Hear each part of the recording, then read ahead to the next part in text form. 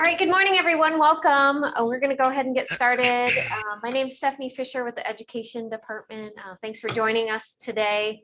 Can't wait to welcome you back to Lansing or Marquette for one of these trainings in the future. Couple housekeeping things real quick. We are recording, as you just heard, so I'll send that link out if you have to step away at all. David will go over the schedule today. There's breaks, a 30-minute lunch, lots of time to check your email and do a couple things throughout the day as well. We'd love to see your face and hear from you if you have a mic and a camera. David makes this very interactive, so just be aware of that. And I know that he prefers a verbal conversation versus the chat, but either way, we want to make sure that we get all your questions answered and for our topic today.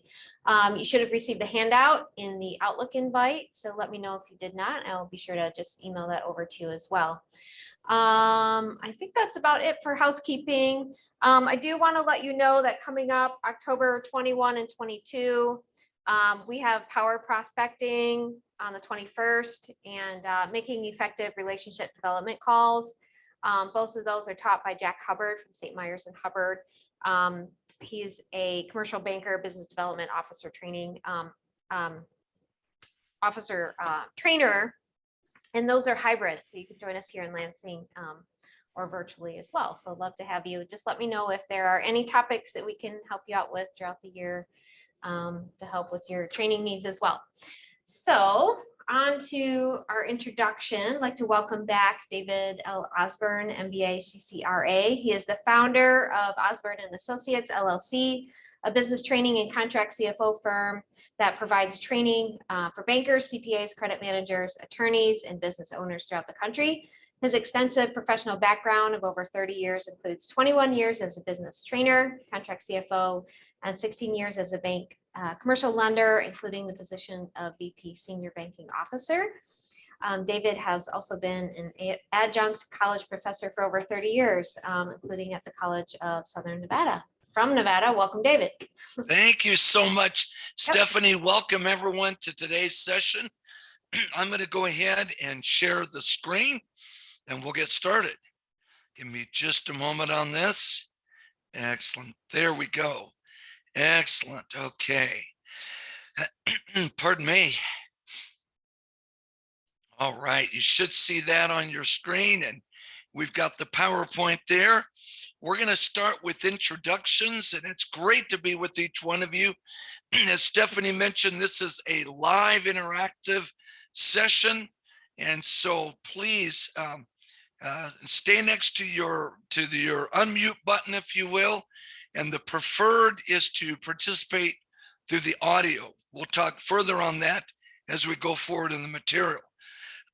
Today's subject, once again, loan officer sales training, ask for the business and close the deal.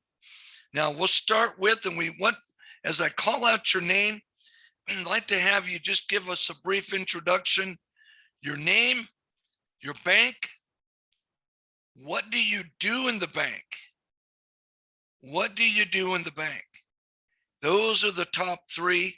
Your name, your bank, what do you do in the bank? And then lastly, what part of Michigan? Are you in the Detroit area? Are you in Lansing, Grand Rapids? Are you in the UP?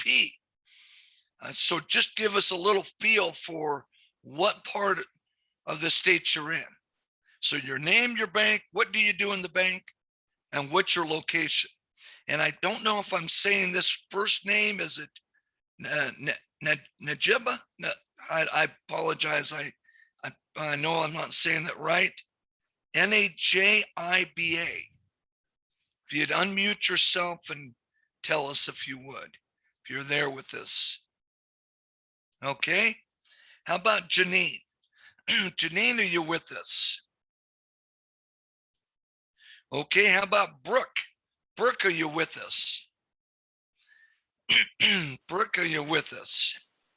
Yes, hi, I am. I believe I've got it unmuted. Great, thank you, Brooke. I can hear you loud and clear. Go ahead, please. Perfect. I am from Michigan, Grand Rapids, Michigan. I work at North Point Bank in our branch in Grand Rapids. I'm a personal banker there. Okay, great. So Grand Rapids, thank you. Just gives You're me a welcome. feel for the area. And I've actually trained for the Michigan Bankers Association all over the state, Lansing, primarily Marquette, but so forth. But welcome, Brooke. Cody, how Thank about you? Cody, are you with us? Yep, I'm here. Name's Cody, Cody go ahead, Falk. please. I'm with Choice One Bank over here in the West Michigan area, Grand Rapids, Sparta area, and I'm a commercial lender. Okay. Commercial lender, excellent. Okay, and also in Grand Rapids area, excellent. Stephanie, are you with us? Stephanie, are you with us today? Yes. Hello, good morning, everyone. Hello? Can Yes, you go guys ahead. hear me okay? This Zoom meeting still with the mute part. So my name is Stephanie Porschner. I work for First National Bank of America.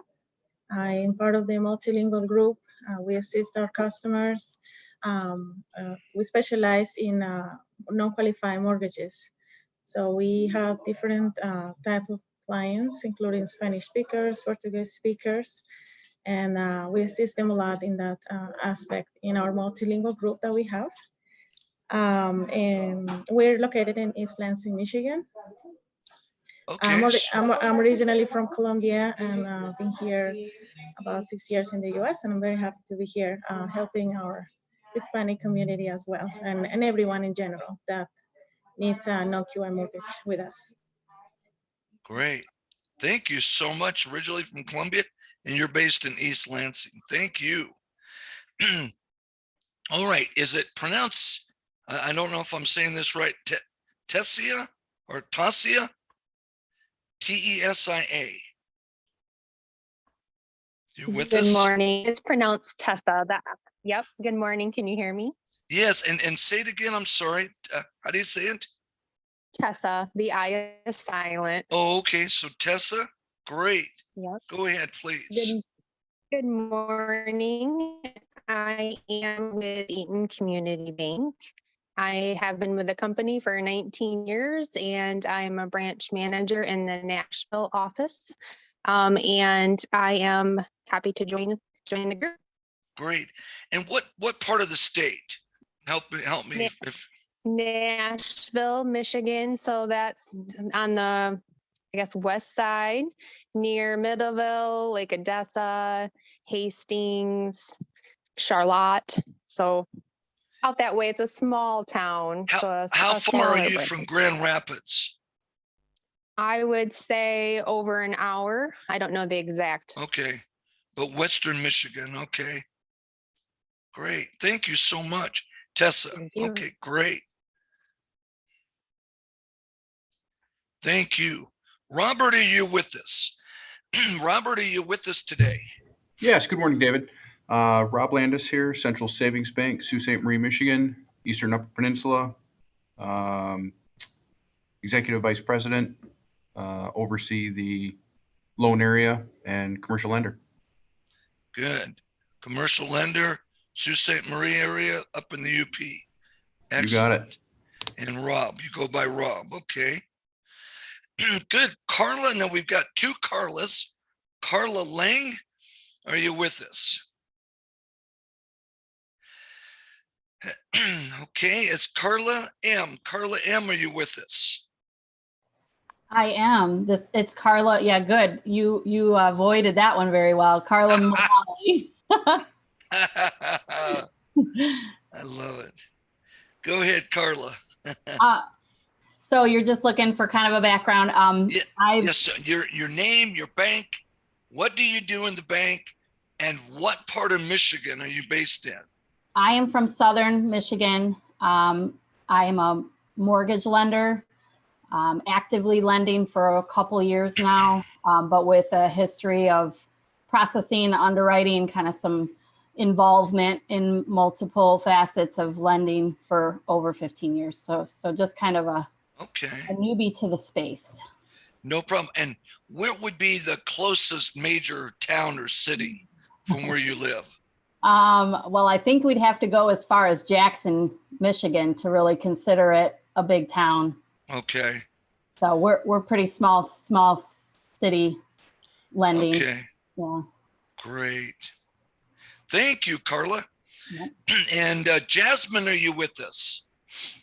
Jasmine, have you joined us? Can you hear me? Yes, loud and clear. Excellent. Good. Yeah, my name is Jasmine Stanley. I'm a mortgage lender and administrative assistant for County National Bank also with Carla. Been here for 20 years and same as Carla, done many different jobs in the mortgage department. So yeah. And where are you based? Are you based in the same area or different? I work in the Jackson office. Our main office is in Hillsdale, Michigan, and we're kind of a footprint around a community bank around Okay. that area. Great. Well, thank you, Jasmine. You're And welcome. Brandy, are you with us? Brandy, are you with us? Good morning. Can you hear me? Yes.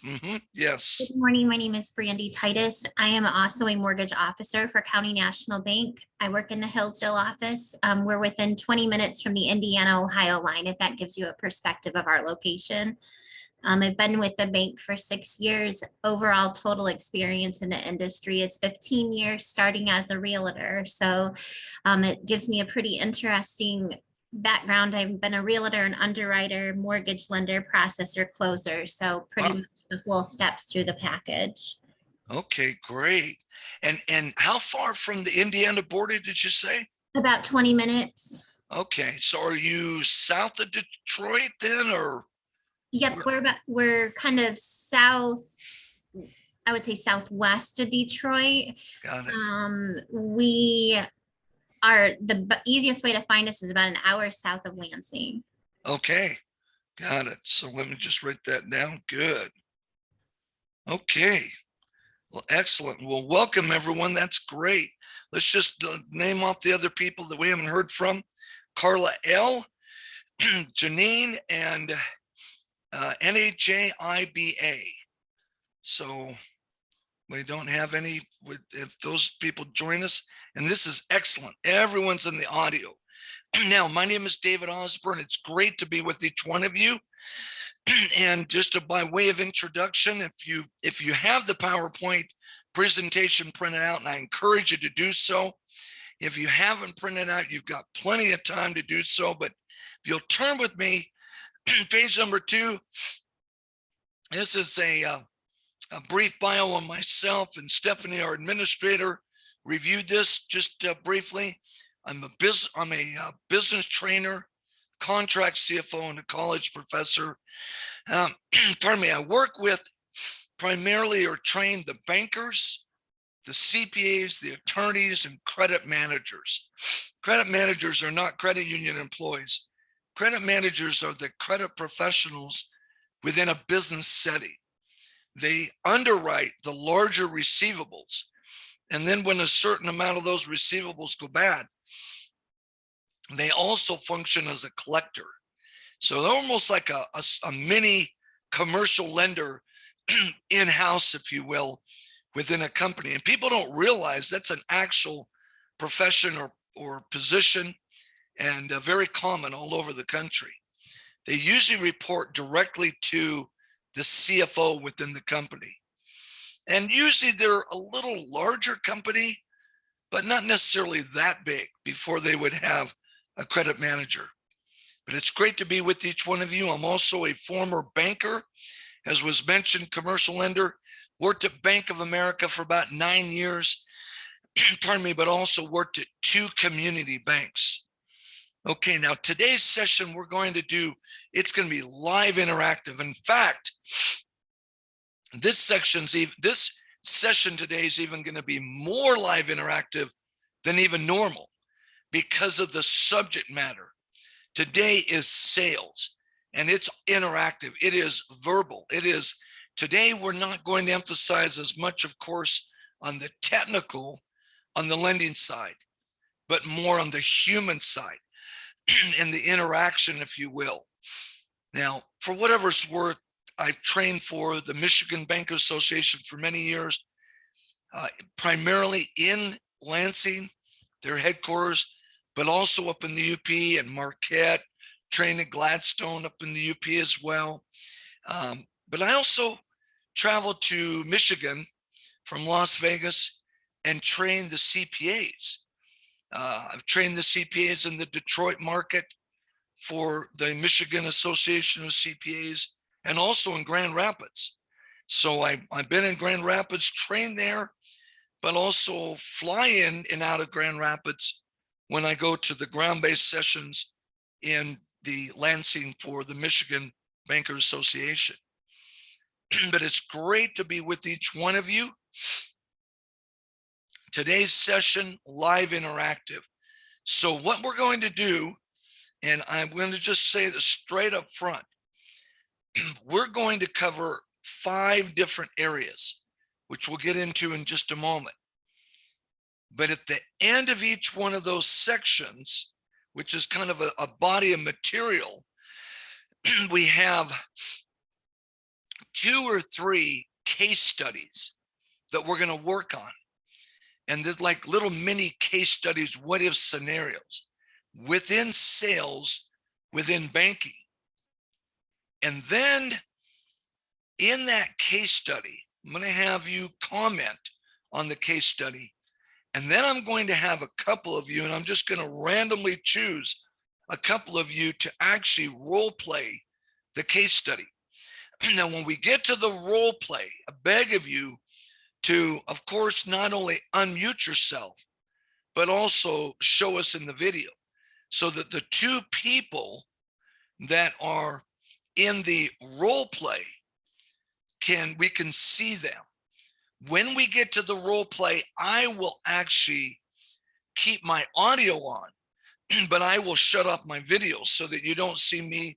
We do have the classroom down below. You can see, we'll have that still, but we'll have the 2 of you live. We can see you.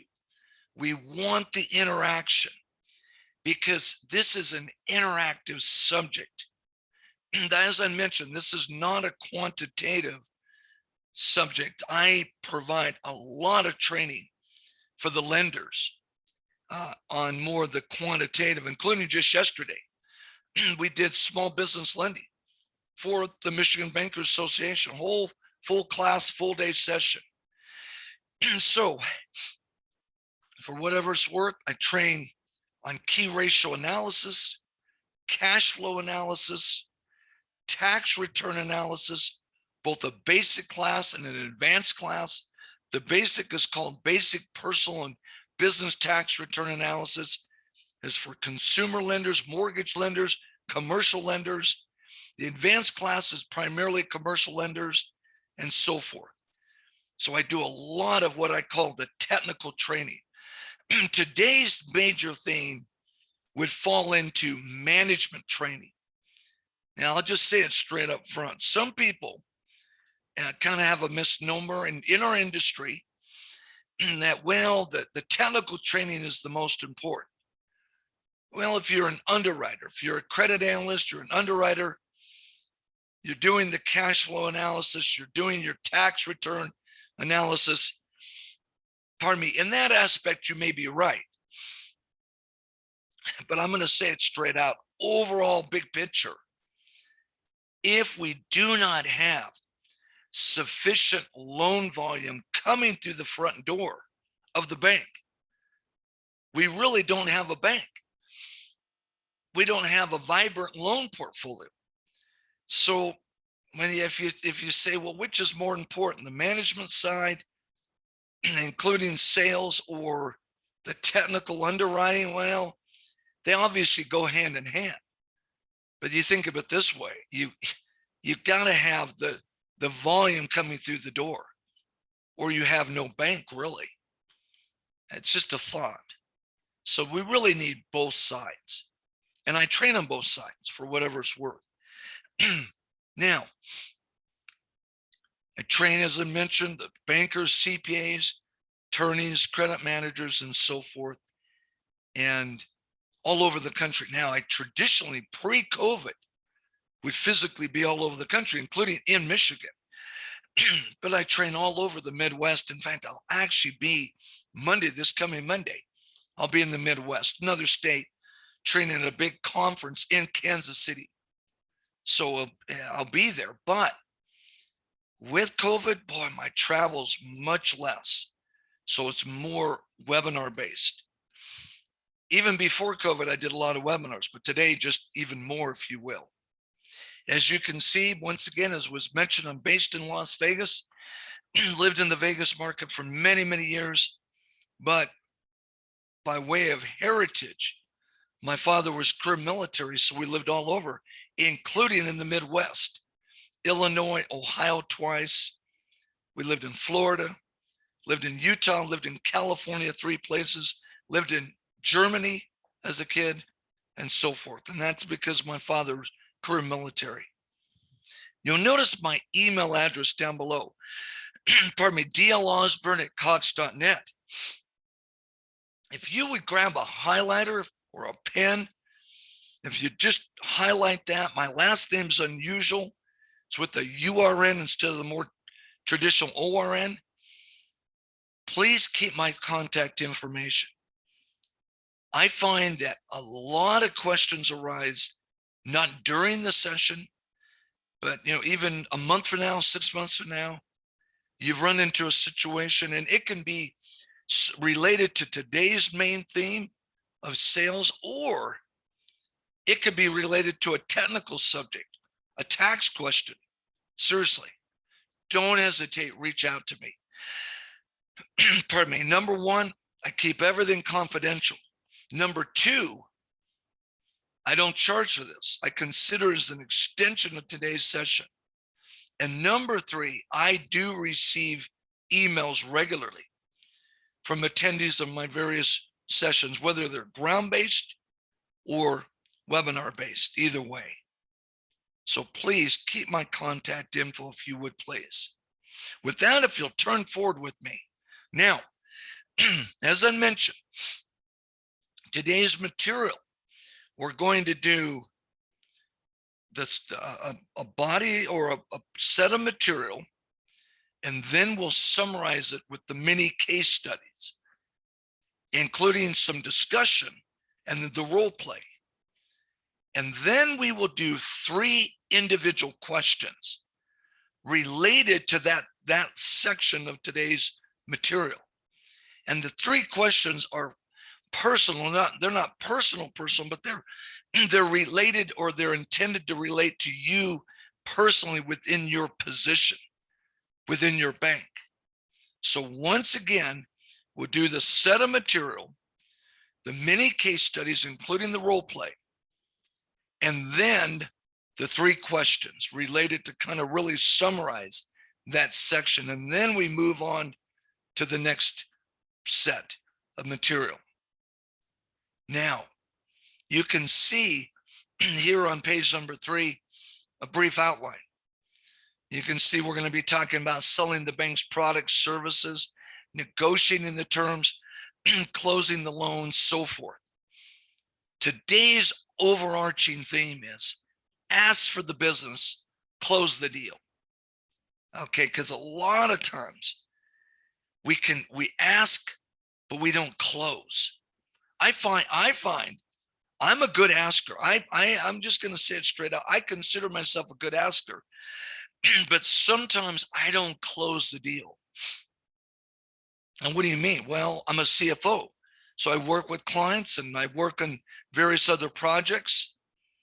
I'm just on the opposite side of the table, or the other side of the table, or desk from you, working with small to medium-sized clients. Besides my training practice, working with them primarily in their financing needs, working or interacting, negotiating with the lenders. But I ask, but I don't close. We're going to talk really, we got to ask, but boy, we got to close that deal. Number 2, you can see the customer experience. I think you'll find that interesting. Selling process, including the ATIS model, and then roadblocks in selling. Number 3, pardon me,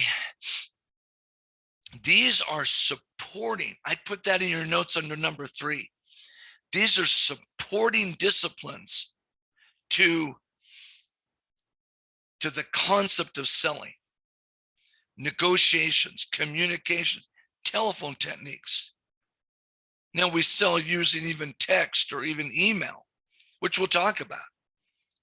But mainly, boy, when it's a live interaction, it's on the telephone, communicate, we negotiate the deal, especially on the loan side. Marketing model. We'll talk about business development within your bank.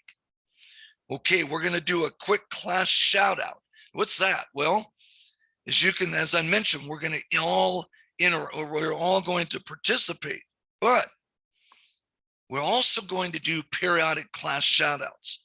So I'll call out your name individually periodically, of course, throughout the session, including assigning the 2 people that are going to do the role plays. And we'll divvy it up throughout the class, throughout the day. But we'll also do class shout outs, primarily yes or no responses. Okay, so I need to ask the question. Everybody, if you'd unmute yourself and just shout out yes or no.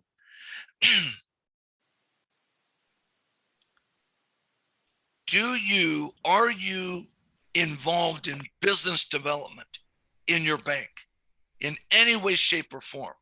If you just shout out Yes. if you would. Yes. Okay. Everybody, Yes. everybody just Yes. shout out. Unmute yourself and shout out yes or no. Yes. Yes. Okay. Yes. Okay. Basically everybody. Excellent. So moving on to number 4. We're going to talk about management styles and technical skills. What does this have to do with selling? Well, some of you are managers. Some of you have people that report to you. The sales techniques we're going to cover today relate to management, dealing with the people that you lead, that you manage. What about on the technical skills? Well, what do we have to really sell to the public, sell to the marketplace? Individually, I'm referring to you as an individual lender. It's your technical skills. People don't realize, people think, well, because, and we're going to use this example. We're going to use an imaginary couple today. Throughout today's session, I'll reference to them. And they're your borrowers. This couple's name's Bob and Sue. Bob and Sue own an imaginary business, ABC LLC. They're based in the Grand Rapids market. It's a small manufacturing firm. Their CFO is by the name of Jane. You love working with Jane because all the financial statements, everything. And whether it's not just necessarily a commercial loan, because they have a mortgage loan request, they've got consumer loan, you name it. They're independent CPA based in Grand Rapids as well, area, is named George. Well, what do you have to sell them? Besides, we say, well, we're going to sell them our bank's loan products. But your technical skills is how we interact with them, with Jane, with Bob and Sue, the owners, the principals, our guarantors. And once again, whether it's a consumer mortgage or a commercial loan, because simultaneously they could be borrowers in all 3 of those areas, the main 3 areas of lending within the bank. Oftentimes we forget this, and I'm just going to say it straight out. As I mentioned, I'm a former banker for many years, managed a commercial lending team at one point in time. But before I was a commercial lender, in my training, I was a consumer lender. I even worked in operations. Absolutely. Well, and new accounts and behind the teller line, the whole bit. Well, started my career in Southern California for whatever it's worth, and then migrated to Las Vegas. Well, working with the full-time business development officers then and now. You say, now, what do you mean? Well, now, then, as a lender within the bank, and there are employees, the BDOs, business development officers, but today, interacting with them with my clients. I'm just going to say it straight out. In my biased opinion, both sides of the table, in the bank, out of the bank, as CFO, working with the bank, lenders, the most effective BDOs, business development officers, in my opinion, are those that have the technical skills, believe it or not, the credit skills. Even though the business development officers, they've gone through the classes, they've gone through the training, they've actually sometimes even worked in credit. They have the technical skills, if you will. Now, versus I've worked with some business development officers, and they're good salespeople. They can ask for the business, they can close the deal, but where they are deficient, where they fall down, is they don't. I'm not saying you have to be extreme technical underwriting, tax, cash flow analysis, and so forth as a BDO, but you got to have at least some level. And those that are weaker are the ones that don't have the background, in my opinion. That's why usually in my various classes, tax class, key ratio analysis class, and so forth, I will often have business development officers in the room. Or maybe in some banks it's structured that they're a branch manager, but they're really a business development officer. They do have some administrative duties, but they do a lot of sales. Well, why are they in the classes? Specifically to develop, to expand, to hone their skills in the technical. Because, well, in sales, well, what are we delivering? If it's just, and I've seen this, I've seen business development officers that did not have the technical skills. And I've seen this in my career where I even had a few of them tell me, well, I don't need to go to those classes. All these other BDOs in the banks, they're wasting their time. They're going to all those credit classes and all this. And I said, well, it's because they're learning what are we selling? And, oh, I don't need to do that. Well, you get out in a meeting with some of those folks, and I'll just be really frank, it's noticeable because the client asks them a question and they look at you, they look at me, the lender, I go, I don't know. And sometimes, pardon me, it would be some of the most basic credit questions. Wow. Whereas the other BDOs, oh no, oh, they're taking the classes. So I encourage, whatever position you are within your bank, take the classes, take the tax classes, key ratio, cash flow, all of it. I even do an introduction to consumer lending. If you're a consumer lender, I know several of you are involved in the mortgage side. In the tax class, especially the basic, boy, in my opinion, crucial, because we not only do the business, but do the business owner, Bob and Sue, they're personal. So if you're a mortgage lender, boy, having both sides is helpful, in my opinion. Number 5, the human side to selling. This is a huge section. Talking about the human interaction. It's really like the psychology in section number 5. Part of the psychology of selling. Psychodynamic issues, even legal, ethical issues. And then, of course, you can see under number 6 is simply just referring to the case studies and the role playing. All right, now before we move forward, I do want to emphasize once again, we'll do the class shout outs, we'll do the individual interaction. I just want to emphasize up front, please, I want you to be able to speak freely. Feel comfortable that you can speak freely, because we're behind closed doors. we're a class, and we'll keep it confidential here. But I'd like you when we explore these models and ideas, and even when we do the case studies and the role play, don't hesitate. Just don't hesitate. Don't be bashful or shy. Just, hey, like, well, wait a minute, is this going to get back to my boss? No. We're in our class together.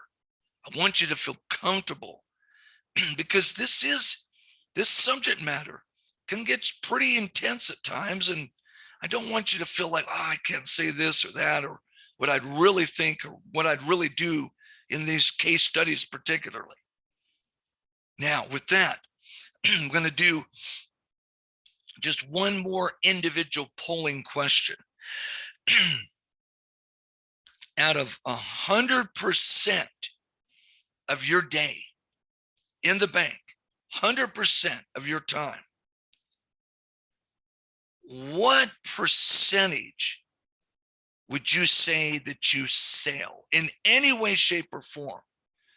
You're involved in either asking for the business, closing the business, interacting on the phone. I had a session recently similar to today's session, and I asked the lenders, and someone says, well, do you mean like calling people on the phone or talking to them in the lobby? Absolutely. That's part of selling. Absolutely. Texting your customer, any form of selling to your customer. What percentage of your day, let's say the day is 100%, is it 20% of your day involved? Is it 50%? Is it 70%? In my personal opinion, I'm just going to say it up front that I personally believe that we really sell more than we think we do. Believe it or not. Even just if you're in the branch setting or whatever, someone walks in your lobby, you get up and go over and talk to them for 5 minutes or 2 minutes. For example, this classic just literally happened to me yesterday afternoon. Walked into my bank. Okay. Well, but it was a different office. But what was interesting is, and I'm sure some of you have seen this in your career, I usually go to another branch. Okay. I happen to be in this other part of town just yesterday afternoon here in Las Vegas, where I'm based. Well, about 6 months ago or less, the branch manager of my regular branch and most of her entire staff picked up and moved over to this other branch. And it started with the branch manager, and then she just plucked all the employees, and there's very few left at the other branch. I don't even know most of the new people. So I walked into this other branch, and I knew the manager was over there, but I didn't realize I knew a lot of the employees had dispersed from my original branch, but I didn't know where they went. Well, they're all with her. I walk in there, I'm standing in the teller line, or in the line, waiting to go up to, not teller line, but, going to make my deposit. All of a sudden, the branch manager comes out of nowhere, scares me. Her name's Brenda. Hey, how you doing? She goes, hey, and all of a sudden, right then, one of the tellers blurts out, Mr. Osborne, right at the whole lobby. I'm like, what? And then the branch manager goes, well, so-and-so's here. And then she goes, oh, look over there. There's so-and-so. I'm like, what? 3-minute interaction. But that's selling. That's selling. I'd interacted with this branch manager with the PPP loan. Some of you were involved in that, of course, Paycheck Protection Program. And during the pandemic, of course. But it was like, wow, it was like old home week. I mean, I felt like, whoa, I'm home again. That's a good feeling. Okay. So, Brooke, if you can unmute yourself and just tell us what percentage of your day at the bank do you sell in any way, shape, or form? What would you tell us, Brooke, please? I'd have to say probably close to 90%, 95% of my day Wow. Wow. I at least almost anytime I speak with a customer, I'm trying to sell them whether it's adding on additional accounts they'd like to open or other products that we offer in the branch. We do originate home equity lines of credit and Okay. home equity branch too. So I'm always trying to do that, whether it's some different type of referral or product. Okay. So you're doing home equity. You're doing all sorts. Excellent. Thank you for that. Cody, how about you? What percentage of the day? And Brooke is a personal banker. Cody, you're a commercial lender. What percentage would you say, Cody? Probably 65, 70% in that way. So Okay. constantly relationship manager is probably a better way to describe the role. Yes. Constantly on the phone dealing with existing customers, also working close deals on new customers. But a lot of my day is also spent internally with credit analysts, trying to figure out structure and stuff too. Oh, and this is good. We're going to talk about this in you hit something, Cody. We're going to talk about this in a few minutes. There is not just external sales, but there's internal. When you work with those credit analysts, Cody, there's a certain level of sales internally. Would you agree? Oh, for sure. Yeah. So we might want to bump that up to 80 or 90 then. Let's put it up to 90 even. Oh yeah. People don't realize that. Wow. Thank you, Cody. Stephanie, how about you? You're in the mortgage area. Stephanie, what would you say? Yes, I mean, that's my main mission here. Even talking on the phone or emails every day. So what percentage, Stephanie? I love it. I would say, except for coffee time and lunch, I would say 95. 95, except for coffee. I'll put that down. It is my main mission here. So yeah, Okay. even especially with new customers coming our way. So, good. Excellent. Yeah. Okay. Tessa, how about you? You're a branch manager. Well, how about you, Tessa? I would say 80%, and that's kind of reflected with just customer interaction as well as kind of selling your internal customers, your employees that you manage on how to recognize the opportunities as well. Okay, good. 80%. Good. Rob, how about you up in the UP? You're in commercial lending? Yes, sir. Okay. I would say outside sales, probably something in the magnitude of 30 to 35%. Inside, probably another 15 to 20%. Okay. So at least, would you say 50, 60% maybe your time? Yes. Okay. We need to get those numbers up, but we've got a lot of other, the small shop, we've got a lot of distractions and other duties as assigned that end up getting in the way of sales. You bet. Excellent. How far are you from Marquette driving out? 2 hours? How far is it roughly? About 2.5. 2.5. Okay. Got it. Hit Canada, you went too far. Yep. Thank you. Carla, how about you? You're in mortgage lending. How about you, Carla?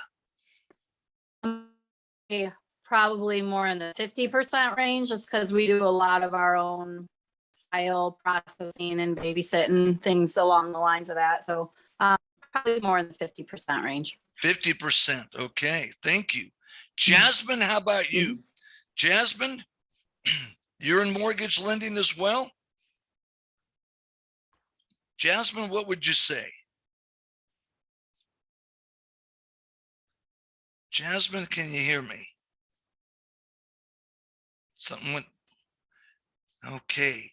By the way, if any of you have a little issue with the technology, you may want to basically go out of the class and then just come back in. I find with Zoom, that usually kind of corrects it, if you will. Jasmine, if you're with us, if you can tell us your percentage. Okay, Brandy, how about you? Brandy, you're in mortgage lending. What would you say? What percentage? I would say, given the market demand in the last 21 months, I can honestly feel like I am on it 110% all the time as a top producer. I mean, with, given technology, when it comes to cell phones and everything, it's just hard to get away unless it's 10 minutes to go pick up the kids from daycare. Oh, that is so true. I like that. That is there with the cell phone. That is a truism. That is excellent. 100%. Okay. Jasmine, are you able to join us? I might. Can you hear me? Yes, I can hear you now. Excellent, Oh, yay. Jasmine. I figured it out. Yeah, I'm gonna that say happens. 80%. So once again, if something goes a little shaky, I find it's easier just to go out of the class and then come on back in. Go ahead, Jasmine. I'm gonna say 80%, and that's gonna be directly and indirectly, because I do help with sales a lot indirectly. Okay. Just with Excellent. moving files and figuring out what we need to do to get the deals. Okay. Excellent. Excellent. Well, thank you for that. That's excellent. Now, just a little housekeeping, as Stephanie, our administrator, mentioned earlier. We're going to take 2 5-minute breaks in the morning, roughly half-hour lunch, your time, which is Eastern time, of course. I'm in Pacific time, so I'm 2 hours different and behind you, if you will. And then we'll take 2 breaks in the afternoon. We should conclude typically around 3, but it's Friday. We'll probably have a nice little discount, and away we go. Clip through the material, through the activities. Make sure we get you out on time for the weekend. Okay, now let's move forward. Before we turn the page, let's do another class shout out. How many of you work at a community bank? Just yes or no. Everybody, if you just unmute yourself, Yes. shout out yes or no. Yes. Yeah. Everybody works at a community bank. Excellent. Well, as I mentioned, I worked at 2 of them. For whatever it's worth, one of them I helped start from scratch, brand new bank. And believe it or not, when I worked at the second community bank that was brand new, it's called a de novo bank, brand new startup bank, literally went out. And I was a commercial lender, and for many years before that time period, pardon me, went out, and instead of lending for 6 months, I'm working at the startup bank. So technically, it wasn't even legally a bank yet. It was like they call it a bank in formation. For 6 months, I did not lend. Well, what did I do? I went out and went to all of my old bank customers all over town and helped raise the capital for the bank. That is selling all the way. So I wasn't selling credit. In fact, I would call my customers, or some of them I knew so well, I'd just walk in their office. and I'd worked with them for years, and they'd say, "Hey, come on in." And I'd say, "Well, I'm here to talk to you about our new bank." And they just thought I was there to bring their business to the new bank. And I'd have to clarify, "Oh, no, you don't understand. The bank doesn't exist yet." And they look at me like, well, wait a minute. Aren't you going to be our banker? We just assume you're going to come and bring us from the old bank. I said, "Well, we need to open the doors of the new bank." And they said, "Well, then what do you need?" I said, "Well," and because I hadn't explained it very well, I hadn't asked very well. And then I said, "Well," and I learned after about 2 of these appointments, like, just tell them, "Hey, I'm part of this new bank that hasn't been opened yet. We need you, or we would like you to be a stockholder, investor." And then they caught it. And then, of course, once the bank opens, we'll bring the business to the bank, which we did. For 6 months, I went out and sold stock in the bank. I had people ask me, friends, associates, "Do you have a broker's license? Like a brokerage, like almost like at Morgan Stanley or B of A Merrill Lynch or wherever?" I said, "No," because it was called a private placement. So we have this called a memorandum, little document, explain the deal. This is so many dollars per share, Real simple. Now, I go out, started asking for the business. I would ask for the business, and this is true. And then I'd make the sales pitch, if you would. And my customers would typically say, well, let me think about it. Come back in a couple of days and we'll have a check waiting for you. Literally, this is it. I mean, it was that simple. I could not believe it. 2 days later, I'd swing by their office. I'd pick up the check. 20,000, 50,000, common. Now remember, this is not deposit money. No, this is money to buy stock in the bank. And I'm clipping along and I'm bringing in 30,000, 50,000 regularly, 20,000. And we had a small team of us. And once the bank opened up, we were all lenders. And then we started lending and bringing the customers in. Well, I'm thinking, well, okay. And I got into this. I thought this is a different twist after being a commercial lender for so many years, managing a commercial lending team, as I mentioned, and so forth. It's like, wow, hey, this is kind of different. I like this. But then I realized, wait a minute. And the head of the, he wasn't the president of the bank because the bank hadn't been formed, but he was the president of the holding company or the local organization, for the holding company and what have you. And we would meet and we'd all get together and, well, we need to increase because we had a goal. We had to raise $4 million to start this community bank. $4 million. Not in deposits. Keep in mind, it's a whole different mentality. This is asking them from an investment standpoint, whole different level. And we were clipping along, and the executive says, well, we've been working with the regulators, and we got this date, this peg date to open the doors, and we've only got $1.5 million, 1.5 million. We need $4 million by this date, because the holding company was going to kick in another 4 million. But he says, hey, we're short. And so we went out, started beating the bushes even heavier. Kept getting to 20,000, 30,000, 50,000. And then all of a sudden, and this happened, I could not believe it.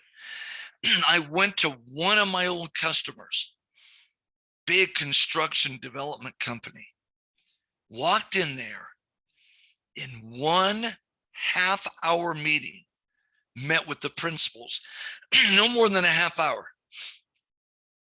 It was, I have to admit, right place at the right time to a large degree. And it was a family owned operation. The oldest brother that was the president of the operation, after maybe 15 minutes at most, looked at me and he goes, looked at his brother. There were a couple other, and the CFO was there, non-family member, looked at his brother, looked at the CFO, and he goes, we'll give you $1 million. I was like, what? I'm thinking, what? He goes, come back next week. Came back the next week. There's a check for $1 million. Seriously. And then what I could not believe is the holding company was starting a community bank across town. And he says, the next week when I came and picked up the check for $1 million, literally, he goes, oh, by the way, we've talked as a family. Once the other bank, the other community bank, the related community bank on the other side of town opens, we're going to buy them. We're going to put $1 million. We're going to buy $1 million in that bank as well. And they did. I could not believe it. As for the business, it was quite simple, but I have to admit, the close was not there. Because I had never done this before. Now I have to admit, because I'd never done it before, I had no idea that I'd walk into this customer. I'd banked them for years. I had no idea that they would just say that. Remember, once again, it's a whole different mentality. It's not deposits, not loans, what we typically have in the bank. No, it's investment dollars. I had several people ask me, "Oh, what was your commission on the deal?" Okay, Brooke, can you unmute yourself? Tell us, what type of commission did I get out of that $1 million sale? And then the other $1 million with the other bank, which was only about 6 months later after our bank opened the doors. Brooke, how much commission do you think I received on that $1 million sale? What would you say, Brooke? Go ahead. Can you hear me, Brooke? I don't know if you can. All right, I could hear a little noise there. Cody, how much commission would you say that I got? What would you say? I'm gonna go with maybe 0. 0. Stephanie, what commission did I get? I guess to begin with, nothing yet. Nothing? You're right. 0. Cody and Stephanie, you are both right. I received nothing. Well, part of it was because the way I structured the deal. I was working for the bank in formation, but I had no idea. I could not believe it. Everybody else on the team, the most they brought in was on any one individual client or sale was 100,000. But over time, the whole team were able to bring in, and we had a board of directors, and they were bringing in dollars, their friends and associates and so forth. But even the executive of the holding company couldn't believe it. When we got that $1 million check I brought in, he was dumbfounded. But where did I miss the boat? I should have said, well, what's my cut in the deal? Oftentimes we don't ask enough. And Tessa, do you believe that's true? As bankers, as individuals, we don't ask enough for, well, what's in it for me? Tessa, what's your thought on that? Go ahead. I agree that I think that I don't recognize what that yourself as an employee, because really you are your own business, and as well as growth of the business, the place that you're working for. I think that sometimes there can be a disconnect of the overall win-win amongst the employee as the customer you're serving. Excellent. I agree with you. So keep in mind throughout today's session, and this is not, I want to clarify, and Tessa, you hit it right on the head. What's in it for me? I don't mean in a selfish way or conceited way or what have you, but in a normal, healthy business environment. Oftentimes within the bank, we don't think enough, what's in it for me? And I don't say that in an inappropriate way, like in a selfish way, or like, well, I'm not part of the team. Because I've seen that within the bank as well, where someone was too much, what's in it for me, too extreme. And they were not a team player, and they worked against the team. Pardon me. But at the same time, my observation is we don't think enough in terms of, well, what is it in for me? What is it? What about me? Just a thought. Let's move forward. Let's turn forward. Page number 4. Now, here we go. Our first major area, selling the bank's product services. I'd like everyone to take just a moment on this. If you will write down, what are just 3 deposit services that you work with personally, regularly, okay? You personally work with. And what are 3 loan products or services that you work with personally right now? Everybody take just a moment and write down 3 deposits, services, products or services, distinct, pardon me, and 3 distinct loan products or services. And the reason why we're doing this, you're going like, that's pretty fundamental. Well, the reason why is, what are we really selling? We're going to talk about that in a moment. Beyond just the regular product. Okay, go ahead, spend just a moment on this. And I'm going to ask a few of you. 3 deposit serve products, 3 loan products that you work, preferably that you work with. You know, if maybe one of these you don't work with, but your bank has, but preferably in your specific world, if you will, or area within your bank. Pardon me. Take just a moment more on this one. 3 on the deposits, 3 on the loans.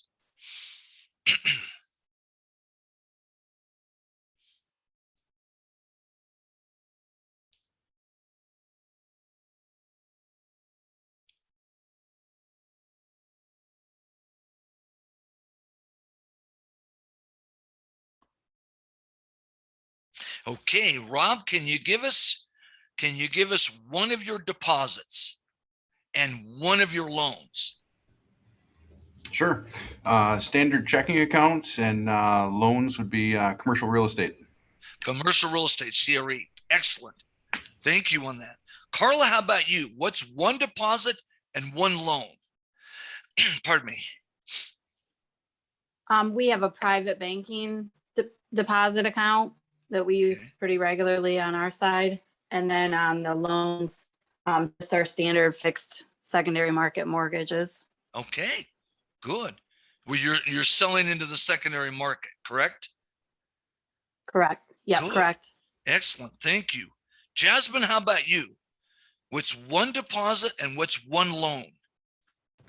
Just gaining new checking accounts, new deposit accounts. Okay. And just residential mortgage loans or HELOCs. Or HELOCs? You do regular mortgage, you do HELOCs as well? Well, I don't personally do them, but our bank does. Gotcha.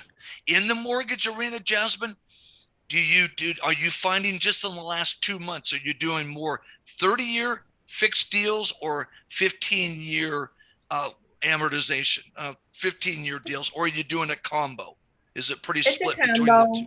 Okay. Still mostly I'd say 30 is heavier.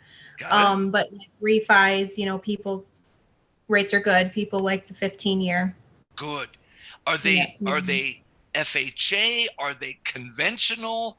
VA? What world? What world? We do secondary market and portfolio lending. Okay. Even the portfolio. Thank you. Brandy, how about you? Brandy, in your world, in your specific world, one deposit, one loan. We work a lot closely with the private banking segment, which is the higher net worth customers. Okay. So if we have an application that we feel that they qualify for that product, it offers them a lender credit of $400 on their closing cost. And then we refer that out to the private banker to open up that new account to bring in those deposits to the bank. Oh, good. Innovative. And then what about loan? You personally on the loan side? Yep, I'm a mortgage lender. We're strictly a Freddie shop, so almost everything we do is conventional unless it's portfolio mortgage, which a lot of times those run into the non-QM segment. Okay, good, excellent, excellent. So these are the products that we sell. We talked about this and mentioned this briefly, external versus internal. Okay, external is to the clients. I'd put right below the word external, clients, your bank clients. What about internal? Okay, I need everyone to think about this for a minute. I'm going to ask a few of you. Who do you sell to internal? External, we said it. Private, the private banking clients, we've got the mortgages, we've got the commercial real estate, we've got a regular checking account, That's to the public, if you will, external. Who do you internally sell to? Just give you some ideas before I ask a few of you specifically in your world. Is it senior management in a small community bank? Do you sell to a board of director, an outside director of your bank. You're not selling them a bank product, but you're selling them a service. You're working with them. Maybe you go to loan committee, on a commercial loan committee, and you work with a lot of the voting members of the loan committee or outside directors. Well, you're in that loan committee, you're selling to them. You're selling them the idea that we should approve this, $2 million commercial real estate loan at our community bank. Is it senior management, outside directors? Who is it? Is it regulators, internal, external? But you're selling, in this case, it's internal regulators or auditors. Who is it that you really sell to? I think if you think about this for a moment, and everybody, if you'll do this, write down underneath internal sales as many different individuals or departments or areas of the bank that you sell to. External is pretty straightforward. It's the clients, it's the customers, it's the borrowers, it's on the lending side. Or on the deposit side, it's the depositors. But internal, we often forget how much we internally sell within the bank. Take just a moment, write down as many as you can. Think beyond the box. Today's, maybe we can even say an overarching theme today. Think beyond the box, absolutely, in sales. Okay, take just a moment more on this. Write down as many as you can think of. Okay, here we go. Brooke, can you name just one or two internal sales? Yeah, specifically with the HELOC, I mean, if you think of it in that terms, we're selling to the underwriter, the processors, anyone who's involved in that process, Oh, other excellent. than just in the branch. Excellent. So you've got the underwriter, the process. So underwriter is one party, processor another. Excellent. Good. Cody, how about you? Internal sales. It can be management, it can be another team, it could be even an auditor in the bank, it could be whoever. If you're in I sell primarily to our approvers, which is like loan committee. So, and that can include our credit officer, or if it's a large enough deal, the board of directors too. So board of directors and credit officers. Excellent. Do you physically go to loan committee and present the deals? Yes. Oh, so you're interacting with the board, with some of the outside directors that sit on loan committee, correct? Yes. Oh, absolutely. People don't realize it. I'll say this to commercial lenders, and Cody, you're a commercial lender. I say this on the credit side, meaning the technical training. I'll say, well, when you're in loan committee, you're really selling to those directors. And I've had some lenders through the years go, what? I'm not selling to those people. Oh yeah, you are, whether you admit it or not. Excellent. Excellent feedback. Stephanie, how about you? What are just one or two internal sales? Pardon me. Well, I would say I haven't been only about a year in this position. Before I was, so in my experience, this short time, usually I would say underwriting, yes, like it was mentioned before, but also processors, because I directly interact with the customer, with the new clients. So I understand the processors are very busy, the closers are very busy for the mortgages, okay. Right? But I interact and letting them know, like, this is the feeling of the client. This is what's going on. This is why it's important to help them, or if you can, I can help you to communicating if it's needed, right? So okay, letting them know the feeling of what the needs of the borrower. I know they're busy, and I tell them, you're busy, I know, but we're here to help each other, and this is why it's important. I know you're busy, but I'm here to help. So okay, thank you for that. Sure. Good, thank you. Tessa, how about you? Internal sales. Who are you selling to in your world as a branch manager? I would say the biggest is the staff members that I coach in helping them recognize opportunities and then talking to customers through asking for the business and actually following through with closing the sale, but also underwriting, processing, your committee approvals, credit managers. So it is a multiplex. Would you agree with that? Absolutely. You bet. Great. Rob, how about you? Who do you internally sell to? Well, a lot of times it's the staff with management oversight. And I hope to get some good takeaways here that I can bring to them. And it's not necessarily the products per se. It's just the oversight and management. Good. Constantly selling. Constantly. Thank you. Let's move forward. Page number 5. Okay, here we go. Terms, conditions, external, internal, negotiating. Now, these are just some products, of course. These are commercial products. Down below, we have consumer and mortgage. What I'd like everybody to do, and I recognize we have a variety of lending people in our class today. Mortgage lenders, consumer lenders, because if it's a HELOC, that's a consumer loan, mortgage loan, commercial loan. Take just 3 minutes or so.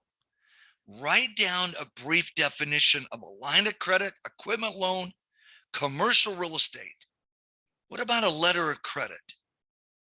And under the consumer, what would be 2 examples of a consumer loan and 2 examples on the mortgage loan? Take just a moment on this. Just take a moment, just a brief definition. What are these? Because this is what we're selling and negotiating. Terms, conditions, what have you. Both external, which we just mentioned, to the client, but also internal. So take just about 3-4 minutes, and write down a brief definition on each one of these, including under the or when I say definition, can also be a type or an example to describe it. Instead of a formal definition, could be an example, like an example of a consumer loan, mortgage loan, commercial real estate would be a typical example, equipment, line of credit, what have you, letter of credit, what have you. Because you're saying, well, why are we doing this? This is what we're selling. This is still the product / service we're providing. Go ahead, spend just a moment on this. We'll come back together.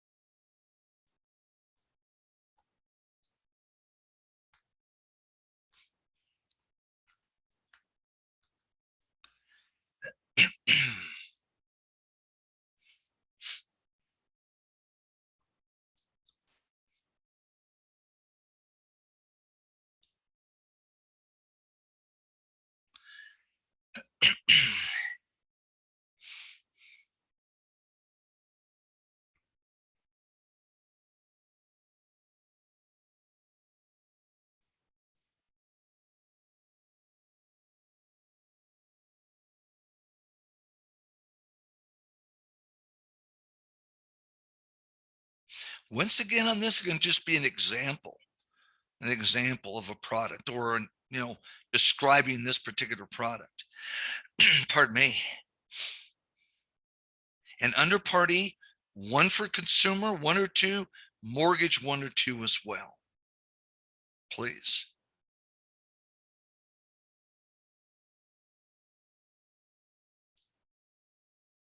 Take another moment on this or so, and we'll come back together.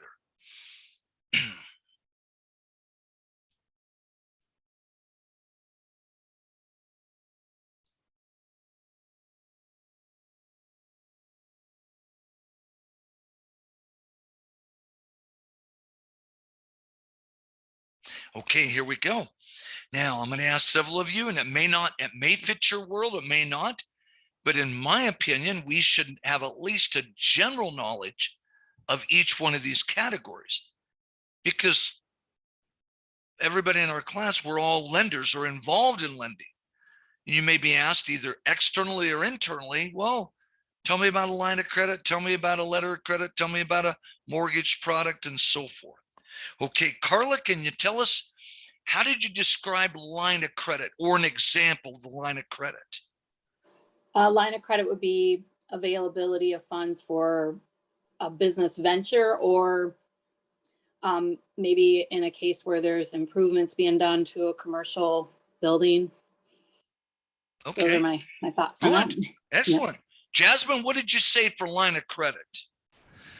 I defined it as a fixed dollar amount to draw from and pay back as needed. Could be secured or unsecured.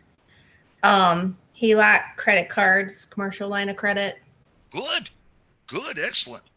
Okay, let's move to equipment loan or lease, equipment financing. Brandy, what did you put for part B? A lot of the calls that we get typically are either on car loans or ag business related equipment loans. So what we will typically do is refer those out to that customer segment, either the consumer department or the commercial department. Excellent.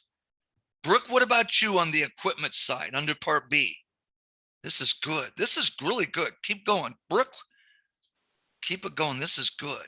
What did you put for describing the equipment? Typically, we don't have a bunch of experience with this in my bank right here. My of it is a loan specifically used for, a business owner, business venture needing specific equipment for that Good. business. Excellent. Cody, what about commercial real estate? What did you put for that? Example or definition, what have you? Typically a longer term and amortizing note over an extended period of time that is used to purchase commercial real estate property. Good. Stephanie, what did you put for commercial real estate?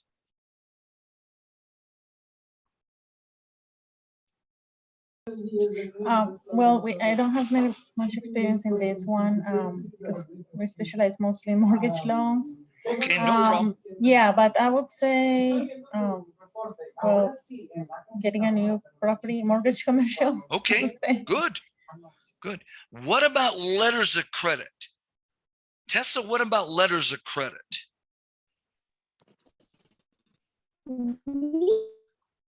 But I have done one in the past, if I'm recalling correctly, where it's a letter of credit that is kind of like you have an auction guarantee letter. It's a letter stating that the borrower has available funds available for credit, and we may place hold those funds to secure if we have to prove that they have available funds for like a business purchase or an auction purchase. So that's Good. my experience with those. Okay, good, good. And Tessa, some reason we got a little audio's delayed. You may want to go out of the system and then come back in. Somehow it's kind of like it's drawn out your voice, but if you don't mind doing that, that'd be great. All you have to do is just go out of the system. I have done it a couple of times. So Tessa, oh, okay.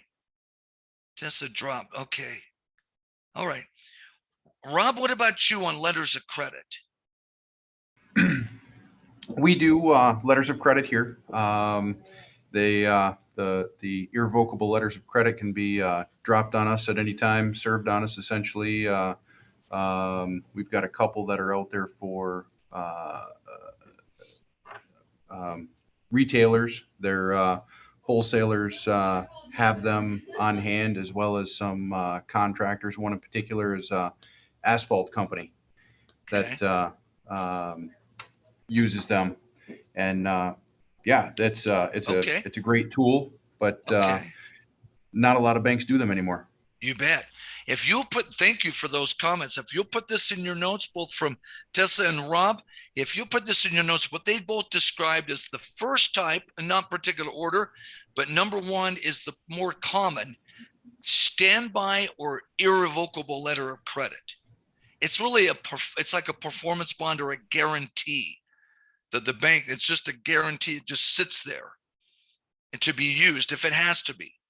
The second type of letter of credit is called a commercial or international letter of credit, and it's used to facilitate international trade. Like Bob and Sue, remember we talked about Bob and Sue? Well, let's say they import something for their manufacturing firm.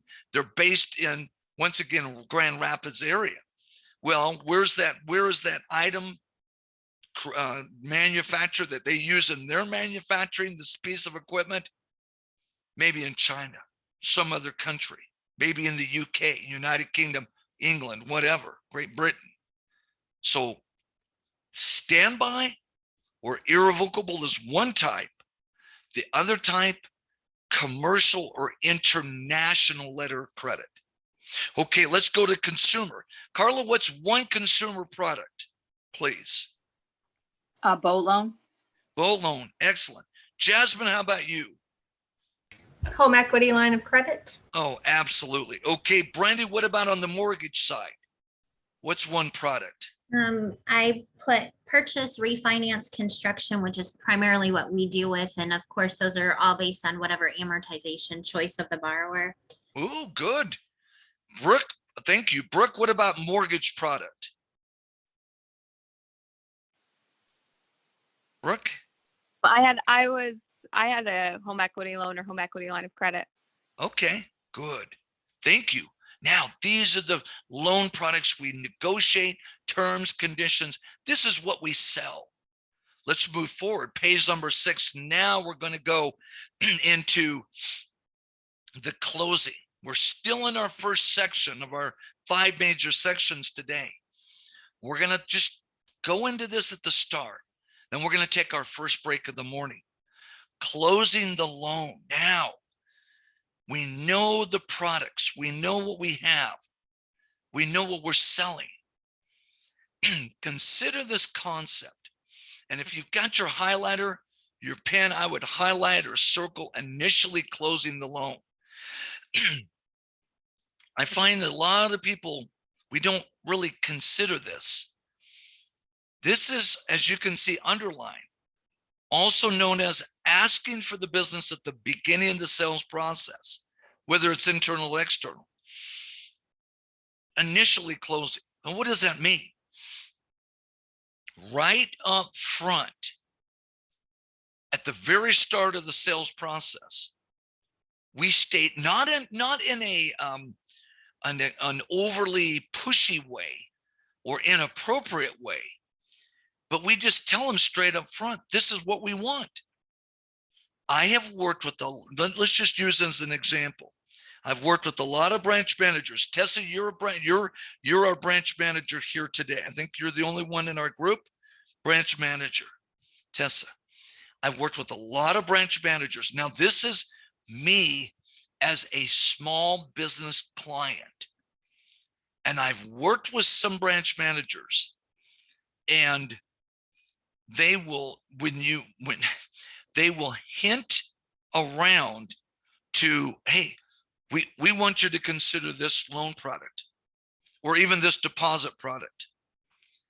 And they hint around, and you kind of, you're standing there in the lobby, or maybe they even kind of motion you into their office right off the lobby in the branch, and you sit down and you're chit-chatting, and they say, well, we've got this new product and deposit, and I think this would fit your needs or whatever. But they never really ask.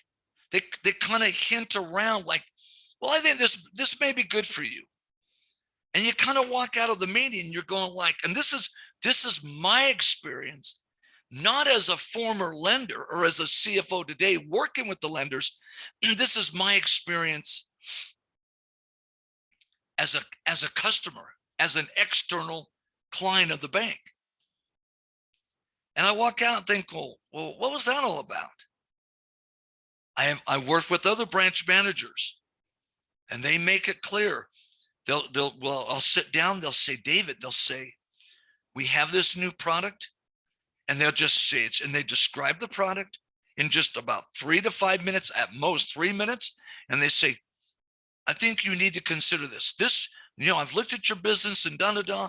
And they are asking right up front at the beginning of the sales process. And they make it, I put right below that part that's underlined at the top there, right below that, if you'd please put in your notes, make it very clear to the customer. Because the first branch manager in the example that I used, it's kind of, they're kind of hinting, but they're not really saying, well, they're not really describing the product very well. And they're not from a sales standpoint, they're not even saying, well, we think you should consider this, or this would fit your needs. The goal here on this particular page, this particular model is, we ask right up front. Okay, I'm going to ask Tessa, you're our branch manager today. Can you relate to what I just said? The bank comes out with a new loan product or a new deposit product. How do you handle when those customers come in the door and you say, hey, do you have a minute? And they come in your office. Tessa, how do you handle that? If you can tell us. I know you had some technical difficulty. If you can chime back in. Sure. Oh, there you It are. looks There you like are. I keep dropping connection, so just in case you Oh, lose no, me. no problem. I can hear you loud and clear right now. It's perfect. Go ahead. Okay, perfect. Exactly what you said. Explaining to them right up front, talking to them one-on-one, saying, hey, this is what I know about your business. I think it would be really great for you. Let's talk about how we can help facilitate that, make it easy for you, and make it clear and concise in my opinion, clear and concise, upfront details of it. So what's in it for them, how it can simplify their life, save them capital, help them with their capital, or help them with their time. Really just making that upfront of the terms and conditions and what it could be for them, and then seeing how we can make that happen for them. Excellent.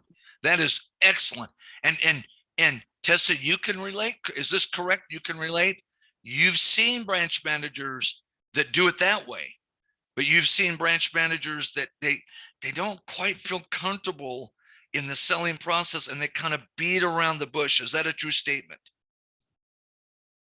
Oh, absolutely. I've done it myself too. And yeah, you've done it. On how I've done comfortable it. you are. I've done it. I've done it myself. Oh, we've all done it. Thank you for that. Look at the steps in this initial close. The first close, consider this. Your customer sees the advertisement. For example, yesterday I'm in the branch. I mentioned that. They have their board with all of their loan products and all their pricing. I saw, and it said auto loan, 2.99%. And then in small print, 6-year amortization. I noticed that. And I'm thinking, well, my wife and I don't need an auto loan right now, but we're talking later on this, in the next year or 6 months or whatever, we're thinking about buying a new car, a new vehicle, a truck to be specific. So I'm thinking, wow, first close, advertisement. Did anyone come up to me and say, hey, look at the reader board, or look at the quote board? No. But if they did, wow, in person. Second close, and I'd highlight first close, second close. Now in the second close, it's more where you've negotiated with the client mentally, psychologically. You've got a deal. They're going to move forward with the deal. And with right after or in conjunction with part 2, boy, they've got the loan app. It's an underwriting. It's moving forward. Between number 2 and number 3, you've got approval, physically closing the deal in the meeting, a physical close of the loan. Maybe it's a commitment letter. If it's a commercial loan, commercial real estate loan, you name it. But I would circle meeting off to the side of number 3. What I'm saying here is when we think of closing the deal, remember we talked about asking and closing, and we're going to come back to that in a moment. But this is up front. I want to emphasize in our session today, because so many of us ask, but we don't close, including, I admit, I suffer from this. I'm good at asking, but I work on this. I need to work on it more closing. Is it a first close, second close, or the actual physical close of the loan on number 3? The whole goal on this page, don't be afraid. And I would circle the word beginning, the top of this page that's underlined right there. At the very start of the process, put it in their mind, that customer's mind, whether it's consumer mortgage or commercial. We want you to have this loan. You need this loan. We want you to eventually close on this deal. Moving right along, page number 7. Okay, we're going to stop right there. When we come back, we're going to talk about actually further on step number 3 from the previous page, techniques to consider when you physically or actually close the loan. The previous page was really more at upfront, the mental asking, closing even up front. Hey, we want this. Now, when we come back, we're going to talk about the physical close. With that, let's go ahead, take our first 5-minute break. I would recommend everyone, let's keep our system up. I find it just to be much more helpful. Just keep your system up if you can, and we'll come back in 5 minutes. Thank you so much. Excellent participation, by the way. Excellent.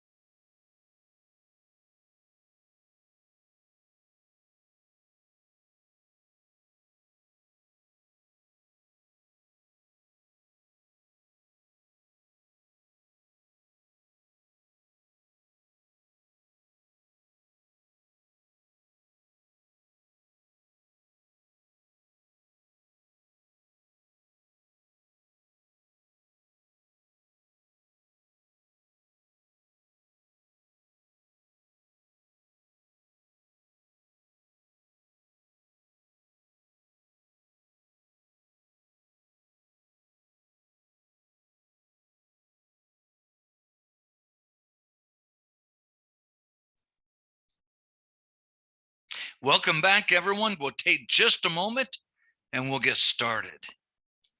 Take just a moment, everybody, if you'll come on back, please.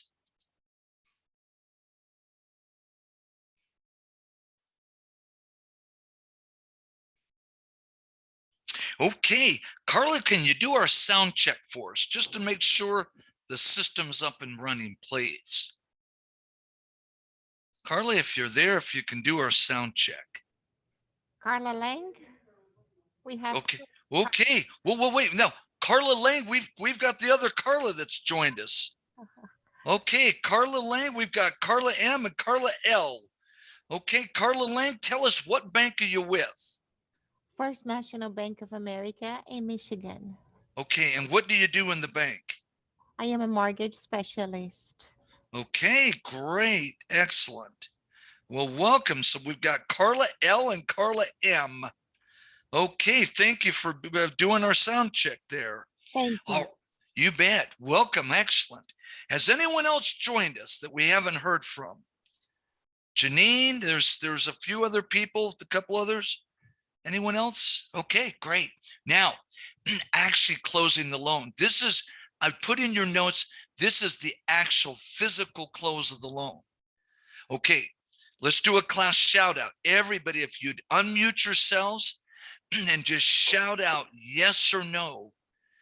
Do you do physical close? In other words, are you involved in sitting down, whether it's a consumer mortgage or commercial loan, with Bob and Sue, our imaginary couple in Grand Rapids?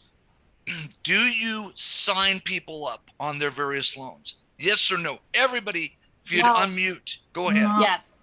No. Yes. Okay, kind of a mix, okay. In the close, we sign them up. You can see under step number 1. We record the documents. If it's real estate secured, UCC filing, whatever. We close escrow, we follow up. If you will put this in your notes on the bottom of this page, the next time, and about half the class does the close, the other half you don't. But if you do closing today, or let's say you don't do it today, but 6 months, they start you in, the bank says, well, we want you to start into actually closing the loans. Add this to your notes, 2 items at the bottom of this page, please. Number 1, cross-sell. This is the opportune time, in my opinion, to cross-sell other bank products. It is the most opportune time. Why? Well, I'd put in your notes. It's a positive time. You're finishing a project for them. Now, if it's an auto loan or some other more, kind of a loan that doesn't take that much to process and it's done, fine.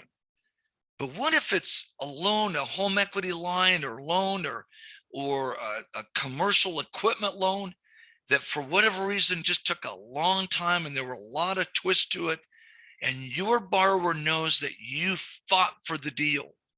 You worked hard and you fought for the deal. They're going to be very open, very appreciative of you personally. So number 1 down below, just say to them, hey, Bob and Sue, using our imaginary couple, we just noticed we don't have all your deposits. Bob looks at Sue, Sue looks at Bob, and of course, if it's a commercial loan, Jane, their CFO, sitting there, and they look at each other, Bob and Sue look at each other, the owners of the business, ABC LLC, the small manufacturing firm right in the Grand Rapids market. And they say, well, we'll bring them to you. How hard and how long was that sale? Less than 5 seconds? Hey, we just noticed we don't have all your deposits. Well, we'll bring them to you. Number 1, cross-sell. Don't be afraid to open your mouth and cross-sell. Number 2, down below, I beg of you, put this in big bold print, big cap letters. Celebrate with an explanation to the right of it. Celebrate, explanation point, please. I find this happens so much within the banks. The closing is done. Sometimes the closer is not even involved in the loan. And sometimes it's just, we'll get in here. Okay, sign, sign, sign. We'll notarize. Okay, get out. No, the bank, you miss an opportune time to close. Remember we talked about ask, close, ask, close? Or we're emphasizing up front right now in our session, close the deal, close the deal. Celebrate, celebrate. I'm going to say it straight out. If you're a lender and you're used to just giving the close to a closer and you suspect the closer isn't all that happy and it's just all, it's kind of like by rote or by habit. Oh, come on in, sit down. Okay, sign these docs. Okay, shake their hand, or nowadays we'll elbow shake or fist pump maybe because of COVID, and they get them. You get them on their way. Okay, you're on your way. If you're the lender, I'd sit in there with them, or maybe even do the close yourself. Celebrate. Don't forget to celebrate. Cross-sell and celebrate. Moving forward, turn to page number 8. Here we go. Page number 8. Now we're going into section number 2 of our 5 sections. Customer experience, the initial and the final. I'd like everybody to read A through F, if you would, please. Please read A through F. Okay. Take just a moment on this. This is customer experience with your bank.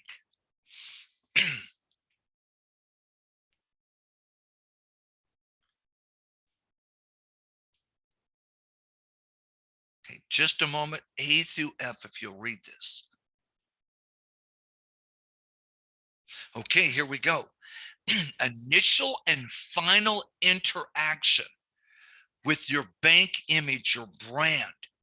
Off to the side of brand, or right below that, what do you mean by brand? It's your logo. It's your color scheme. It's your logo, your color scheme. Okay. What about part B? Initial and final interaction. This is customer experience with your loan officer, which is you. What about part C? Support staff.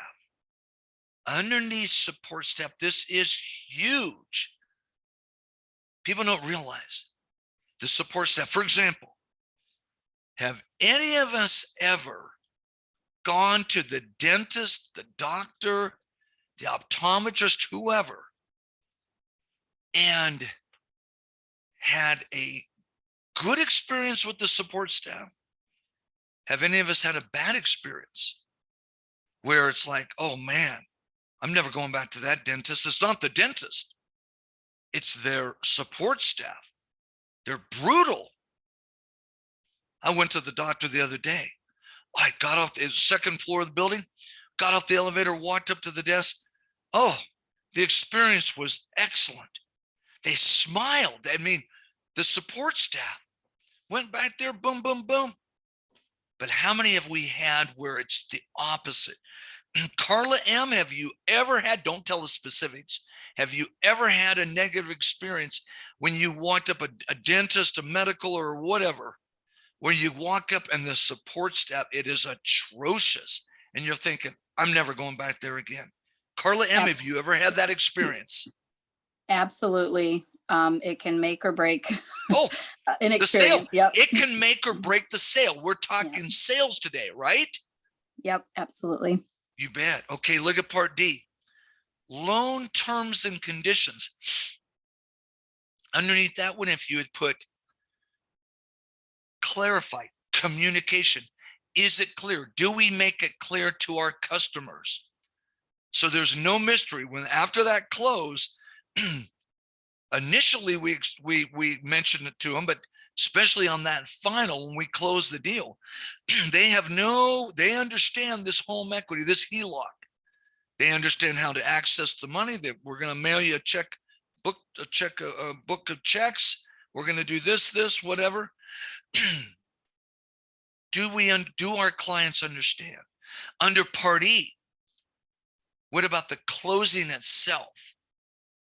And under Part F, your customer experience, overall bank experience with the process. I'd put underneath Part F, the process, the entire loan process. Okay, here we go. This is a personal reflection. This is a personal perspective. We're rating. I'd like everyone, now that we've gone through it, the image, the loan officer, the support staff, the terms, conditions, the close, and the overall bank experience. Off to the left, you see A through F. Off to the left, I want you to put a number. 1 to 10, a scale of 1 to 10. Pardon me, 10 is the highest, 1 is the lowest. 10 is the highest, 1 is the lowest. And they're on for each of these. They're independent. How would you rate your bank with its image, its brand? Do you have a very succinct brand, image, the symbol, the color scheme? Does it permeate the bank? Not only the signage on the bank, but internally in each one of the branches or offices, on your letterhead, on your business cards, and is it effective? A scale of 1 to 10. 10 is the highest, 1 is the lowest. 10 is the highest, 1 is the lowest. How about Part B? How would you rate the average loan officer experience? If you were the customer, how would you rate it? How about Part C? Support staff. Overall, your opinion of your bank. And remember, these are all independently, scale of 1 to 10. 10 is the highest, 1's the lowest. What about terms and conditions? How well does your bank, your lending process at your bank, clearly outline the terms and conditions? What about Part E, the overall experience of the close? And lastly, overall bank experience in the lending. Each one of these are a scale of 1 to 10. 10's the highest, 1's the lowest. So you'll want to have an individual rating, and they're independent. 10 is the highest, 1's the lowest. Anything else in between, take just a moment to the left of the letters if you'll write these down, please.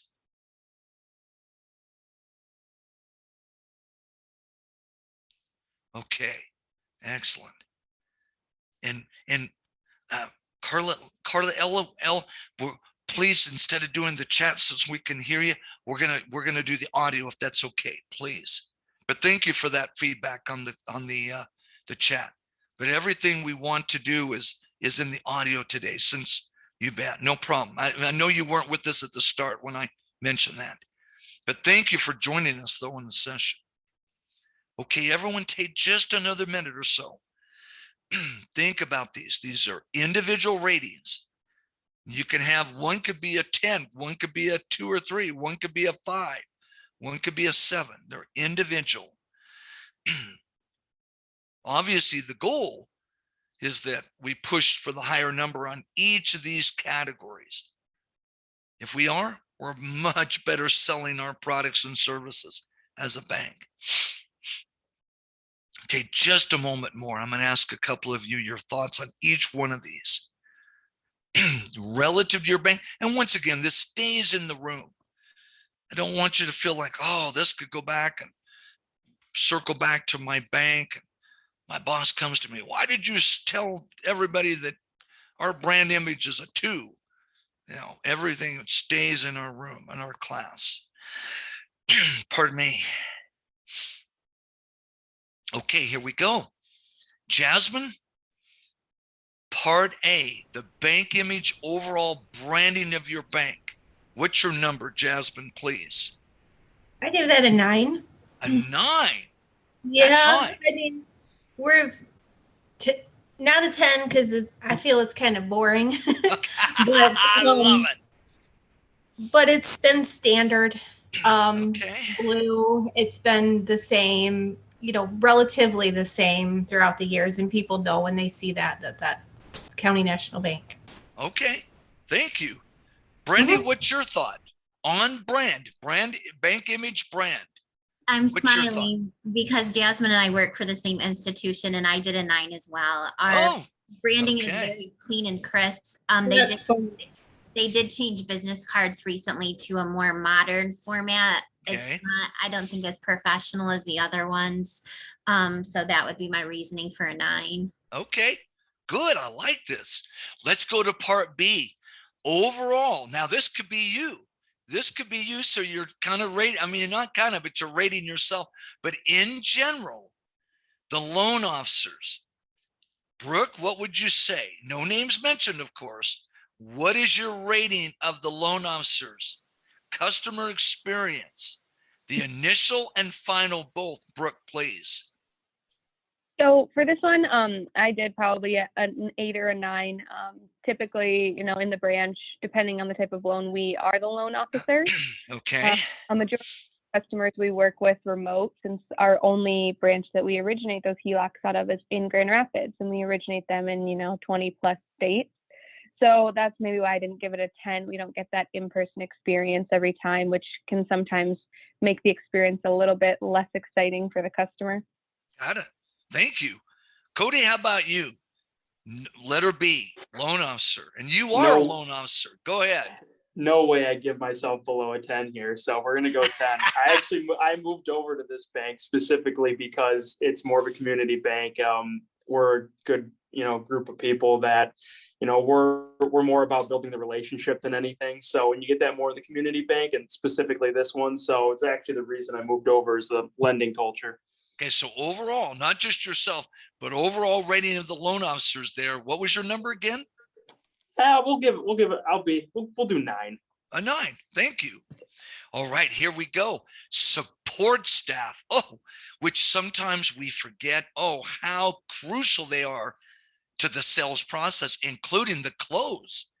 Stephanie, what would you say? What's your number rating for Part C, support staff?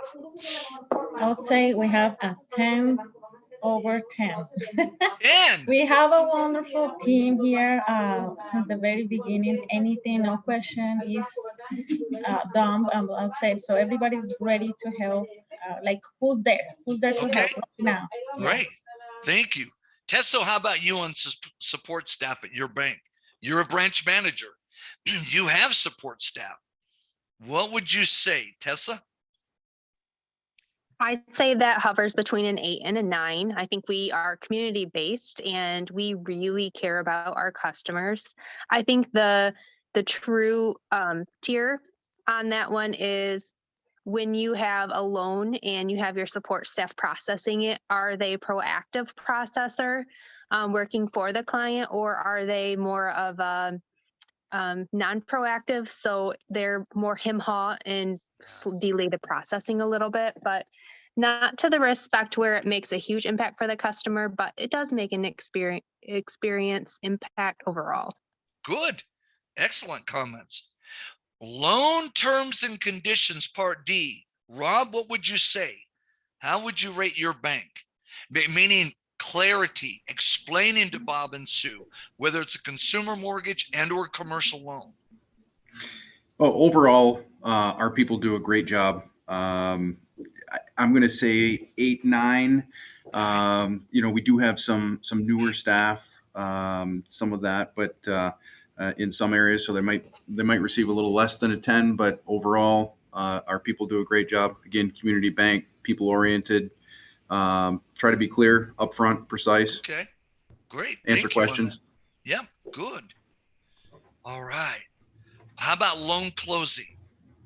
Part E. Carla L., loan closing. Loan closing. What would you say? Carla L.? Okay, how about Carla M.? Carla M.? Well, I would say our loan closings probably are in the 7, 8 range. It is kind of challenging because in our mortgage world, we close all of our transactions at title companies. So we are kind of dependent on another entity to do their job and to do it well. You bet. So that does kind of a third party. You're right. And exactly. that is one. Okay. Oh, you're spoken me because Carla M. That is one issue I have found when you have the close at the title company, you're subject to really this third party. Would you agree with me? Yeah, absolutely. You're at their mercy. Yeah. Yeah, you bet. Thank you. Part F, overall bank experience, initial, final customer experience from a sales standpoint, from the lending standpoint. Jasmine, what would you rate, or how would you rate your bank experience overall? I did a 7, only because our upfront, like our support staff, I believe needs more training in sales. Okay. So like as a mixture, like our loan officers and all of that are 10s, but as a mixture, I said about a 7. Okay, thank you. Brandy, how about you? Brandy, your opinion on this one. What would you say, Brandy? I would say an 8. And we, Jasmine, Carla, M, and I, we get feedback on each deal from a customer if they complete a survey. Oh. And typically that on my card is typically an 8. And a lot of people lump those third-party services into an overall reflection of the bank. For example, appraisal timing, title closing. A lot of times we get a mobile notary. Unfortunately, they don't know the documents. Sometimes they're not always professional. So a lot of times people tie those images back to us. So that's usually where that affects our overall rankings. Good. Excellent feedback. And as we mentioned earlier, boy, the third party, like a title company or a mobile notary or whatever, it somewhat ties your hands. Good feedback, everyone. Let's turn forward. Page number 9. Now, the selling process, the ADIS model. We're still in section number 2 here of our material, of our 5-step area. The ADIS model. Take a moment and read 1 through 5. I like the ADIS model. I'm just saying it straight up front. Boy, so I'm closing. See, I'm already trying to close you on convincing that the ADIS model is a good sales model. See, I already said it up front, just right up front. Put it right in your mind. Okay, take just a moment and read 1 through 5.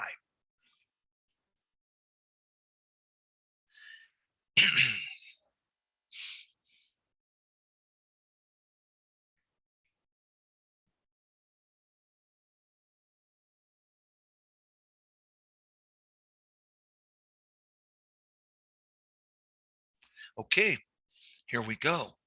Awareness. Of course, this is the acronym AIDAS, AIDAS. Awareness. You can see create the focal point. This is ask. I would circle or highlight with your highlighter the ask over to the side. We start in the selling process. Well, what is the focal point? Well, we're talking about a HELOC. We're talking about an equipment loan for the business. We're talking about a mortgage to buy the home or to refinance the home. Under part 2, the interest, the I, desire. I would underline the word desire. Back up under the awareness, I'd underline the words focal point. On the second one, on interest, I would also highlight ask.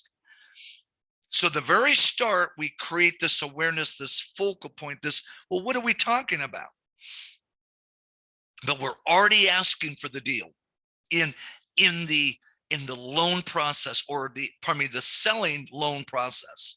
Under part 2, desire, and also highlight ask. Creating this desire in their mind. I'll just say it straight out. Underneath part 2, I would put psychological desire as well. We're building this in their mind. Hey, we've got this car loan special, our auto loan special. We've got this equipment loan special if you're a farmer, for the ag, for the farmers, or a manufacturer like Bob and Sue's company, ABC LLC in Grand Rapids area, for the manufacturers. Part 3, desire. I would highlight or underline the word need. The need. We're fulfilling the need. And over to the right, if you would highlight or circle ask close. Now we're fulfilling this need. Good, solid selling. We're fulfilling this need. So really, this is a prelude to what we'll talk about, pardon me, in our next section, section 3 of marketing, which is a broader concept than just selling. But we're fulfilling the need. We're starting to close, but we've already psychologically started to close way up front. Now under number 4, I would underline or highlight the word response and the word close. We want a response. We want action. Bob and Sue, are you comfortable? We're going to go forward on this equipment deal for your business or this refinance of your home, mortgage. Lastly, satisfaction, if you would underline positive outcome. And then, of course, if you'll highlight the close, well, it's the value added, but it's positive outcome in the close. But as I mentioned, if you would please put this underneath satisfaction. This whole process is done oftentimes before we physically close the loan. It's a psychological experience. Remember, we talked about the initial close. Absolutely. So we may go, and I put this at the bottom of page number 9, we actually may go through the ATIS or the selling process 2 or 3 times. It could be psychologically all the way through essentially the process before they've even filled out a loan application. Or on a commercial loan perspective, they've given us their financial statements or updates. If they're an existing client and they're asking for a new loan, their updated financials, updated tax returns, and so forth. From Jane, we get that from Jane, the CFO, Bob and Sue's CFO. ATIS model: awareness, interest, desire, action, satisfaction on the back end. Let's move forward. Page number 10. Okay, here we go. Our last little section in section 2. What roadblocks are there? Okay, from your perspective, we're going to just quote unquote assume everybody is a loan officer today. Now, some of you are branch manager, mortgage lenders, some of you in more loan support, whatever. What are just 2 roadblocks? And they can be physical roadblocks. Maybe the arrangement of my office, maybe the layout of the branch even is non-conducive to selling. Maybe it's some other physical, or maybe it's psychological on my part.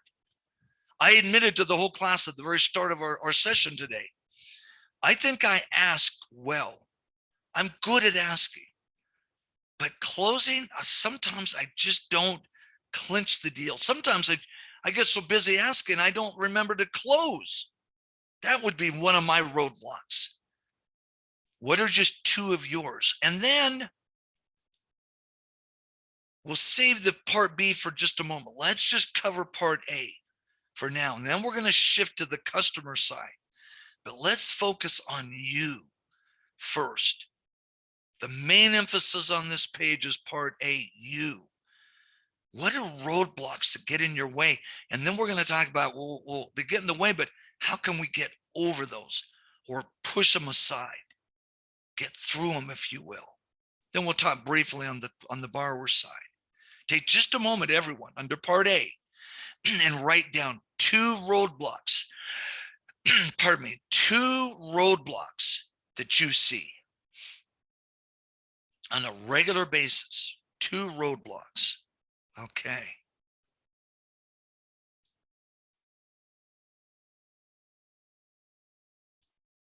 Take just a moment more.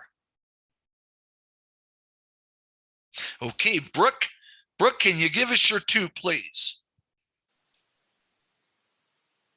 Yes. So one of my roadblocks is the location of our branch. Like I said, a lot of the people we work with, we work remote, and a majority of customers I've worked with have been on the West Coast. So even the time difference can sometimes get in the way. Even for our local customers in Grand Rapids, we only have one branch for them to stop into, and it's not the most central in Grand Rapids. So sometimes that really deters customers. Okay, before you go to number 2, let me ask you not to be too personal relative to this concept.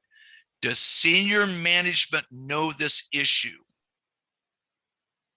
Yes, we're definitely a growing bank. Even in the last year, we've opened up new offices. So this is not something they plan to keep forever in this way. Of course, the goal is to open up as many. Okay, branches so as possible. they're addressing it. It's not like they're just bypassing. So they're discussing it. They're okay, good. So ultimately, eventually, you would see this roadblock going away, correct? Yeah. Or at least dissipating. Okay, great. Brooke, what's your second one? Your second roadblock? I kind of went back to that idea of being at the mercy of, these third parties. Sometimes customers can not enjoy it. Right now, our closing happens in their homes. So for a HELOC, the closing, the notary comes. So it's an in-home closing. That's another roadblock I've been. So now this is a mobile notary that is a third-party vendor to your bank. Is that correct? Right. Yeah. Whoa, and that's tricky because I've worked with mobile notaries. I'm going to say it straight out. No names mentioned. I've worked with some, Brooke, that were so excellent and smooth. They were so smooth. You talk about closing the sale. Oh, they closed the sale for me. They were better than I am as the lender. I've seen some that were atrocious. Is that true, Brooke? Yes, there's definitely a wide range. And I think it's tough because at the end of the borrower, their opinion is just of the bank or of me. They don't necessarily know, well, this is a third party system, a third party entity. The bank doesn't have any control over it. At the end of the day, opinion is of the bank. Good comments. Thank you. Cody, what are your 2? If you'll give us the first one, and then we'll cover that and talk about, well, how can we overcome the roadblock? And then we'll do number 2. Can you give us your first one, please, Cody? Yeah, no, first roadblock is kind of just the nature of banking in and of itself, which is just simply collecting information from the borrower. A lot of times that everything sounds kind of fine and dandy, something that they want to do, but actually getting the information needed to complete the task, I find that people genuinely just don't want to do it, don't want to take the time to do it, don't understand why they need to do it. And it's always constantly a battle. Yep. Good. So the info, but okay, now how can we overcome that? Because that's part of the selling. How can you overcome that, Cody? Or typically, at least, go ahead. I just, put it plain and simple of why we need it, why the bank's requesting. It's not only for us, it's for you as well. We're double checking everything, making sure everything works out well, and just over explaining the process typically helps. Okay, good. What's your second roadblock from your perspective? Currently, right now, it's kind of with the times with COVID and everything like that, the physical aspect of being able to go in and close and actually meet with the customers. People are more hesitant with the pandemic and everything. So I would say that's currently the roadblock. Okay. In your area, now let's see, you're based in Grand Rapids area where Bob and Sue, our make-believe couple, are based. Yep. I don't mean we won't go deep on this, but are the numbers, are they high, meaning the COVID numbers, or are they coming down? I was just curious. I mean, overall. I think it's fine. It's coming down. I don't really know anything about it right now. It's just people are just hesitant with getting in-person meetings and everything. And typically the virtual stuff is just more difficult. Okay. Good. Thank you for that. Excellent. Okay, let's move forward. Let's do one more. Rob, how about you? Rob, and I know Rob, you just sent me a little note there. Let's see. You've got Andrew with your team. Is that right? Andrew's with you? That's correct. Okay, He's at that 643 phone number that called in. Okay, I didn't realize that. Okay, great. So we're gonna add Andrew here. Okay, give me just a second. All right. And he's with your bank. Okay, excellent. That's correct. Fellow okay, Uber. so we'll add him to the mix. Good, excellent. Our class keeps growing. Good. Okay, Rob, can you tell us the first of your two roadblocks in selling your loan products, services? Sure. What really stumbles you personally? Now, what gets me is the closing and follow up. I think I, like many of our lenders, are great salespeople up front. Products are solid. Our people are solid. We get the initial sale, but then there's the follow up, making sure that the final satisfaction is there. And once that's determined, we need to make sure that we find out what else we can cross. Okay. So that's something that I struggle with at times, as well as many of our other lenders here as well. How can you overcome it? How can you, or at least manage it? Maybe you can overcome it. I think with time and practice, part of it also is the fact that we don't engage in silo lending. Our lenders, again, being a small community bank, we might be working with somebody on a $2 million commercial real estate deal, and the next one to come through the door is a $1,000 personal loan. Wow. So that makes things a little bit tough, a little more difficult. Yeah. So we're trying to do some things where we can focus and shift some of the smaller traffic away to some of our newer lenders. But at the same time, we're not going to kick anybody out of our offices. So yeah. there's some things that we need to do there, and we're making strides towards that. Okay, thank you. Okay, now everybody, borrower's perspective. What are two roadblocks? You got to change the focus from you. Think in terms of your bank borrowers, whether it's consumer, mortgage, or commercial. What are just two roadblocks that they would have, or that you see, that they kind of hesitate to even close the deal, even, or to proceed forward through the ADIS model, even the selling process that trips them up? And maybe you ultimately don't close the deal. You lose the deal, or maybe lose the deal to the competitor. Take just a moment, everyone. Think of this. What are some roadblocks from their perspective? And while you think about that, write these down. Let me tell you, I remember I had a situation once when I was on your side of the table. I worked very hard on this orthodontia practice to lend to them. And it was on their equipment and their facility and all this. And boy, I lost the sale. Well, I lost the sale because the competitor bank swooped in, made it so much simpler, almost what you were just saying, Rob. Our bank was so cumbersome in the loan process, the underwriting, that the other bank was just so, their delivery was so much simpler and smooth that it was just like, boom, was gone. And I'd worked hard on this deal because it was a brand new practice. The guy had just come right out of orthodontia school. And I lost a deal. Go ahead, spend just another minute on this. I'll ask a couple of you your thoughts. One or two ideas, roadblocks from the borrower's perspective. Take just a moment on this, please.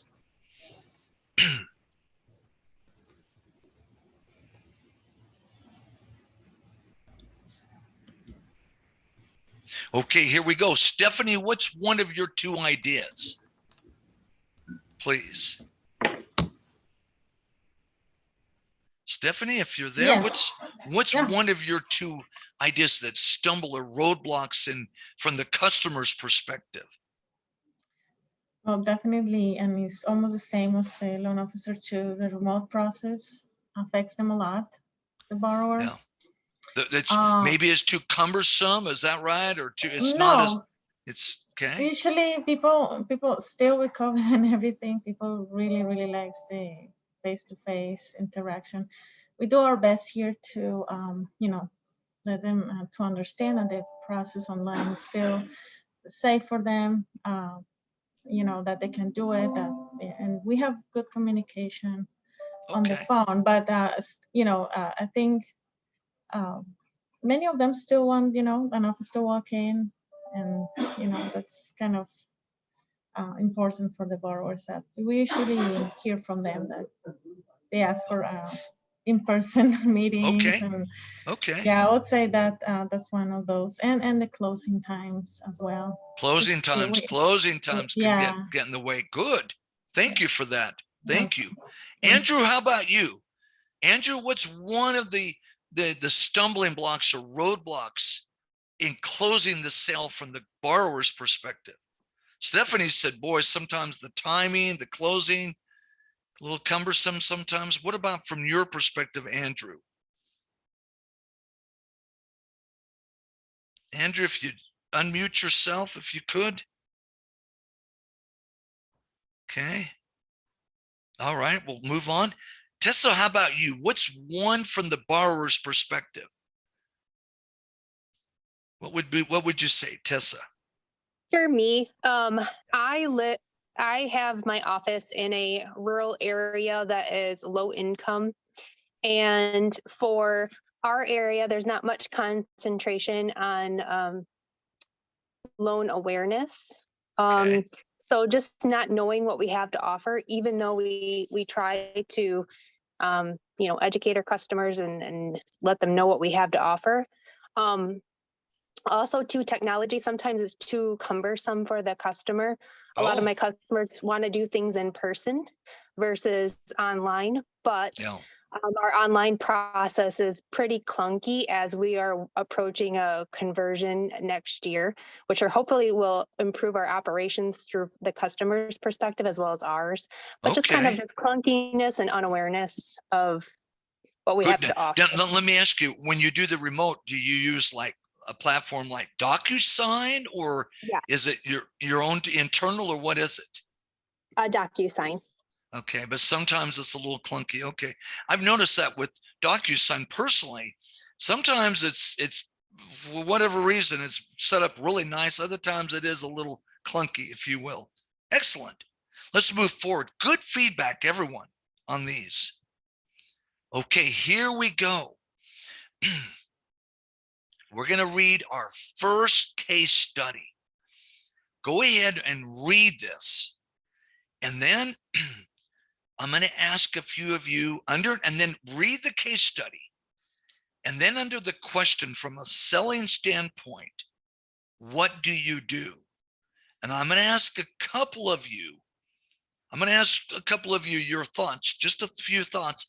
Then we're going to take our second break of the morning, come back, and I'm going to have two of you role play this.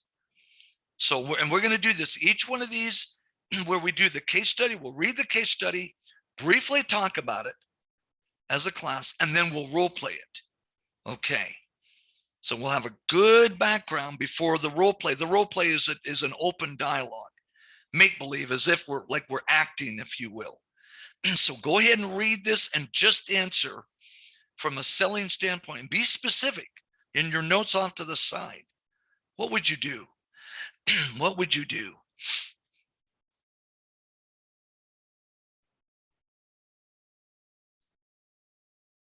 And you're expected, by the way, I'm going to clarify this. In fact, each one of these case studies, I've underlined or clarified, what is your role? Who are you?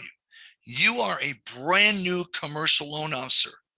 You've been a credit analyst for 2 years, but now you've been behind the scenes doing the spreads, doing the cash flow modeling and so forth, doing the loan write-ups. Now you are asked to go out and start, quite frankly, start shaking the hands physically, or the elbows, or the fist pump today in the era of COVID, and start bringing the deals in. Whoa, your role has changed. in each one of these off to the side where it says, what do you do? I put like 1, 2, 3, be very, very specific. No general comments preferred. Mainly try to be very specific. I would do this, I'd do this, I'd do this. Take just a moment, take a moment more, read this and answer that question if you would, please. Pardon me.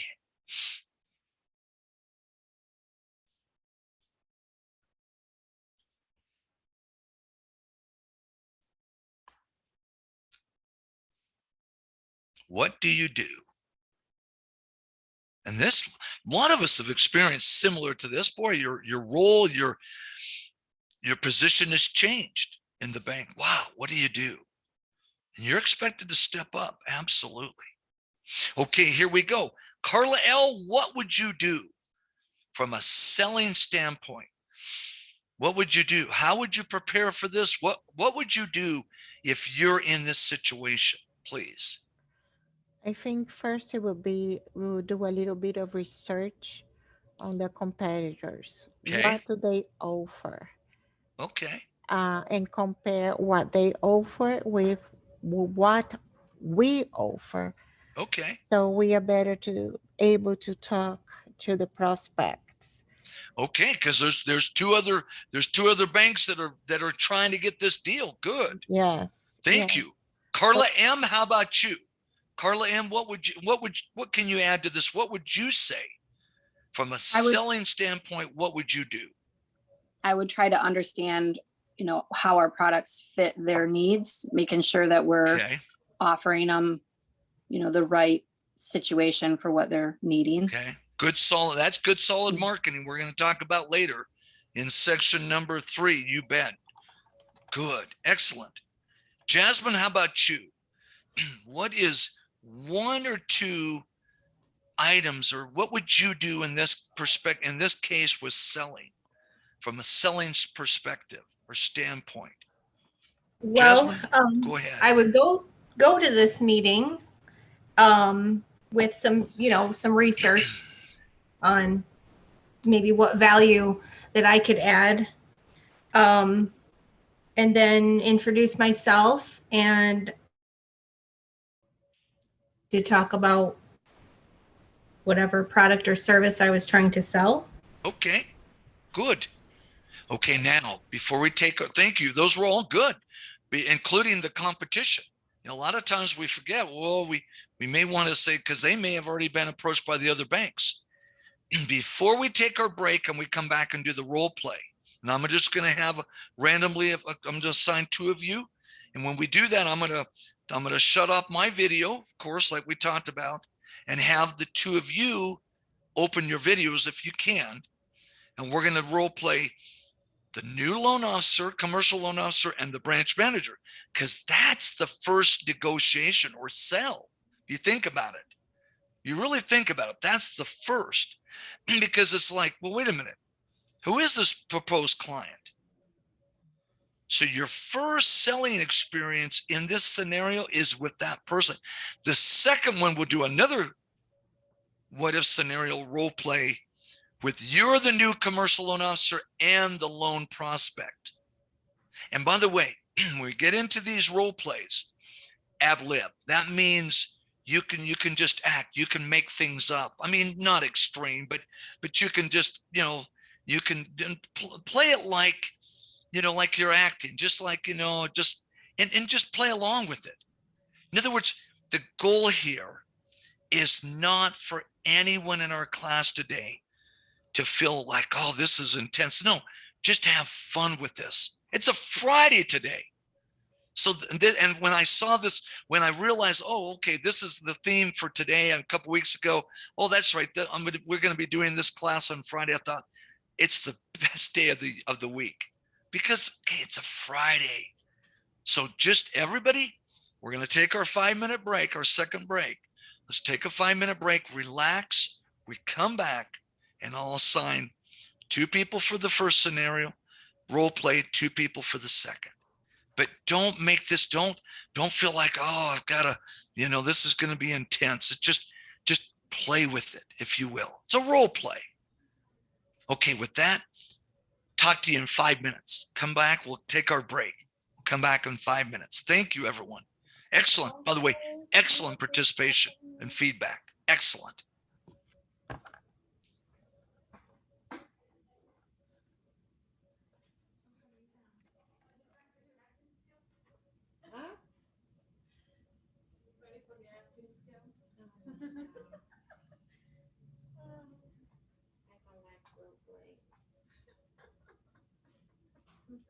I like your hair matches your sweater.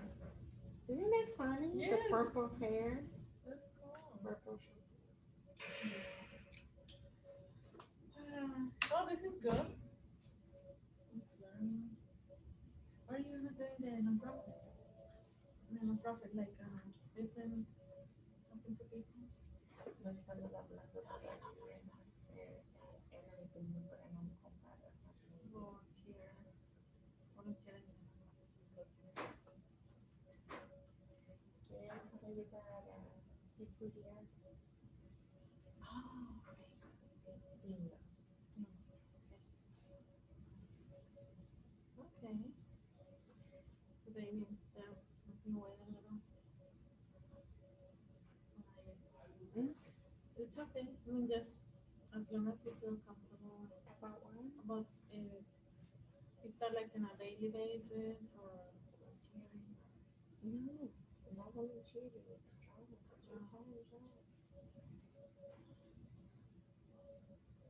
almost available. I grew up with those things. So I'm helping in the military. In the military that has a lot of that. Helping kids around the bases. We're not taught military only, also like families and people. Yeah, that's very cool. Helping them with that. I love it. I've never been like directly in one, but I applied before applying here. I applied to one. It was hard times because COVID started right away after I applied. The Catholic Charities? Yeah. St. Vincent. St. Vincent. Catholic Charities. There's a lot of those too. For immigrants, for families in danger around the area. Good, that's good. I should go too, actually.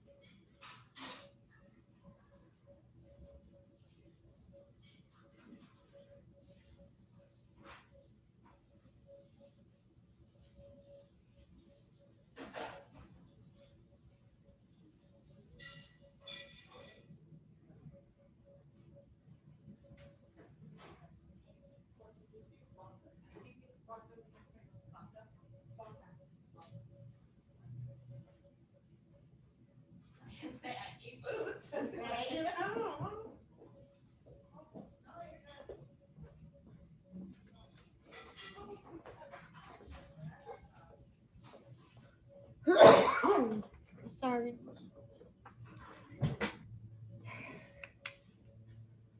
Oh, I think I have time to grab a tea because the guy's not back yet.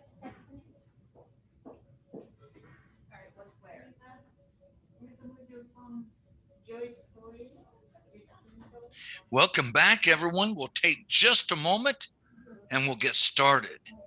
We'll get started in just a moment. Everybody.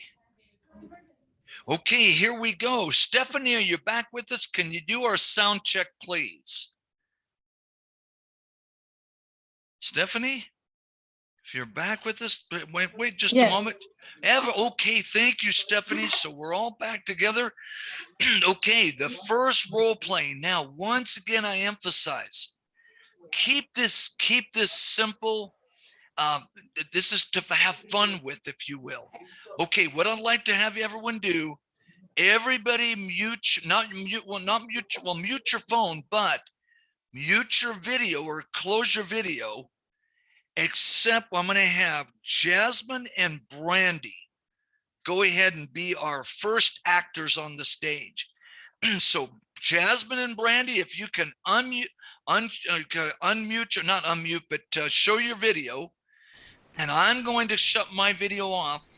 Okay. So now, Jasmine, we can see Jasmine. Brandy, can you show your screen? Brandy, are you there? Okay. Jasmine's there. Brandy, are you there with us? Brandy? Okay, wait just a moment. Make sure Brandy gets back. I'm here. Let me see. Let me try it again. Okay, if you can. There we go. Excellent. Okay, Jasmine. We can see Jasmine. We can see Brandy. Jasmine is going to be the new commercial loan officer, and Brandy is going to be the branch manager. So remember, the idea is we're selling the bank's products using the ADIS model, using the techniques we've talked about. Even, boy, put it in the mind of that customer up front. We want this business. But in this case, it's an internal, not external, but internal sale. So go ahead, Jasmine, loan officer, Brandy, branch manager, go ahead and just do a nice, just a little role play interaction, please. And you can ad lib. Meaning you can, for everyone's benefit, that means you can just add to this. You know, the sky's the limit. Go ahead, both of you, if you would, please. Go ahead. Introduce yourselves just like as if you were, or even on the phone. You're just on the phone even. Go ahead. Go ahead, work together, please. Do the role play, if you would, please. Okay, Jasmine. Jasmine. Okay, go ahead, proceed. I love it. Oh, there's Brandy. Hi there. Hello. Hi, Jasmine, how are you today? I'm doing great. How are you, Brandy? Good. I'm going out to meet a prospect tomorrow that I've been working with for the last couple months on new deposits, trying to gain a relationship, and wondered if you would like to join me. Oh, absolutely. That sounds like a good idea. Do you know what we're going to offer them?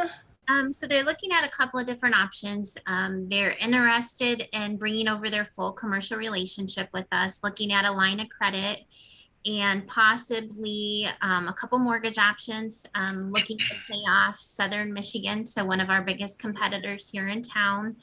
Thought maybe we could get together this afternoon, go over a couple of products of what they're currently utilizing and see what options we may have available for some savings on some interest. And what their line of credit is used for is purchasing supplies and stuff for their restaurant and overhead expenses. So they've been in business for 10 years locally, serving the community as a community-based restaurant here in town. I think as we meet this afternoon, maybe we could have marketing put together, a biography for you based on your experience, and see, come up with a nice package, something maybe we get coffee and donuts to take with them, and then also kind of a county national marketing. Maybe we could take them a planner, some of our Yeti cups we have on supply, things like that, to kind of leave a first impression with them. That sounds good. I'd really like to go, and I think that I will review our line of credit and, you know, let them know what we can offer them. And I'm new here, so I don't know what I'm doing. I love it. Good. Keep it going, Jasmine. You're doing good. Keep going. Just what other, Jasmine, what other items would you ask the branch manager? Just to clarify, tell me about this customer. I did hear that we had 2 other banks that were looking to gain their business. Do you know what they're offering them, Brandy? So Southern's products are very similar to ours. They're 5/1 over a 20-year amortization product. So we're going to need to be competitive on the rate right out the door. Okay. Maybe there may be some options we could, you know, throw the private banking option in there too, with depositories and what that opens up for discounted fees on their checking account. You know, there may also be some avenues for wealth management, but I think you will fit great with them. Okay. You know, the wife is very in tune to how the operation works. And I think, you know, possibly giving her the comfort, you know, kind of a woman to woman thing. I think that may help her feel, you know, very at home with just a small conversation.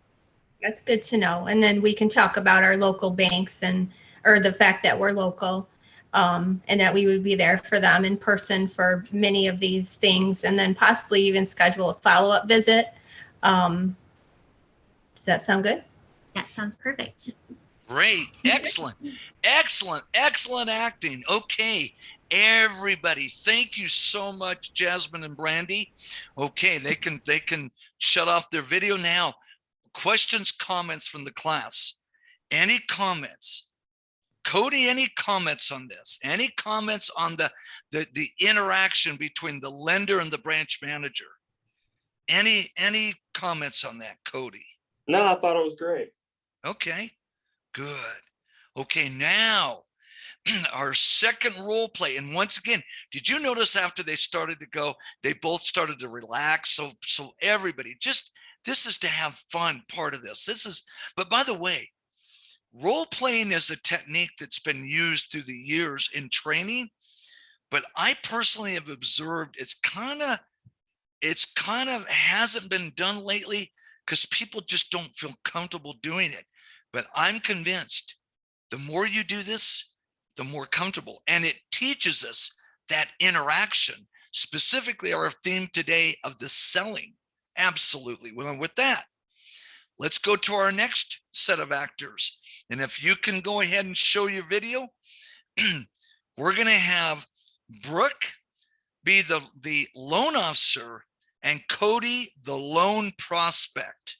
So Brooke, if you can show us your video, and Cody, if you can show us, so it's nice to kind of see the body language, if you will. The goal of this is that you can see the other person's body language. That's what's great about Zoom. If you're able to show your video, is that you can see the body language of the other person in the role play. Now, if we were in the training room at the Michigan Bankers Association in Lansing, of course, we would do this live, have a little stage there, meaning up front in the class, but you can still see the body language here. So we have Brooke as the loan officer, the new loan officer, and Cody, the loan prospect. Okay, go ahead. Brooke, are you there? If you are, can you show us your video? Can you show us that? Yeah, I'm getting my video set Okay, up here no right problem. Great, thank you. Pardon me.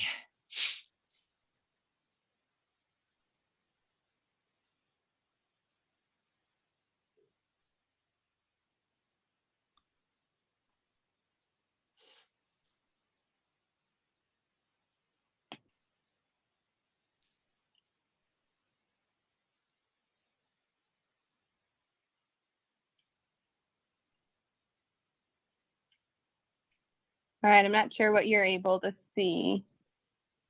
Yeah, I don't see you yet. Let's see here. No. Oh, there we go. Okay, I can see you there. Okay. Okay, Perfect. there we go. Okay, good. Okay, go ahead. Once again, Brooke, you're the loan officer, and Cody, you're the loan prospect. You're the company. You're like ABC LLC in our make-believe example in Grand Rapids. Go ahead. And you're both in Grand Rapids, right? You're both in the Grand Rapids market. Go ahead in real life. Go ahead, and if you'll go ahead, do it like as if you literally are meeting, introduce yourselves. Of course, you're not going to shake hands or elbows because you're in the video, but go ahead and discuss and role play if you would, please.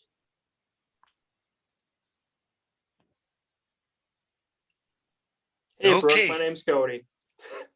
Hi, nice to meet you, Cody. Thank you for meeting here with me today. How's your day going so far? Have you been able to meet with any other people?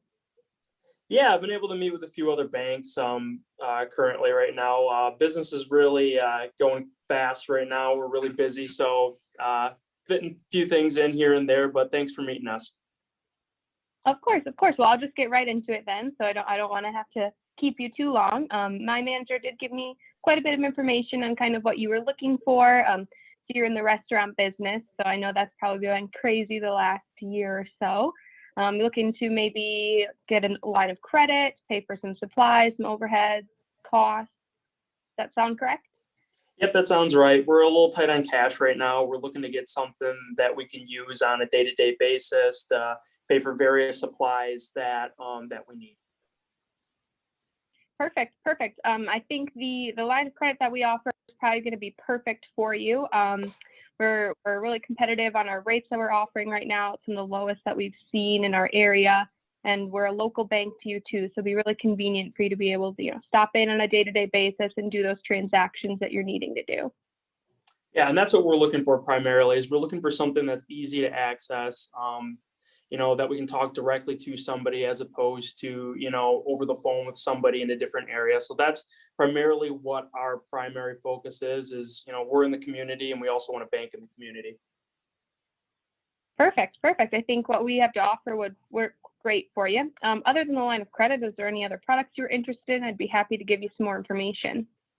We would love to open up a checking account as well that would go hand in hand with the line of credit. Perfect. We offer that. We do actually offer some incentive with the checking account. If you're making those payments to the line of credit from a checking account with us, you do actually get a discount on your rate. So again, I think getting both of those together might work perfectly for you. No, I think that sounds great. Good. Awesome. Go ahead. Keep Perfect. going. Go ahead. No. Great. Excellent. Excellent role play. Rob, any comments? Rob, if you tell us any comments on this role play with Brooke and Cody. Yeah, I thought that was well done. Okay. Any other feedback? Carla M., any feedback on this one? I think they did a good job of asking questions. Good. Excellent. Good. Excellent. Okay, now everybody, if you'll look forward, let's turn to page number 12. Our second case study in this section. You are the chief credit officer of the bank. Okay. You're in a small bank, just 18 employees, very small community bank. Read the scenario, everyone. And then I'm going to ask a couple of you to comment on what do you do? And then we'll do the role play. So everybody, just like we did on the first one, read this case study and answer the question from a selling standpoint. What do you do?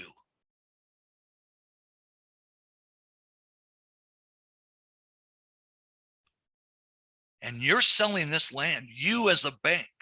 Absolutely. Or it's just for everyone's benefit. OREO stands for other real estate owned. It's where the bank has foreclosed on the 40-acre parcel and now is the seller. They're literally is selling off this asset that the bank foreclosed on, took back.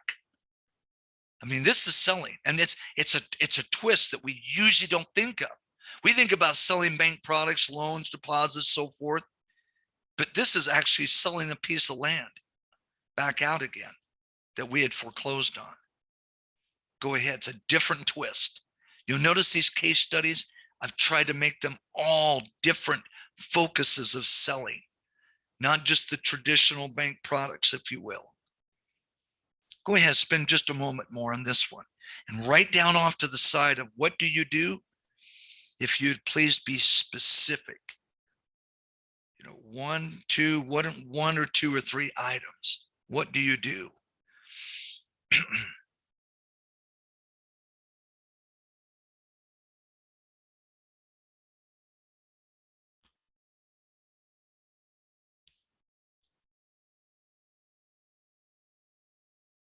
Okay, here we go. Tessa, what would you do? What would you do if you're the chief credit officer of this small community bank and you've been asked by the board of directors to sell off this REO property? And you're thinking, well, won't you just give this to a commercial real estate broker? Well, your bank says we don't want to pay a commission. We can just sell it ourselves. Tessa, what would you say? Okay, so what I have wrote down is number one, establish and be understanding of what the fair price is for all and what is the win-win on both sides. Oh, I like that. Understand that you and come from a place that you want to help them grow in their business and want to help them. So kind of establishing that you want to help them succeed, and it'll be a fair exchange for both. And then understand the why behind why they want the parcel. Can you help in your discussions with them understand and envision what having that parcel would mean to them in their growth and the future of them, and how we can help facilitate that? But not only that, can we on the other side become the lender, not just the seller, but the lender, to make it a smooth, easy transaction for them? Good. Excellent. Any other thoughts? Stephanie, any other thoughts on this one before we do the role play? Stephanie, any other thoughts on this one? Go ahead. Yeah, sorry. So I think that's important as well. What's the purpose of that parcel? Because there might be different options for them. What they're gonna do? Are they gonna use it for business, or they want to build later on a home?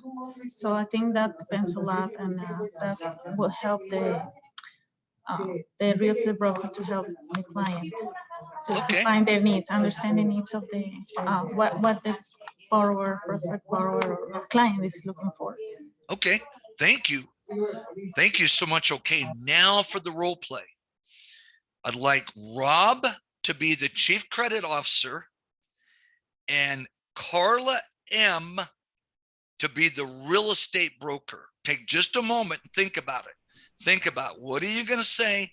I want to give, because everyone, just give you a moment to think about it. Rob is the chief credit officer of this small community bank.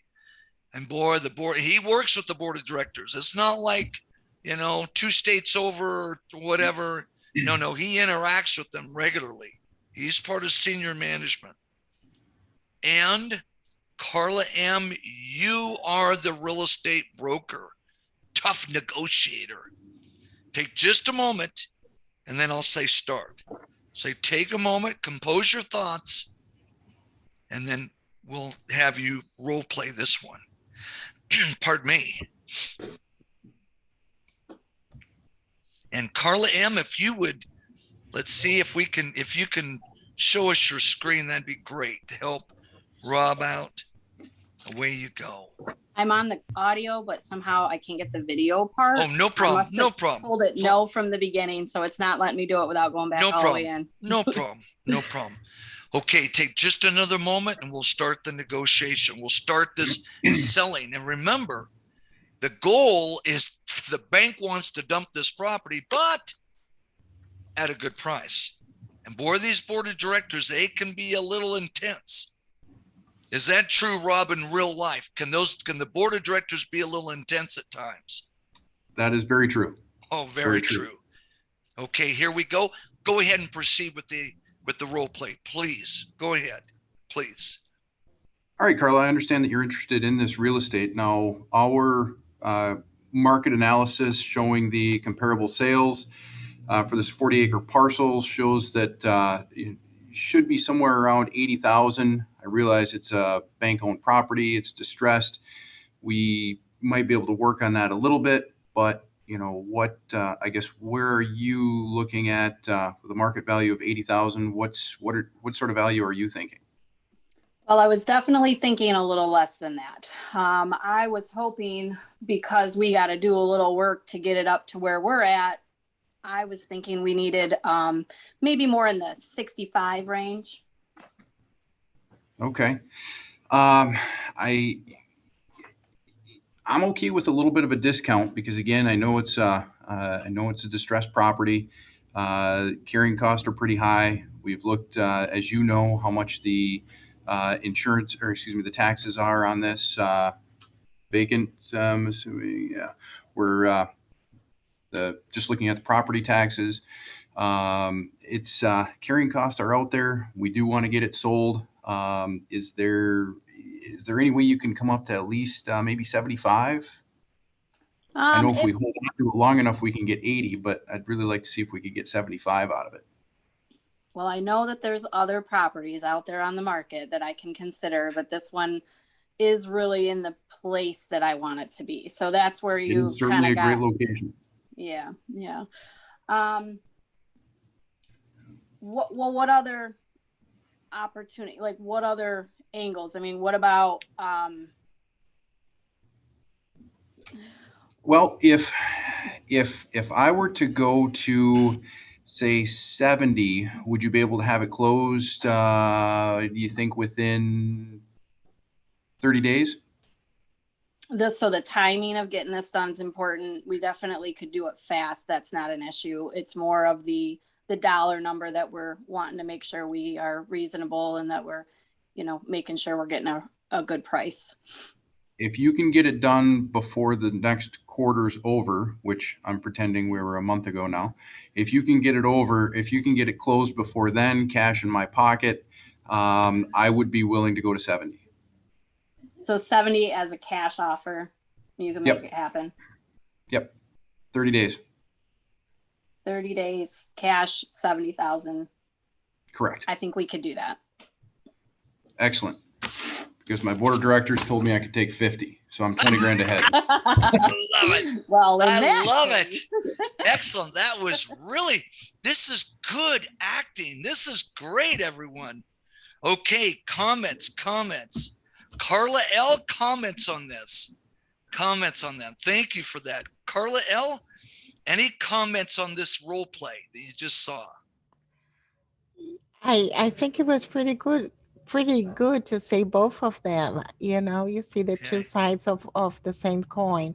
Yes. One putting out the interest in selling and not sounding too eager to sell, yes, but at the same time showing willingness to negotiate and to not be unmovable about the price.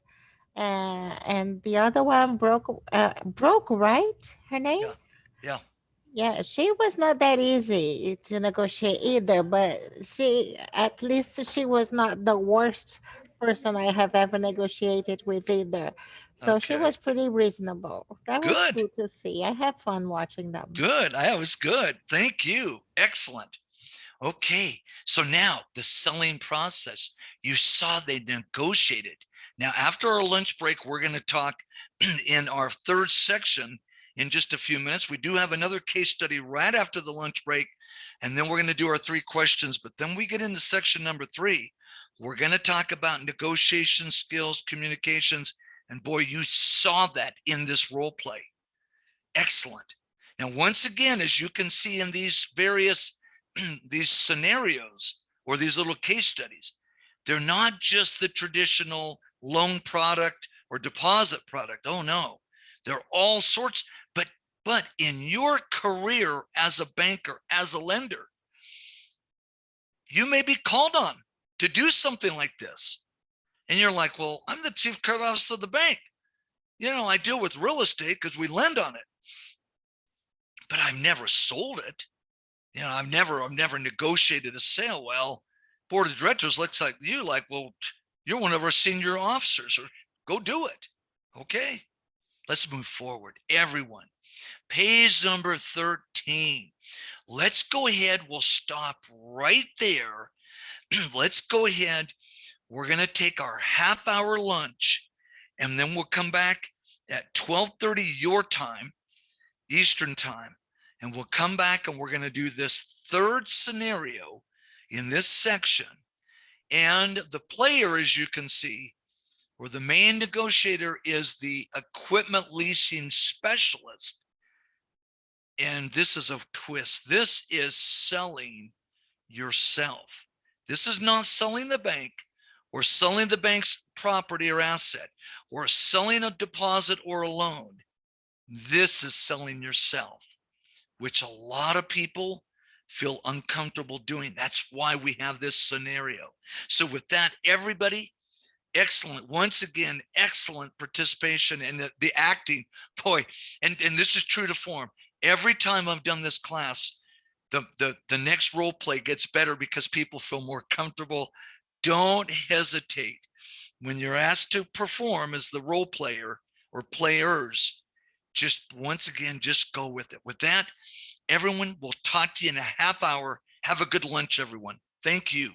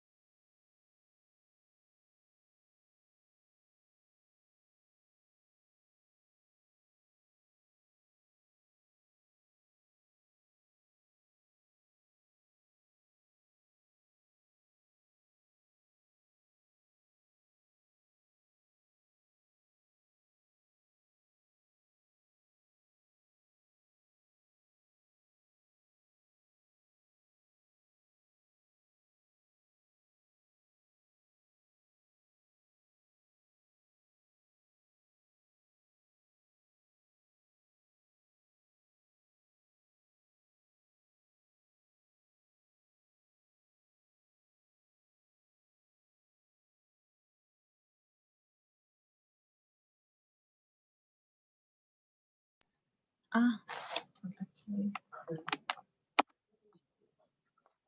Otro. Ajá.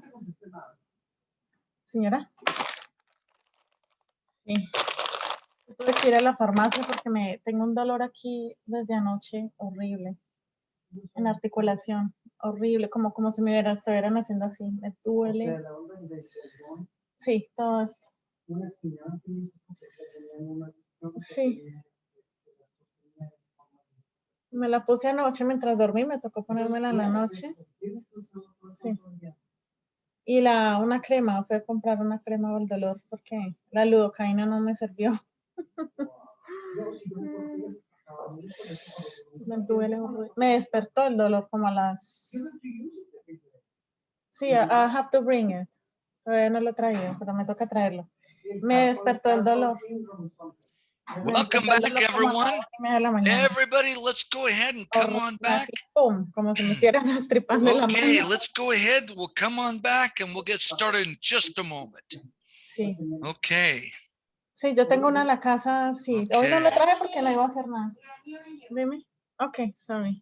Oh, shoot. Okay, here we go. Stephanie, are you back with us? Can you do the sound check? Sorry. Yes, I can hear you guys. So sorry about Okay, great. Okay. Now, thank you so much. Welcome back, everyone.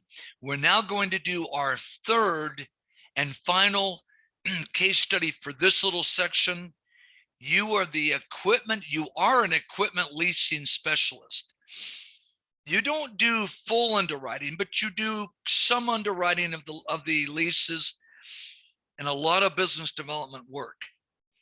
But your world is about ready to change this afternoon, even Friday afternoon. Take just a moment, everyone, if you would please read this scenario. And then if you will answer the question from a selling standpoint, what do you do? And I'll just be really frank. You're going to be selling yourself. So once again, today's session is asking for the business, closing the deal. But it's not just the traditional deposits and loans. As you can see, multiple aspects of your role as a banker, as a branch manager, as a relationship manager, as a lender, so forth. Go ahead, spend just a moment, read this scenario, and answer the question down below. From a selling standpoint, what do you do? Pardon me. Go ahead if you would proceed with this one. Case study number 3.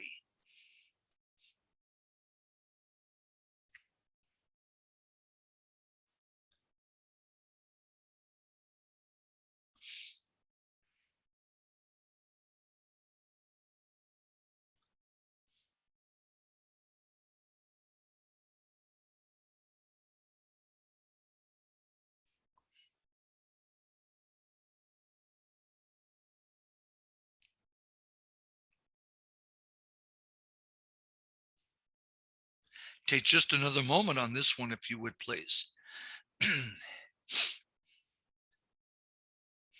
Okay, here we go. I'm going to ask Jasmine, would you tell us, please, your thoughts on this one? Jasmine, well, that's a tough one. I guess I would probably make one last ditch effort to talk about my value to the company, and see if I can change their mind. If not, then I'm back in the saddle looking for a job. Okay. Thank you on that. My resume, I guess. Good. Well, get your resume out. Good. Excellent. Cody, what would you say on this one? What from a selling standpoint? Jasmine says, well, I'm going to fight one more fight. And then if it's really, hey, they're really shutting this thing down, then I'm on my way looking for another job. What would you say, Cody? I would probably go and start going back through my history and talking about how my skills are transferable over to other positions as well. I'm sure there's other areas the bank is looking to possibly grow in and that I'd be interested in being part of. Okay, good, excellent. Okay, so that's trying to stay with it. What if you try that, Cody and Jasmine, and what if It's clear. No, senior management. No, this is done and you're done. You know, their decision is, it's not just you because, pardon me, but there's, 5 or 8 employees, it's a mid-sized community bank. There may be a total of 8 people affected, and the idea is, budget cut and you're done. Now you look to the potential employers in the role model. Okay, I'm going to ask Brandy and Brooke to be the actors. Okay. Brandy, if you will be the equipment leasing specialist, and Brooke, if you will be you'll be a potential employer. Another bank that has an equipment specialty or equipment department, leasing department, or even a non-bank equipment leasing organization. Okay, so Brandy, you're the specialist. Brooke, you represent the other bank or other employer. You're the new employer, potential employer. So take just a moment, and then I'll have you go ahead and show your videos and do the role play if you would. So take just a moment, gather your thoughts. Brandy, you're the leasing specialist. Brooke, you're the potential employer. And this is selling. This is sometimes some of the hardest, because you're selling yourself. And some people, I don't feel comfortable. I'll sell bank products, but to sell me, I don't feel comfortable. Okay, take just a moment more, if you would, please. Pardon me.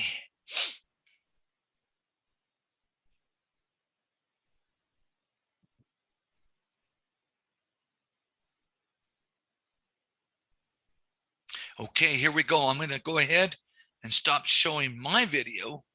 And now if you will show yours, Brandy and Brooke, if you can show those so you can see the live interaction. And if you will role play this, if you would, please.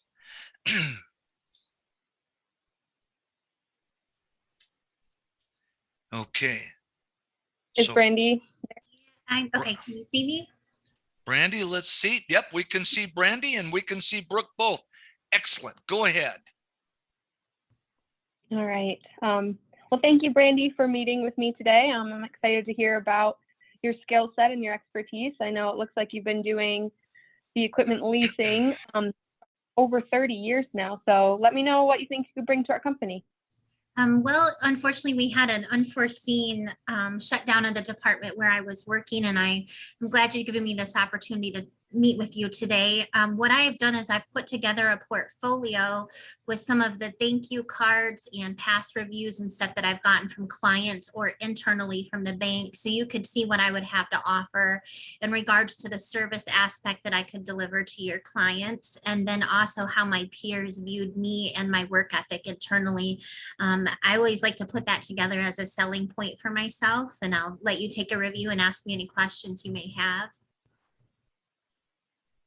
Awesome. Thank you. Thank you for coming so prepared too. I'll definitely want to take some time to review this after we're meeting today. I want to be able to really go through it thoroughly, but I appreciate you doing that.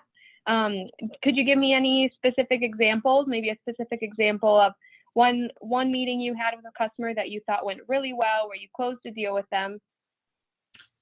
So we ask at the closing of each transaction from customers how we could get additional referrals, or how we can, better offer services to them. And my overall satisfaction rating for those for the last quarter was 98%.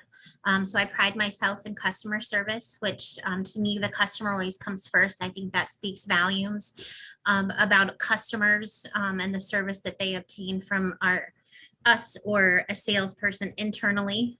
And I'm a big believer in giving 110% at all times. I've always been a top producer in this segment for the bank, and I'd love the opportunity to answer any questions, or maybe go over some ideas that I may have that may benefit you guys. Yeah, definitely. We're extremely customer oriented, so that's awesome to hear. Congratulations on achieving that last quarter. we really pride ourselves on kind of being interactive with everybody. There's not one person that's necessarily the decision maker. So the fact that you're willing to bring those ideas to the table, of course, your voice is going to be heard here. So we're excited for that opportunity to have you join our team. As far as you, are there any questions you have about our bank or our institution, what we do? Do you tell me, on a general basis, what is your footprint? How many areas do you service? What would that entail for me? Would I just service local vendors, or does it go beyond the area of the footprint of your location? Kind of what is your customer segment? Yeah, so we like to stay local. As of right now, a lot of times being able to have those in-person interactions with people are one of our big closers. So staying local is important for us. As our business grows, we'd be willing to venture out of that local area and start kind of interacting with people who aren't right in our center. So as of right now, we're going to stay more local. Is that something you're comfortable with? It is. And I think being a local face in the community, that speaks volumes, because that makes it an easier transition into that position with a new institution. Perfect. Well, thank you for your time today. I'm very impressed with your portfolio and what you have to offer. We'll most likely be reaching out to you after today to go forward and move on to some next steps. Thank you. I look forward to hearing from you. Thank you. Excellent role playing. Cody, comments on this one. Cody, if you would, give us some comments. Thank you. Brandy, that was pretty good. That seemed pretty natural. That was pretty good to listen to. Good, excellent. Stephanie, what about you? Any other comments on this one, on this role play? I think it was really great, actually. Okay. Both the experience and also the willingness to learn. I think that's important. From the, yeah. Let me ask you this, Stephanie. How long did it take in the conversation before they got down to the kind of the brass tacks and the nitty gritty of actually discussing the issue at hand? It was pretty quick, wasn't it? Yeah, they really went point by point, really quickly and precise. Yeah.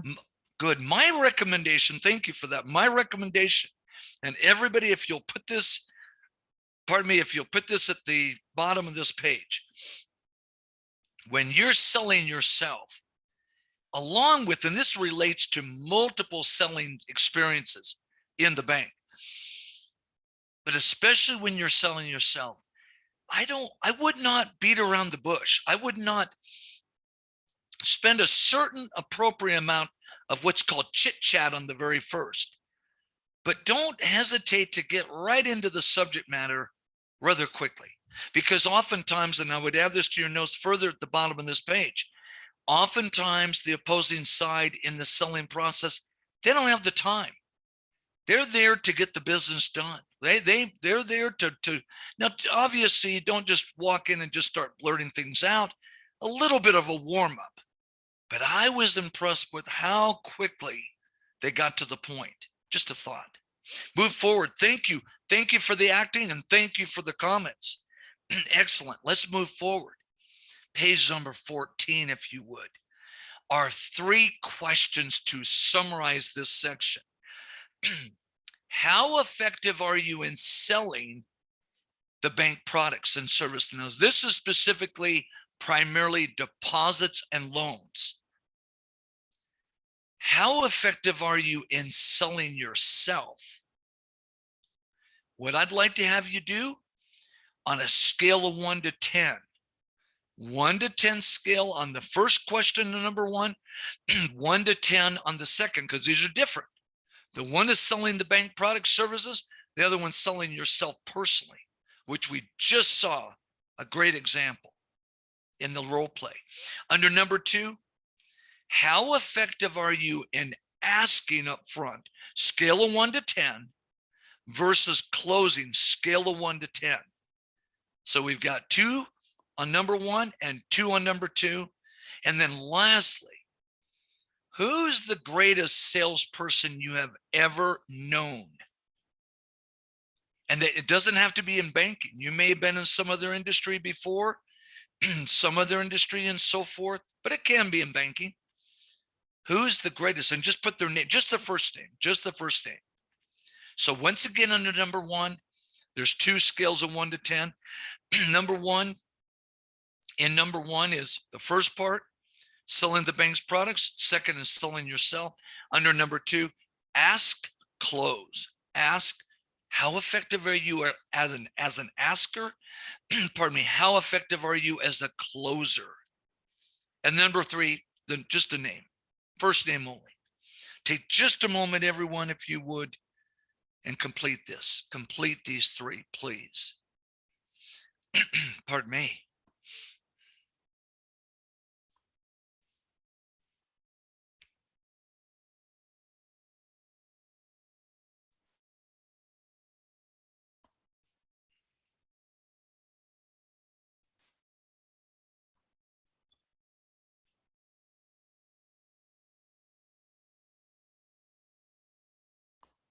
Okay, here we go. Andrew, if you're with us, can you unmute? If you're able to unmute and tell us your rating on part A of number 1, selling the bank's products, services, deposits, mainly loans, and other services. If you're able to unmute. Okay. Tessa, what about you? What's your number in specifically selling the bank products? I'd say an 8. An 8. Okay, I'm going to ask you, Tessa, what about selling yourself? Meaning you're like as if you face that issue with the equipment leasing specialist and 30 years doing that and 8 with this particular bank, and then nothing you did. In fact, like was just displayed, Brandy, boy, her numbers were strong. It is simply a management executive decision. What number would you put yourself on selling yourself? In that position, I would say a 9 because it gives me a chance to recognize my own brand and build that. Good. And come strong and know where my strengths are. Okay. Tessa, how would you rate yourself right now as selling yourself as the branch manager at your bank? I'd say 9. A 9. Good. Okay. By the way, before we continue, that last case study was based on a real situation. For whatever it's worth, I have a friend, equipment specialist, over 30 years, worked at a non-bank, but worked at about 3 different banks, 2 banks. He literally had that happen to him. That's where the case study originated from. He was 30 years in the industry, specifically equipment leasing. Pardon me. Left a big bank. I'll just say it straight out, Wells Fargo. Left Wells Fargo, went to a community bank, good sized community bank. And all of a sudden, out of the blue, he was there a couple, 8 years, and he's clipping along and it was just an excellent fit for both sides because of his experience and the size of the bank. 8 years in, and all of a sudden, out of the blue, senior management decided, well, we're going to cut this department. We're going to change this. We're going to expand over here. We're going to do this. Nothing to do with him or his performance. Shut down the entire department. Like, what? Wow. Okay, moving right along. Under number 2, Rob, what's your number as a asker? Not a closer, but an asker in the sales process. Pardon me, go ahead. I rated myself an 8, and I'm glad you asked me about this because I was going to actually mention this with respect to the previous case study, being an asker. Now, one of the things that nobody mentioned and something that I would strongly suggest if faced with such an incident would be to ask for a referral. You're being terminated, not for you, not for cause, not for anything else. I'm sure that the management at that company would be happy to write a referral letter for them. And same thing goes for when you're selling. even if you can't make the sale, or maybe your product service isn't a good fit for that particular individual, make sure that that's the final step is make sure that you're asking for a referral. If you can't help Good. that person, is there somebody else I can help? Good. That's excellent. Excellent. Thank you. Good feedback. Okay, Rob, I'm going to ask you, what about closing? What number did you give yourself as a closer? Close the deal. Closing, I gave myself a little lower. I gave myself a 6 on that, not because the deal's not closing, but I think it's more because I'll close the actual sale, but I might not be getting enough outside of that. So it might even be something, more kind of a post closing. Okay. But I'm going to sell you that loan. I'll get that loan closed, but maybe that follow-up's not there for the entire relationship, or maybe circle back a week or two later, with the feel good conversation after the fact, and then try to work the referrals. Good. So I did give myself a little lower on the closing. Okay, on the close. Thank you. Carla L., what number did you give yourself as an asker on the front end of the sales process? I gave myself actually a 10. On the asker. You're Yes. good at asking for the business, right? Yes, I'm good at showing options and comparing with options outside the bank. And I always ask what is the person would like to do next, and what would be the procedure if he chooses A or B. Okay. Carla L., where did you put yourself as a closer, closing the deal? More around 8. 8. I sometimes think I am a little less than that, but then when we see statistics around here about which ones actually go to closing, the odds, the numbers are actually my favor. So I'm kind of surprised. Okay. Thank you for that. Under number 3, Carla M., who's the greatest salesperson you've ever known? I honestly don't. I don't have a specific that I can tie back to. I'm sorry. I couldn't come up with one. No problem. No, I don't have a good experience with that one. Okay. So No problem. Jasmine, how about you? Who is the greatest salesperson? Doesn't even have to be in the bank. I mentioned that. It could be some other industry or family member, friend, whatever. Who's the greatest salesperson? Funny. So I chose Brandy, who's on the call. I love it. She just has a lot of good ideas and a lot of good background in sales. And when she came on board, even though I've been here for quite a bit longer, I've learned a lot from Brandy. So I chose Brandy. Good. Excellent. Thank you. Brandy, who would you say is the greatest salesperson you've ever known? We have another coworker by the name of Lori, and Lori's always kind of been like my work mom. And the joke always was, I wanted to be Lori's mini me. And when I was put into an FSO position, I just kind of hit the ground running. And so now Lori works with us. So she always introduces me as Lori Jr. So. Oh, I love it. Good. Excellent. Thank you for that. Everybody, let's turn forward. Those were good. Page number 15. Now we're going to go into section 3 of our 5 sections today. Now, these are the supporting disciplines.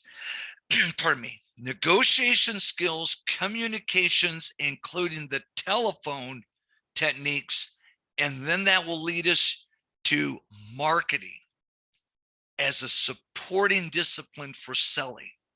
Okay, so negotiations up front, communications, telephone techniques, and then marketing. Here we have on page number 15, negotiations. You'll notice in those role playing, and we're gonna have a few more of these later in the session. You'll notice that much of the selling process, of course, ties back to the discipline of negotiations. What is negotiations under Part A? If you'd put this in your notes, the definition. Negotiations is as follows. It is a communicative interaction between two parties a communicative interaction between two parties with compromise. Sometimes in the bank, we miss the point with compromise, or that last little part of the definition. Let me illustrate. I was at Bank of America. I had a team leader. I was a commercial lender, VP in the bank. And this is before I became a team leader. This team leader's attitude was, and he would tell us literally almost every staff meeting, which was weekly, but at least every other staff meeting, it'd come right out of his mouth. I just want to emphasize that in all of our interaction with our borrowers, our commercial borrowers, the bank will win and our customers will lose. I was like, what? True. And he would emphasize, and the first time he said it, I thought, what? Well, maybe I heard that wrong. A couple weeks later, he did it again. A couple weeks later, did it again. My coworkers and I the other lenders would get together and not in a, conspiring against him, but we would just go, when he'd be out of the office the next day or 2 days later, we'd say, did you hear that? What I thought I heard? Yeah. Is that weird?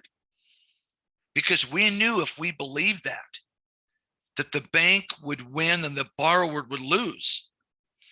We knew full well that we would lose clients. But see, you got to understand the perspective. This was a team leader that did not have a loan portfolio.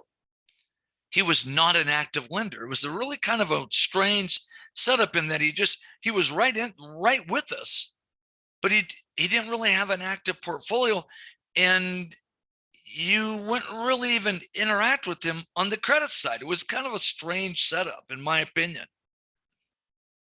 So he could say that, but for us, if we lose the totals in our portfolio, our loan portfolios, our individual portfolios, there would be ramification. We would be penalized. Absolutely. How important is negotiation? As a lender, huge. You're all lenders. Huge. Okay, here we go. How often do we negotiate?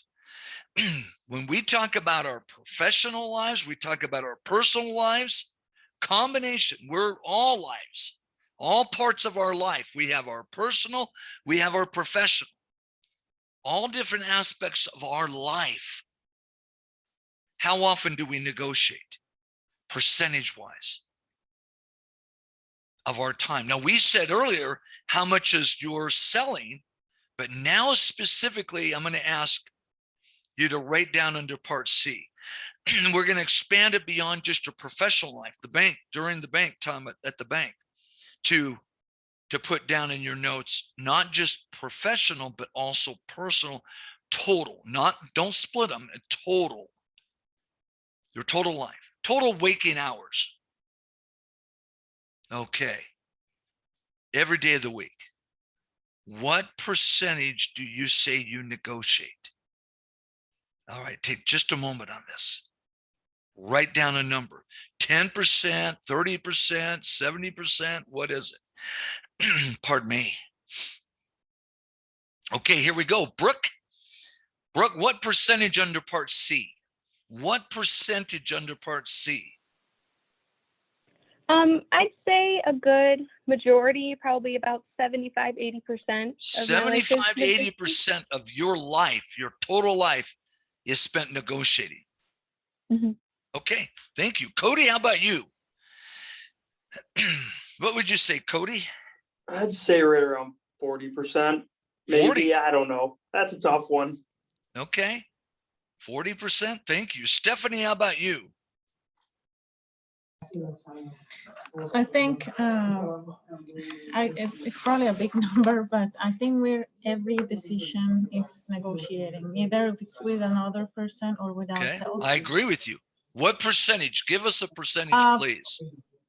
I would say probably a 90%. 90%. The other thing I would say is pre-made decisions, like we say, okay, we stay with it, we do it automatically. You already did, but I think every day we're doing that. Okay. Yeah. Thank you. 90%. I'm going to tell you flat out, my personal life, not to be personal, at least 85 to 90%. Oh, easily. Meaning both professional and personal. What was mentioned a moment ago, I think oftentimes we forget how often we negotiate. Even when you drove to the bank, if you drove to the bank today, you're negotiating. Drive out of your driveway in your neighborhood. You get on the highway, you're negotiating everything we do practically. So in a way you say, well, wait a minute, negotiation as a support to selling, in many aspects, we're selling ourselves. We're selling our position, our strategy, or our position, if you will, more often than you would think. Look at part D. Can you improve your negotiation skills? Everybody, if you'd write this down, yes, you can. Let's look at some of the techniques. Here we go. Page number 16. Further, skill building, negotiation skill building between two parties. Even when you have a large organization, okay, I need someone, we're behind closed doors. If this relates to you, I need someone just to blurt out and say, oh, that relates to me. Have any of you ever in your lending career been asked to, or you had the responsibility of calling a large organization, maybe one of your biggest customers of your community bank, and you felt intimidated simply because of the size of this client? Let's just do a shout out. Yes or no, everybody, class shout out. Have you ever had that experience? Yes. Yes. Yes. Look at that. Look at the yeses. Keep it going. Yeses or nos? Yeah. Yes. Yes. Okay. If you haven't, maybe you should be looking for bigger deals. I love it. That is good, Rob. If you haven't done that, you should be looking at bigger deals. Now I'm going to tell you flat out, this happens all the time. Let me give you an example. A couple of years ago, just before the pandemic hit, I was training the senior financial managers at Microsoft in the Seattle market at their main headquarters. By the way, to get to the training facility, it was a ground-based session. I had to go through 4 secured buildings just to get to the location. And I'm in there training them. Now, the topic was key ratio analysis and some other more on the technical side. And I stopped myself. I said, wait a minute, how did I get in here? Because it was intimidating, even to be in their facility. 4 security checks. Well, I remembered there was one phone call. I received one phone call and one lead into Microsoft, the headquarters of the Microsoft. And I'm in the middle with these senior financial managers of Microsoft, training them. And I'm like, what? And then I start kind of getting a little nervous, like, wait a minute. And then I thought, no, wait. It's still one-on-one. In negotiations, it's still one-on-one. Even if you're calling from a sales standpoint, you're calling on a large player in your market. It's still one-on-one. It's 2 people. Look at part B. Just open your mouth. Practice makes perfect. I'd highlight that. I would put in your notes under part B to improve your selling. In this supporting discipline, you practice your negotiation skills. As I mentioned already, and we haven't even done all of the role playing on the case studies. We're still going to see a few more. We're going to see 4 more case studies. Well, many of the foundation, or much of the foundation of those role plays, you could see it was negotiations. If you feel like, I need to improve my negotiation skill set, practice makes perfect. Volunteer, not every deal.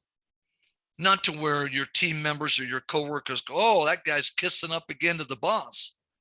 No, but volunteer appropriately. Communication is best. We're going to see communications as a support discipline in just a moment. The American way. Americans like to negotiate. Tessa, is that correct? Do you believe that to be true as a people in our culture? Tessa, is that true? I don't know if your mic's working. Tessa, do Americans like to negotiate? Rob, how about you? Rob, do Americans like to negotiate? In general, yes. Okay. There is a limit, especially when looking at you look at some other foreign cultures. Oh yeah. Very close to home. You go to Mexico. You can't. Nothing is priced what somebody would agree to pay for it in any store. You're negotiating and bartering for everything. Many countries are like that. So yes, America likes to negotiate, but at least it's not on every single little thing. I agree. Let me ask you this related to that, Rob.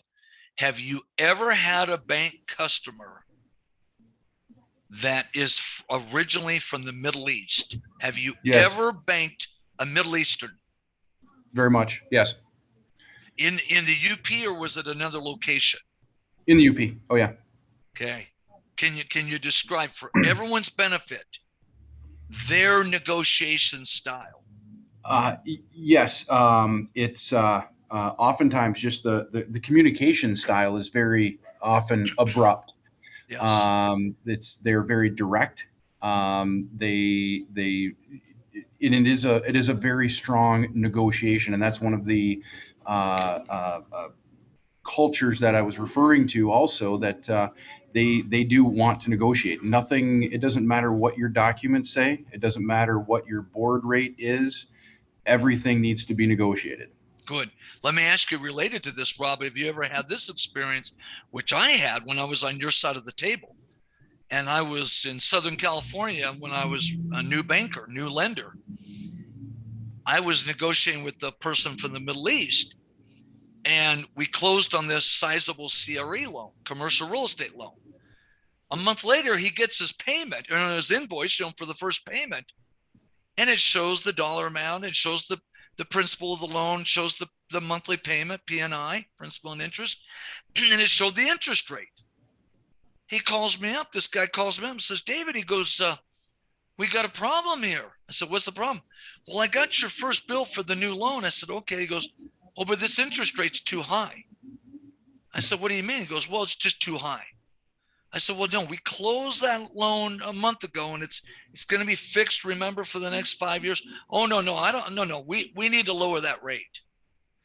Rob, have you ever had something like that in your career? Yes. Oh, so you've seen it? I have. Good. And certainly good people, and again, it's not just them, but there are some cultures, and that's where it's important to understand the cultural differences that you'll run into in finance. And it's really important to understand those things, and sometimes there's even knowing going into some of those, I might build in some cushion in some other areas, maybe throw in a covenant that I wouldn't normally have, but it will give me something to waive, and it makes them feel good. Good. So that's good strategy. Very good strategy. Thank you for that. Win-win. Covey, Stephen Covey, management guru, passed away several years ago. His writings were win-win. Not win-lose, lose-win, not like my old boss at Bank of America, where we win and the customer loses. Moving forward, page number 17. Now, our second of the supporting disciplines, communications. You're the sender, they're the receiver. You're the sender, they're the receiver. I'd put me or your bank underneath, you representing the bank, or me under sender. Your borrower is the receiver. Well, we're selling to them, but to sell to them, we need to communicate with them. Sometimes static gets in the way. We've seen this. Let me give you three. There's multiple. There's been books written on the static, but let me give you three that just come to mind. The first we've already seen today. in our session, I'd put technology static, underneath static technology. The phone drops, the Zoom drops, the whatever. There's a power outage. In Las Vegas, we have storms that will run through the valley or that roll through the valley, and and electrical. And sometimes very little, believe it or not, very little, if any, rain, boom, power outage. Number 2 under the static, language barrier. Maybe your native language is not English, maybe theirs is not English, or maybe both of your languages is not English, or no, native language is not English. Okay, let me ask, Carla L., have you ever had disruption in communication over language? Have you ever seen that? Either way, whether yours or theirs or both. Well, I just happen to be trilingual, and I work with customers that speak other languages, such as Spanish and Portuguese.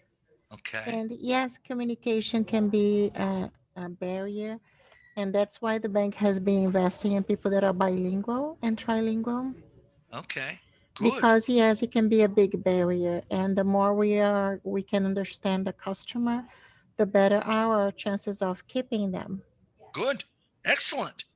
Excellent. Number 3, here we go. Number 3, static, personality conflict. Sometimes you just have personality conflict. Okay, let me ask you this, Carla M., don't mention the name, but have you ever had a personality conflict with your boss at the bank? Maybe not currently, but somewhere in your career. Absolutely. Yeah. Oh, yeah. Yeah, absolutely. Sometimes just generational is maybe a good word for it. Yeah. Good. That's a good point. We're going to come back to generation just a few minutes. Excellent point. Let's go to oral communication. How do we improve our communications? How do we improve the oral side? I'm going to give you some tips on this, the rest of this page and on the next page. Some tips. Tips or techniques to consider. I'd write these down, please. Oral communication.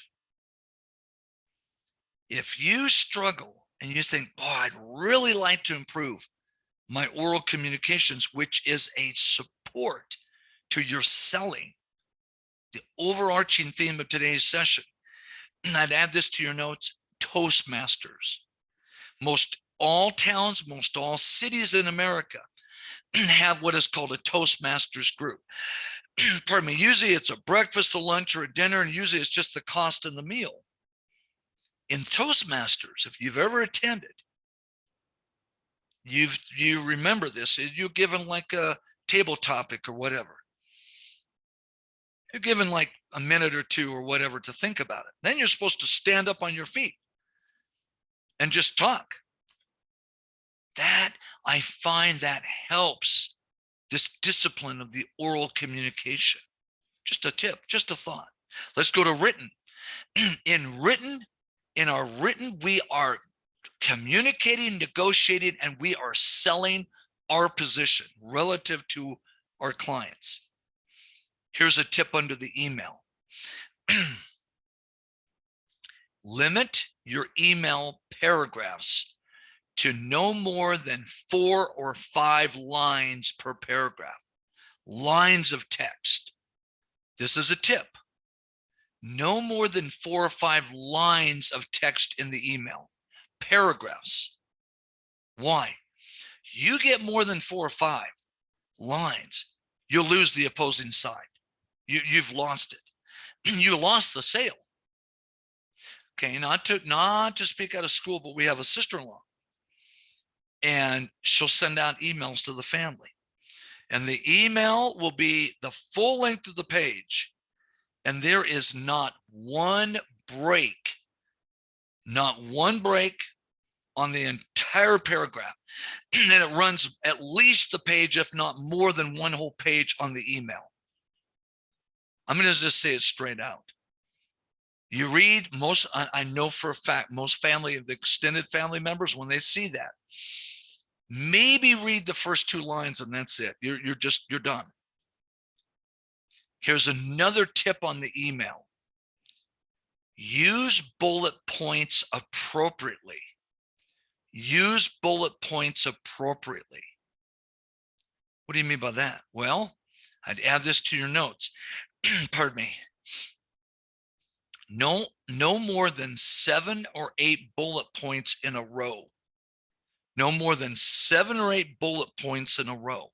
And you said, well, what if there's 12 items and it's a legitimate list? If you have more than 7 or 8 bullet points, break the list into 2 sides, like a subcategory, if you will. The bullet point is intended to help the opposing side read the material, understand your position in the sales, essentially, or literally, quicker. 7 or 8 bullet points, no more than that. Here's another tip on the bullet point. The bullet points for the email. Pardon me. No more than 2 lines of text per bullet point. In other words, you do 7 or 8 bullet points max, 2 lines of text at the very most. If you go more than 2 lines of text, you have violated the purpose of the bullet point. I saw a document recently and it was so noticeable. They only had five bullet points, so they didn't go more than 7 or 8. Pardon me, but each bullet point became like a full paragraph, like 2 or 3 sentences. Well, if you looked at it, it was basically just sentences, they're like paragraphs that were just sort of make believe as if they're bullet points. So no more than 2 lines of text per bullet point. If you'd add this to your notes, please, these 2 major tips for the email, if you'd put a little mark in your booklet there or your material, the same on the snail mail. What is the snail mail? The US postal mail, just the regular US mail. Snail mail, slow compared to the email, of course. So the same tips apply. What about on the text? Here's a tip on your text, because you're using a phone, okay? You're using, let me see, yeah, there you go. You can see the phone, there we go. Small screen. A tip for the text is break the text into small paragraphs. Especially with the text, it's hard to read because, pardon me, the screen is so small relative to a monitor, computer. Just a thought. How about body language? Effective communication body language. Here's a tip. Here we go. If you want to communicate to your borrower, the answer is no. The bank is not going to do that. That's unreasonable terms, unreasonable pricing, interest rate pricing, or no, we're not going to do that, especially if it's like a workout situation. In the negotiation, now this is alive. I put this in your notes under Part C of course, Part C, it's alive physically, a ground-based. Whether you're in their office or your office, their conference room, your conference room, just cross your arms. Now, don't make it real obvious, but just kind of nonchalantly, just kind of naturally cross your arms. You're saying body language, no. Okay, here's even more no. You're sitting in the conference room and they're saying this, hey, we propose this, and you're going, no way. You cross your arms, but you push your chair back a little bit and you cross your legs. It's a double no. Cross your arms, cross your legs. You may say, ooh, that's a little touchy-feely. It works. It really does. You don't say a word. Then eventually you say, no, we can't do that. But you have already psychologically told them no. Now, add this to your notes, please, under the body language. What if the answer is yes? What if the answer is yes? Open your arms. You're at the conference room table. You're negotiating with them, whether it's their conference room or yours. Keep your arms open. If you're trying to communicate, the answer is yes. Yes, we'll do that. Yes, we agree to those terms. Yes, that interest rate is feasible. Don't cross your arms. Don't give them a mixed message orally or verbally, yes, and then cross your arms. Now, it's common, especially when you're newer in lending, because it's intimidating. Like that person that was the credit analyst that 2 years later, all of a sudden they're the loan officer and they're out there supposed to be out there shaking hands with Bob and Sue. Bob and Sue in Grand Rapids own the little manufacturing firm. It's intimidating. So we naturally kind of close up. Force yourself without making it obvious to keep your hands apart. Let's move forward. Page number 18. Space dynamics, still on communications. I think you'll find this one interesting. Please take a few notes on this one, if you would, please. Where do we negotiate? Where do we communicate? Where do we sell? In your office, in your conference room, in the restaurant, and maybe even at the bar. Okay, as lenders. Off to the right of the office and one line up, if just to the right of the office in that blank space and one line up, if you would put relationship. To the right of that, if you would put conflict. Relationship, and then to the right of that, conflict. We're going to fill in the table. Okay. You're in the office, your office at the bank. And boy, Bob and Sue show up, or you have an appointment. And they come into your office. You go and you get out from around the desk and you go over and close the door and welcome them into your office. You have 2 chairs on the other side of your desk. We're going to start with the positive, the relationship build. Boy, we want more of their relationship. We're selling to them. What do you do after they sit down at the 2 chairs? Do you just go back and sit behind your chair and allow that big, huge piece of wood known as the desk to be the buffer? No. You grab your chair and pull it to the side of your desk. I'd write that down in your notes, please, under relationship. You cut the corner of the desk. So you go over, grab your chair and bring it to the side of the desk and you cut it and you're closer to them. Now, I recognize with COVID, it gets a little sticky though, a little tricky though, depending on the numbers in your county or your area of Michigan or whatever. That may be a turnoff to them. They may go, whoa, but barring that, you want to be closer and cut that corner of the desk. How about conflict? What about conflict? I'd put this in your notes, please. Conflict.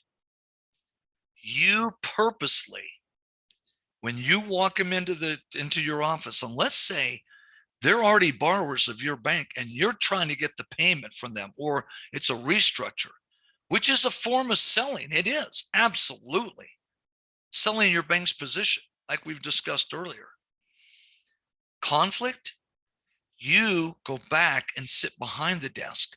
You use the big piece of wood known as the desk as the buffer. Power. Okay, now I'm going to say it straight out, and don't take this wrong, but historically in our industry, bank buildings used to be built this way. If you have ever watched an old movie, or a modern movie that's depicting, let's say, the 1920s in America, what did the bank building look like? The branch. The people walked in, and where the desks are, or even where the teller line is, or both, were raised. Years ago, we used to call where the desks are in a typical bank branch, even though today it's the same level. We used to call it the platform. Okay, we're going to do a class shout out. Yes or no, have you ever heard of the old-fashioned term, the platform? in a bank branch? Everybody shout out, unmute yourself, please. Yes or no? No. No. No. Okay. No. Anyone yes? Anyone yes? Okay. Years ago, even in my era, we used to call when you'd walk in the branch and you see, okay, you see the teller line, you look at the desk, we would call where the desk are the platform. I'm serious. And I used to think, why is it called a platform? It's the same level. And then I remember, I don't know, 3 months later, and this is when I was a brand new in banking, 100 years ago, when I was first in banking, 100 years ago in Southern California. I remember we're sitting there one night watching TV, some movie. It was a modern movie, but it was showing the bank in 1920s or whatever. And I noticed where the desks are, it was elevated. Oh, maybe 6 inches. You know, not a foot, but 6 inches, whatever. Why? A form of intimidation, space dynamics. I'm serious. Watch any old movie or a modern movie that's depicting a bank in the 1920s, for example, or 30s. The platform. Let's move forward. Conference room. Relationship. Oh, we want this. We want your deal. We're selling you. We want this deal, Bob and Sue. Conference room. Just to the right on that first column. How do we pre-stage the room? Space dynamics. Pardon me. We go into the conference room before, 10, 15 minutes before, and we kick the air on. This is the first thing you do in that conference room. Is you go at least 10 to 15 minutes early, kick the air on, and then rearrange the chairs. What do you mean kick the air on? Well, it's because, boy, if it's sluggish, oh, you want this communication, negotiation, this sales event. We want them to be awake, and we want to be awake.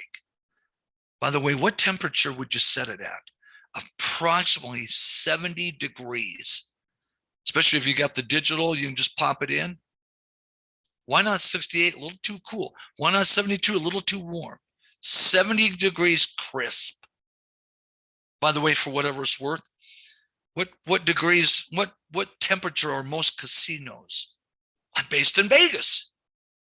70 degrees. Oh, absolutely. That's not a mystery. Why? It's because they want the people active. They don't want the people sluggish. They want the people up and feeding those machines and feeding those table games. Absolutely. Back to your conference room.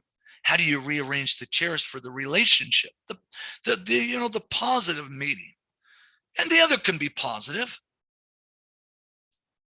You put the chairs on the middle of the table, meaning on both sides. Push the other chairs back. So when they come in the room, you kind of motion and they go sit and you're right across from each other in the middle. It's more neutral. Even a greater relationship tip would be you sit on the same side of the table. You're not too close, but your elbows, your left elbow, their right elbow, and you got your satchel or your pad there, paper, whatever. Just a thought. What about conflict? You go in there, kick the air on, 10, 15 minutes early, 70 degrees. Also, here we go. But you rearrange the chairs totally different. You put one chair at the head of the table. Whether it's a rectangular or an oval table, it doesn't matter. You put one chair at the head of the table. You put another chair near the head facing them. The other chairs you kind of move back without making it look obvious. You walk in with your client. Have them sit. If it's just one client, have them sit at the head of the table. If you have another employee with you, you have another chair on the other side at the head of the table, facing the head of the table. Meaning the end of the table, not the middle, the end. If you have another employee with you, and let's say it's a workout loan situation, and it's tough, and you may say, well, what does that have to do with selling? Oh, workout deals You're doing a lot of selling. Would you agree with me, Rob? When you have a full-blown workout loan, you're doing a lot of selling. Would you agree, Rob? Yes, you are. Oh, Absolutely. Absolutely. So you want the upper hand. You have them sit at the head of the table. You'll have them do this. I've done this. I've done this numerous times. I've had clients do this. I've done it as a banker. I've done it as a CFO numerous times. The vendor or the client sits at the head of the table. They'll even act like, and they'll say, oh, where's the gavel? Let's start this meeting. And they're kind of joking around. And then all of a sudden you sit down and you have another one of your employees on the other side of you and you're facing them at the head of the table. I put this in your notes, you have put them in the vice. Now, I don't mean to sound unethical. We're going to talk about ethics in just a few minutes.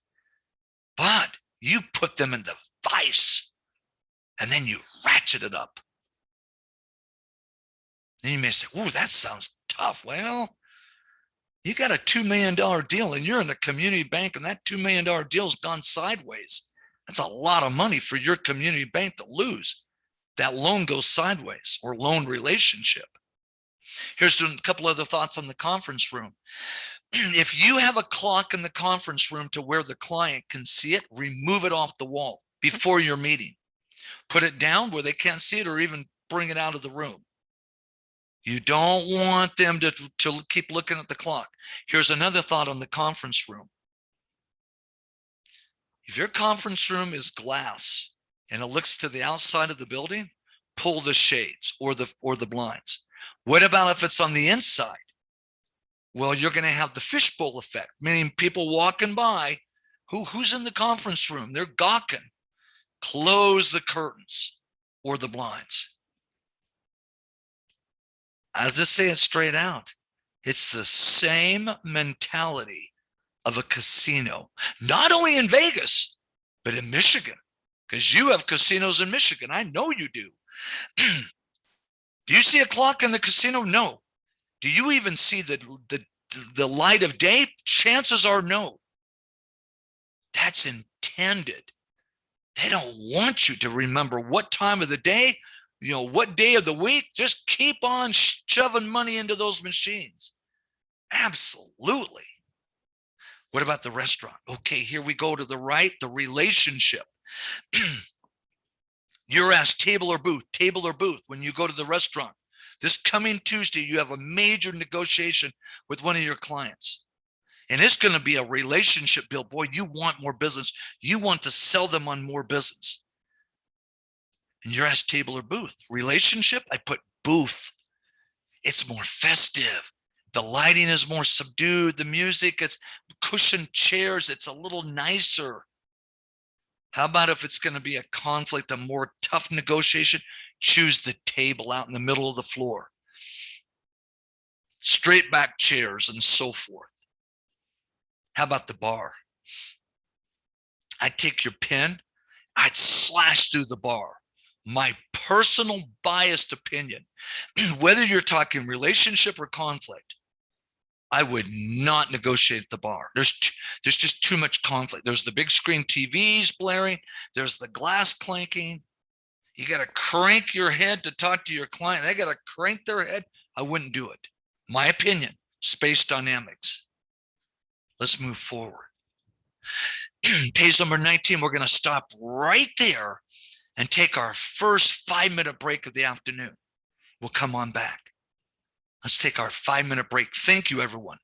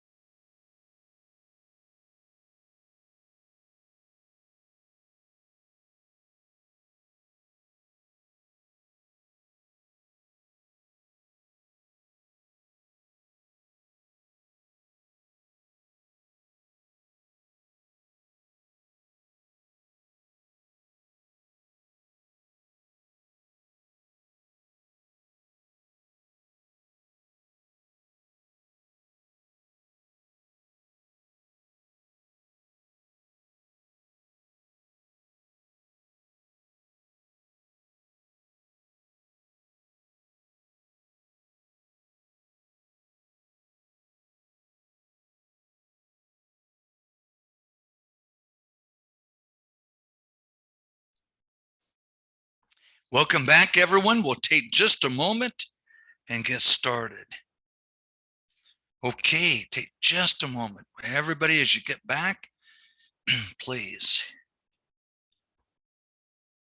Okay, Jasmine, are you back with us? Can you do our sound check, please?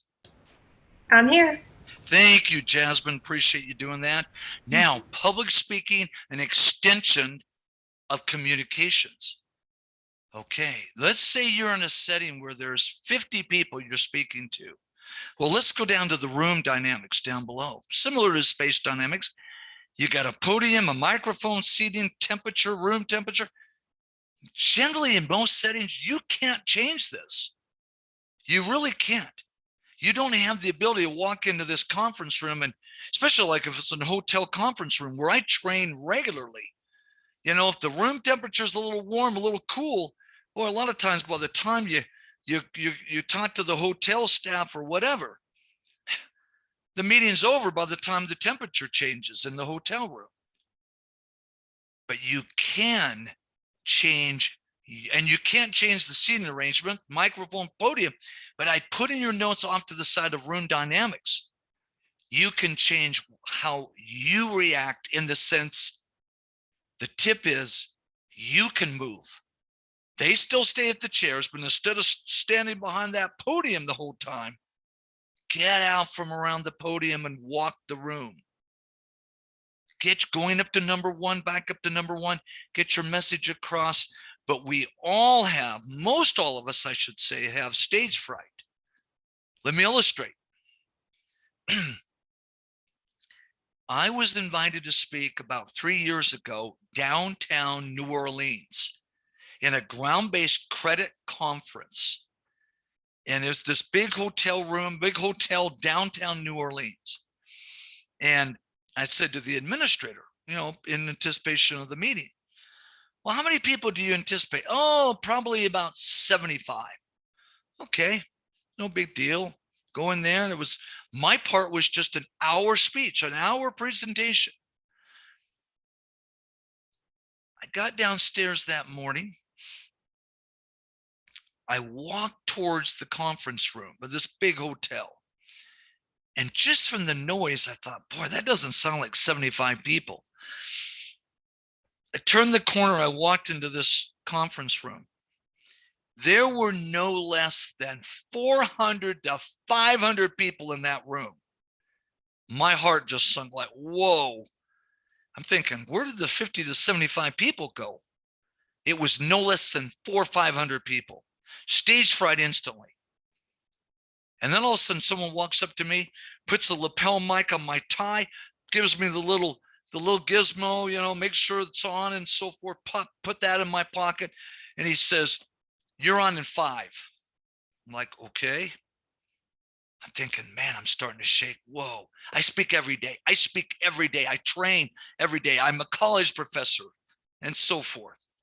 Regular, I teach my classes. Well, I thought, man, but 400 or 500 people is a little shaky.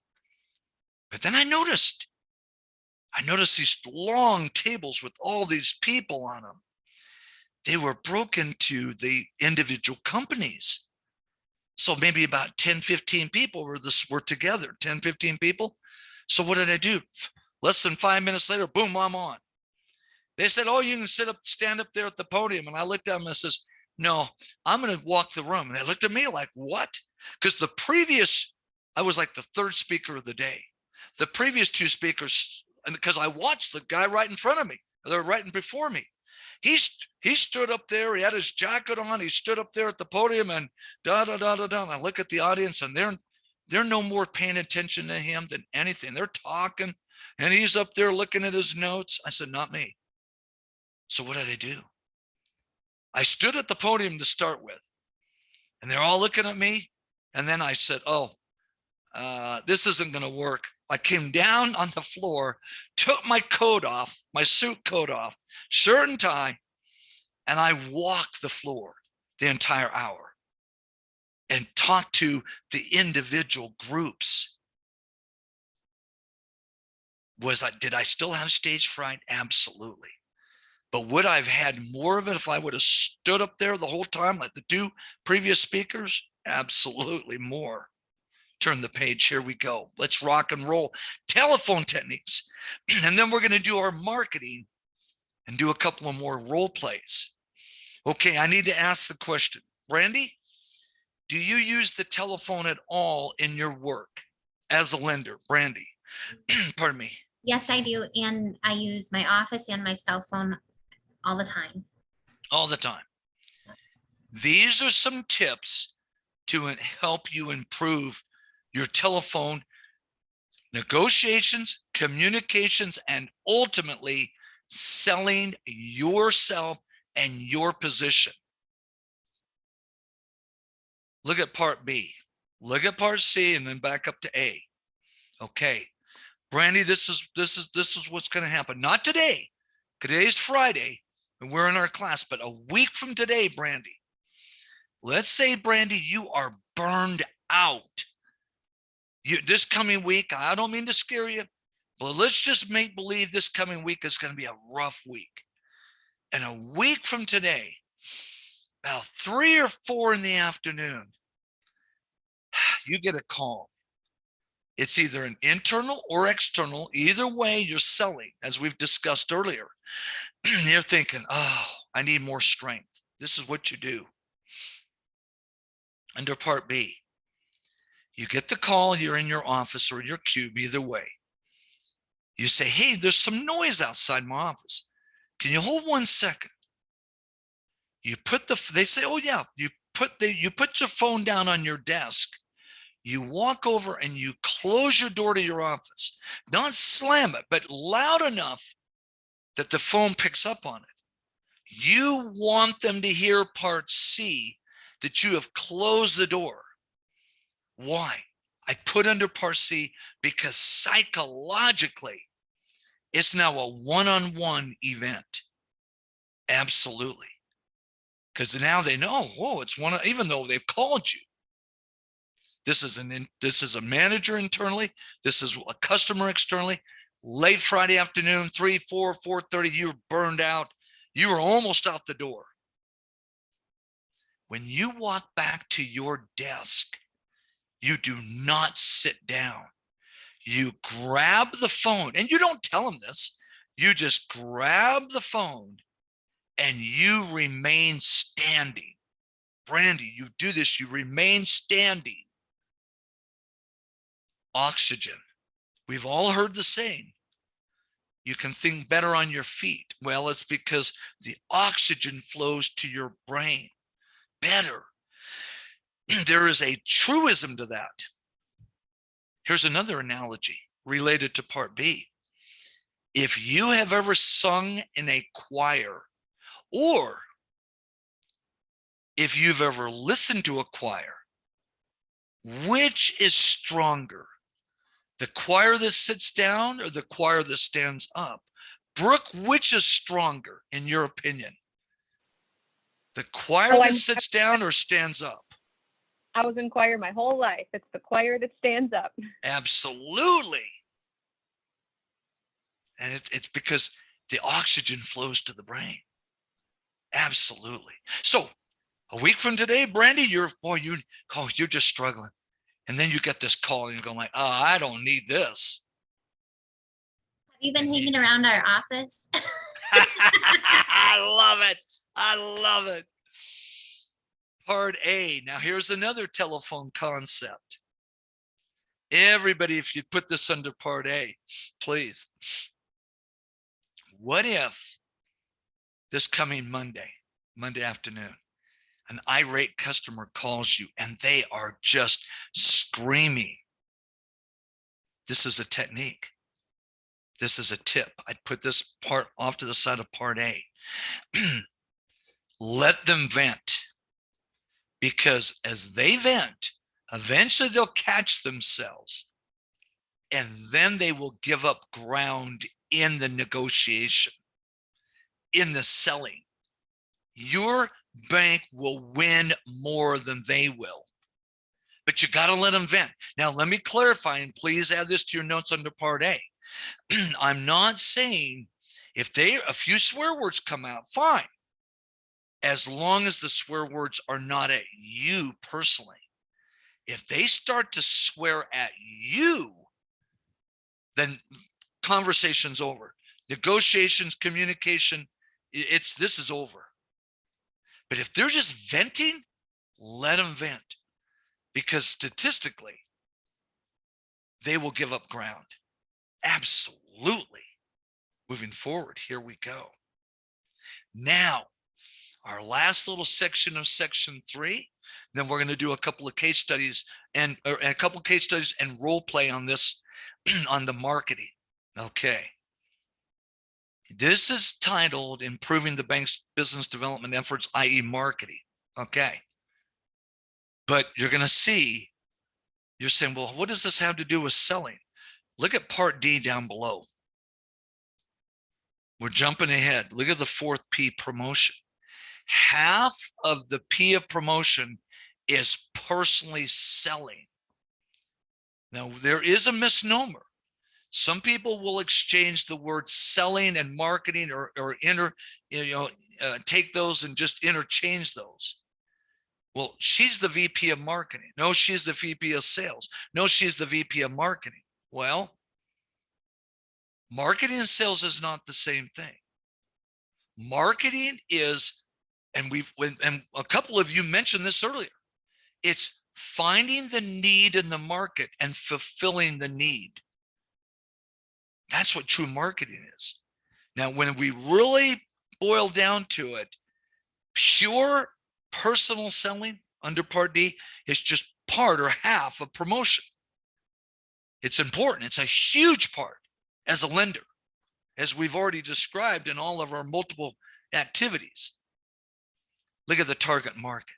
Whether we're talking the bank or yourself, I'd put off to the right target market. It's your focus. Let's just use an imaginary example for the bank. Over to the right of target market under your bank, ag equipment program. Your bank develops a specialized ag equipment program for the farmers. Look at the 4 Ps, marketing, otherwise known as the marketing mix. The 4 Ps are known as the marketing mix. Pardon me. The product, over to the right of part A, under that first column, the product, specialized equipment, terms, conditions, and so forth. Instead of a 5-year amortization, typical on most equipment deals, you go 7, 8, maybe even 10 years. Instead of pricing it, prime plus 1, maybe it's prime plus a half. Prime is 3 1/4, so prime plus 1, 4 1/4. Maybe it's 4 1/2, or prime plus a half, or whatever. It's a special program. Terms, conditions. Go down to the place over to the right underneath the bank, the place, physical or virtual. Physically, your bank has 8 branches. Your community bank, I just made that up. You have a banner in each of the 8 branches. We have an equipment loan special program for the farmers, or an ag equipment program special. How about virtual? Same logo, same theme, or the same info attached to your bank website. How about price? I put over to the right a C underneath the bank. Very competitive, cut rate. Absolutely. Who are you going to be competing with? A lot of non-banks, believe it or not. A lot of the finance arm of the equipment the farm or ag equipment manufacturer. Lastly, promotion. We promote. We advertise, we personally sell. Over to the right underneath your bank, the advertisement. We put the banner in each branch. We may even put an ad in some of the local farm or ag publications where the farmers get together sort of as in their business meetings and so forth from the business side, maybe, but limited, more focused, targeted. How about personal selling? over to the right of Part D, personal selling underneath the bank. We go out to the farms. We physically go out there. Wow. You walk up to, you just go out to the farm. They see you coming. You get out of the car. Oh, that looks like a banker. You walk up there, knock on the door. You don't even know this person. They say, man, we've never had a banker come out here. We always have to go into town. Personal selling. Huge benefit to your bank in this program. Okay, now let's shift to you yourself. I need everyone to spend just 2 minutes on this. What is your target market going to be between now and the end of this year? Less than 3 months. What is just one thing you can do to benefit you from a marketing standpoint? I'm talking about you, not your department. I'm talking about you as an individual lender. Because ultimately we're doing what? We're selling ourselves. Okay, what's your target market going to be? Okay, let's go down to the 4 P's of the marketing mix. Product, just over to the right of from Part A all the way over to the right under yourself, I put the word me. A lot of people who, remember we said that, selling me, ooh, oh, I don't feel comfortable. Oh yeah, we got to do it. We need, not only got to do it, we want to do it.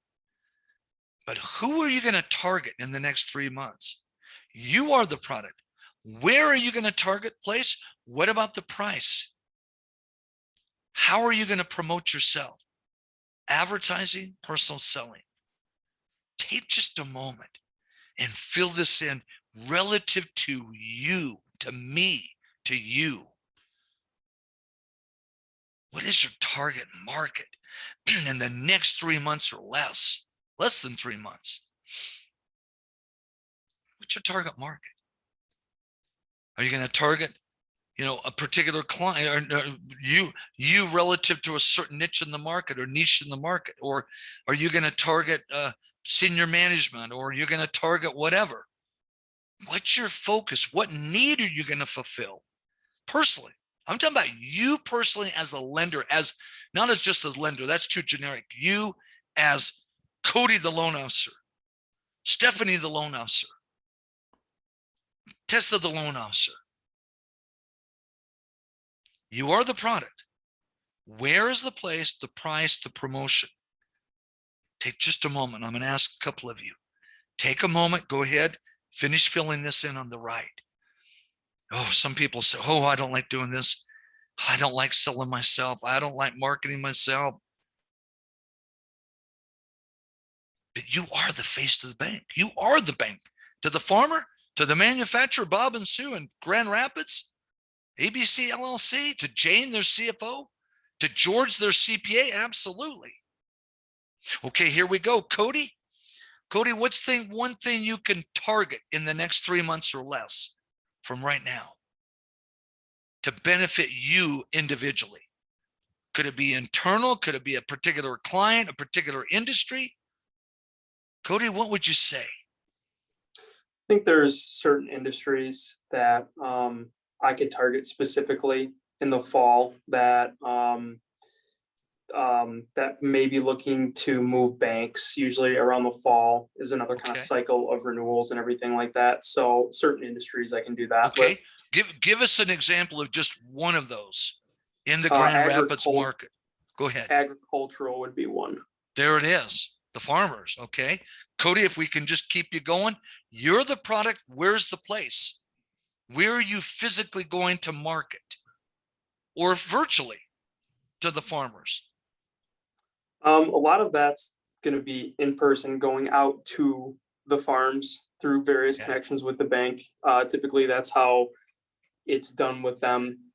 They like it when the actual person comes out and talks to them. Oh, yeah. Goes out and shakes the hand. Okay, Cody, what about the price? What about the price? Any thought on that? Now, I'm not talking about the price of the loan, but what does it cost you to do this marketing? What does it cost you? Very, very little. Cost me time. That's the big one. Everybody put in your notes time. Absolutely. Because most of us, When I was on your side as a lender, I never had enough time. And management always said, we want you out there. We want you out there. I worked in one setting where the chair of the board of the bank would walk into staff meetings and he would say, I want you loan officers out on the street. And it was a pretty hefty amount of time. It was like 3 of every 5 days of the week, 3 of the 5 days of the week. I want you out of your office. And we'd say, well, we got to do our loan write-ups. We got to go to loan committee. And he'd say, I don't give a blank, blank, blank. Now this chair was a full-time employee of the bank. It was kind of interesting. Not a typical chair of the board that's not a full-time employee. He was the chair of the board of the bank, but he was also a full-time employee. And he'd say, I don't give a blank, blank, blank. I want you out from around your desk. I want you out on that street selling. 3 out of 5 days. We're like, whoa. And on average, we'd probably make it 2 out of 5. And even then it was tough. Okay, time. Okay, Cody, what about advertising? What can you do to advertise, not the bank, but to advertise Cody? Any thoughts? That's a tough one. I'm trying to think on that one. Put this in your notes. Here's the thought. There's a thought. Everybody put this in your notes. Business card. Always have a business card on your person. Just a tip. Here's a tip. Always have a business card on your person. Always. Even if you're off duty, you're shopping, you're, at a barbecue, whatever. It's the fall, you're, whatever. Even in a personal setting, people walk up to you. Hey, been meaning to come down to the bank. Cody, yet? I know it's weird, but we're having drinks and this is a barbecue, whatever. But do you have a card on you? Always have a card on your person. Personal selling over to the far right underneath yourself. Cody, how can you personally sell yourself better? Any ideas? Tough one, to be honest. Add this to your notes. It's called the handshake, but in the era of COVID, it's called the fist pump or the elbow shake. Is this a true statement? Traditionally, pre-COVID, Cody, the farmers expected you to shake their hands. Is that true? Oh yeah, yep. Well, okay, let me just ask it straight out. I've been in Michigan. I've been Michigan training enough. I know the answer, but do people shake hands in Michigan pre-COVID traditionally? Yes or no? I'm talking about in business and in banking, Cody. Yes. Oh, absolutely. Just a thought. Just a thought. Now I recognize once again in the era of COVID, elbow shake, fist pump.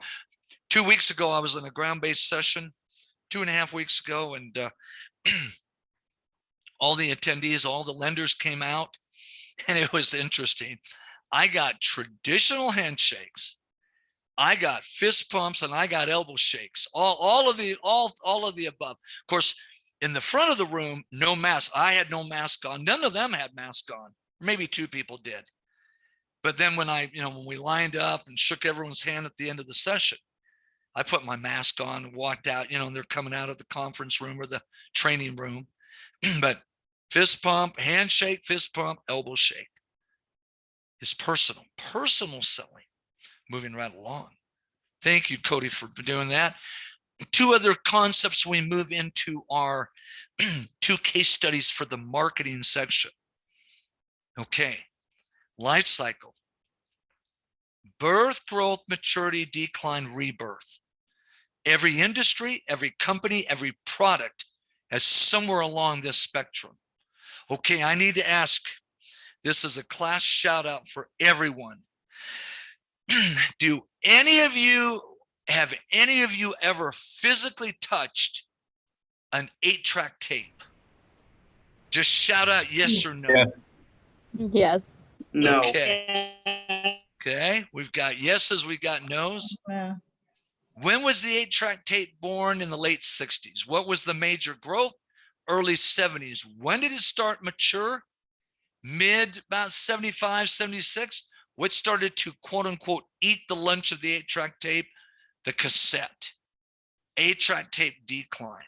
Did it have a rebirth? No. Not really. But one product during that era has had a rebirth: vinyl. Every product, company, industry goes through a cycle. What about your borrower? What about your proposed borrower? Where are they at? Okay, here we go. Here we go. This is personal, but I'm going to ask it. Where are you at? Because we're behind closed doors. Where are you at in your where are you at in your career as a lender? Birth, growth, maturity, decline, rebirth. Stephanie, where are you at right now? Would you consider yourself birth, growth, maturity, decline, or rebirth as a lender? Well, I am in the first two, I would say. In the first one, majority. So birth, growth, In the birth, birth, growth. and the birth and growth, Okay. because it's a very Okay. fast environment, so I'm learning a lot quickly. Okay. No But problem. yeah, the first two. Okay. Thank you. Tessa, where are you at on the cycle? Behind closed doors, of course. I'd say growth. Okay. Good. Let's move to market continuum. Our last marketing model, then we'll do our case studies. Ask yourself, where is Bob and Sue's company, ABC LLC? Or that's if you're a commercial lender. If you're a mortgage lender, where are Bob and Sue? Where are they at? Where's their business at, which is going to feed the repayment of my mortgage loan or the consumer loan? So ultimately, it's still back to ABC LLC, the manufacturer in Grand Rapids area. Is the company perfect competition or pure monopoly or something in between? Right underneath perfect competition, if you would please put in your notes the word wheat. What do you mean by wheat? Well, like the grain, the wheat. Ease of entry, ease of exit. So long as the farmer gets the product to market to a certain level, just a standard quality, so much dollars or cents per bushel. What about pure monopoly over to the far right? If you please put in your notes, pardon me, power company. In most markets, there's one power company. It's called a natural monopoly. What about monopolistic competition? Restaurants in your town or city. Okay, Rob, you're up in the UP and Sault Ste. Marie, is that right? Yes, sir. How many restaurants in your market? 50? Not many. 100? How many? I've 50 or less. Okay. And that would be in our 2-county market. Got it. Rob, what if you were down in Detroit? How many in the Detroit metro? Oh, hundreds. Hundreds. Monopolistic competition. There's barriers to entries, but there's a lot of competition. One barrier to entry, especially if it's a high-end restaurant, they must have what special license, Rob? If it's a high-end restaurant. Special license? Special license, something to do with this during the dinner time. Liquor license? Liquor license. In Vegas, do we care about liquor licenses? No. We care about gaming licenses. We don't call it gambling, by the way. Ooh, that's too edgy. It's called gaming. It's a gaming license. Our state regulator is not called, it's not called the Gambling Control Board. It's called the Gaming Control Board. It is a polite activity. It's not, gambling, that's just edgy. What is an oligopoly? If you put in your notes, banks in a small town in Michigan. You're in a small town. 3,000 people. How many banks? 3? 2, 3 banks? 4 at the most? That's an oligopoly. A few sellers. What should our goal be as lenders, personally? To sell ourselves? Whatever we do, ethically, of course, which we'll come back to in a moment, towards the end of our session, we push ourselves to the right. We push ourselves to the right. How do we do it? There's 2 ways in my mind. At the very bottom of this page, number 1, education, and number 2, experience. Number one, education. Number two, experience. Higher the education and the more the experience, diverse experience, and as a lender, we're going to, from a career standpoint, we're going to push ourselves to the right. We want that. Moving right along. Now, if you'll turn with me to page number 23, the first of our two case studies, let's go ahead and read this scenario. You're a senior VP commercial loan officer. Boy, and your world's changed from CRE to CNI, commercial real estate to CNI, commercial industrial, lines of credit, equipment financing. Read the scenario and answer the question down below. What do you do? And ultimately, it's selling you personally. Absolutely. You're selling yourself.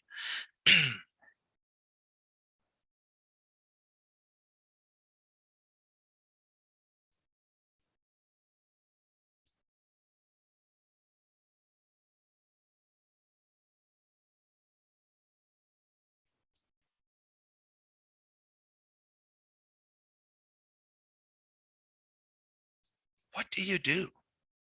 Okay, let me ask. Carla M., what do you do? What do you do?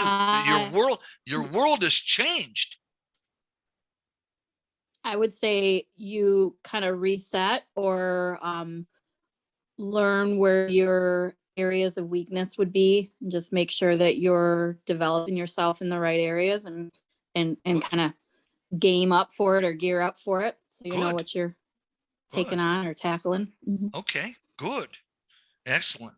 Would you agree with this, Carla M., that part of that would be possibly getting a mentor in your bank that is a seasoned CNI lender and kind of, hey, I haven't done this in quite a few years. Can you kind of get me up to speed? Would that be appropriate? Yeah, ask for, yeah. Okay, excellent. Okay, now for the role play. I'm going to ask Rob to be the senior VP commercial loan officer. I don't think that's too much of a stretch. Rob, would you agree with me? That role. That I would agree. Okay. And I'm going to ask Carla L. to be one of the CNI lending potential clients, like a manufacturer where they need lines of credit, they need equipment financing, not commercial real estate per se. They lease their facility, their building, but they do need new equipment financing. So Rob, if you can, I'm going to go ahead and shut off my video there. If you'll open yours up, and Carla L., if you'll be you'll be one of our actors on this. Rob's going to be the senior VP commercial lender, shifting his role. And you, Carla L., are one of the CNI. You're a manufacturer and you need equipment financing. So Carla L., if you can show us your screen, if that's possible. There we go. We can see it. Excellent. Okay. Go ahead. Take just a moment and think about this. And then we'll have you do the quick role play, just to, like we've done before. Sure. Take just a moment. Think about this. Okay, here we go. Go ahead, Rob. Go ahead, Carla L., please. Hey, Rob, I'm Carla. How are you doing today? I'm doing wonderful. First off, I'd like to thank you for choosing Central Savings Bank. Just a little bit about us. We are a community bank based in Sault Ste. Marie, Michigan. All of our loan decisions are made locally right here in Sault Ste. Marie in the Eastern Upper Peninsula. So I'm glad to see that you've got your manufacturing facility here in our area. A little about me. I've been in lending for 20 years. With Central Savings Bank for most of that, and I would be happy to sit down with you and talk about your needs and see what solutions we can come up with together to fit those needs. So tell me a little about what you're looking for. We have a local Michigan company that produces face masks, and we need to increase production because of the demand from other businesses, schools, government agencies. So we need to buy more machinery, and we need help with that so we can meet our demands. So what do you think about that? Is that something that the bank would be willing to do? That's fantastic. We would absolutely love to take a look at that. What we would need to do would be to look at some financial statements so that we can analyze those and see what sort of financing is going to work best for you. So what we would need to look at is, do you have the all of the prices that you're going to need to implement those solutions and Yes, obtain that equipment? we have started looking at machinery already, and we have a couple of sources that we narrow down to from which to buy, and I could send you also the prices of the equipment we want. Okay, that would be fantastic. If you could at least give me a ballpark idea of what those costs are going to be and make sure that includes everything that you're going to need from shipping, transportation, any training that would be needed, those types of things. Once you have an all-inclusive package for those, even if you have a ballpark idea, that would be a great place for us to start. And then if you could either supply to me or put me in touch with perhaps your CFO or accountant, we'd be happy to go over the financial details with them and work out some financing terms that would be mutually suitable. All right. And do you happen to have a turnaround time, kind of a response time after I provide you with all the documentation needed? Sure, we would, once we have everything that we need, we can typically have approval within 24 to 48 hours. That's And awesome.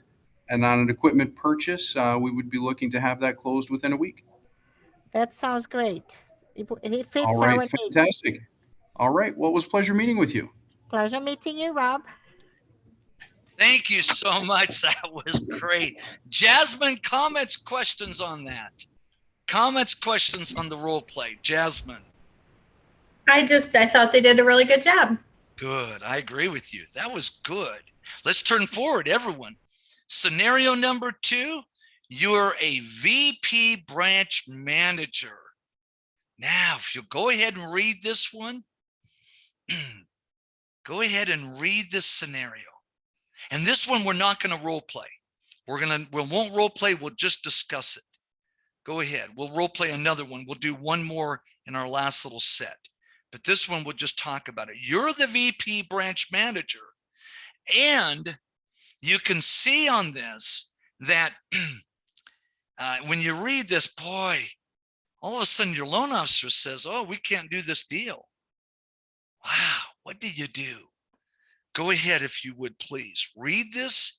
We won't do the role play, but just answer the question down below. What do you do? Because you're trying to sell to this client, keep this client, but you may not be able to keep them. Wow. Go ahead. Spend just a moment on this one, please.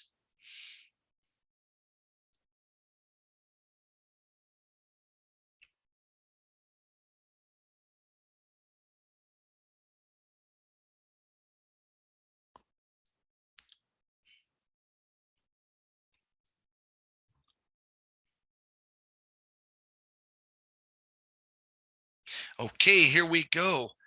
Tessa, you're a branch manager. Let's make believe, and I know you really are. What would you do if your loan officer says, oh, they're not bankable, which means we can't provide the financing, but you want to retain the deposits at least? What would you do, Tessa?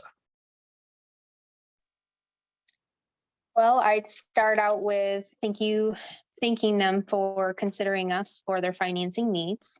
Okay. And just kind of be upfront with what we took a look at and some of the decisions that went into that and what we can do to help provide them and help them in any way, shape, or form being able to develop their growth so they could be bankable so that we could do Good. financing in the future. I've had, a similar experience where I was able to retain the deposit side, but a large loan request we had to deny. We were able to retain the deposit relationship, and I just tried to be upfront and real and said I went to bat for them in any way that I could.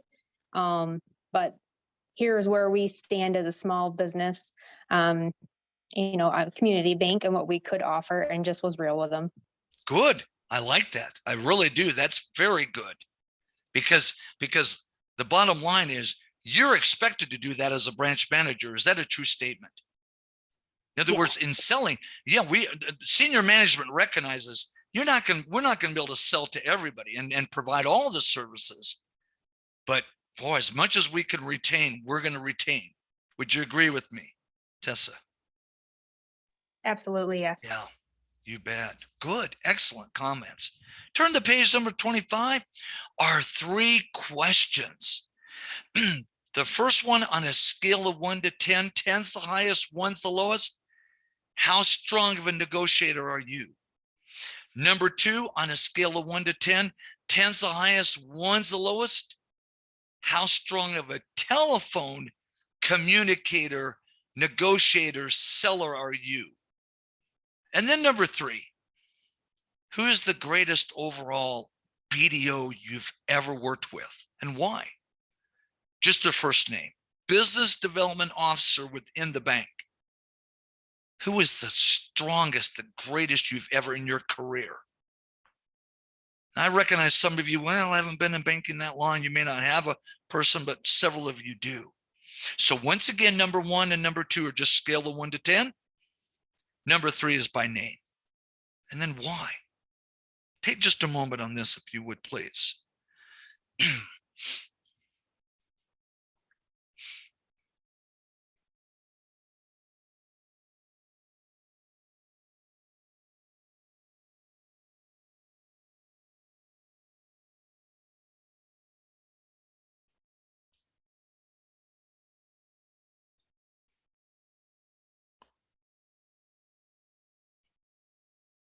Take just another moment. We'll go ahead and summarize these. Okay, Brandy, what's your number on the negotiations, if we can ask you, please?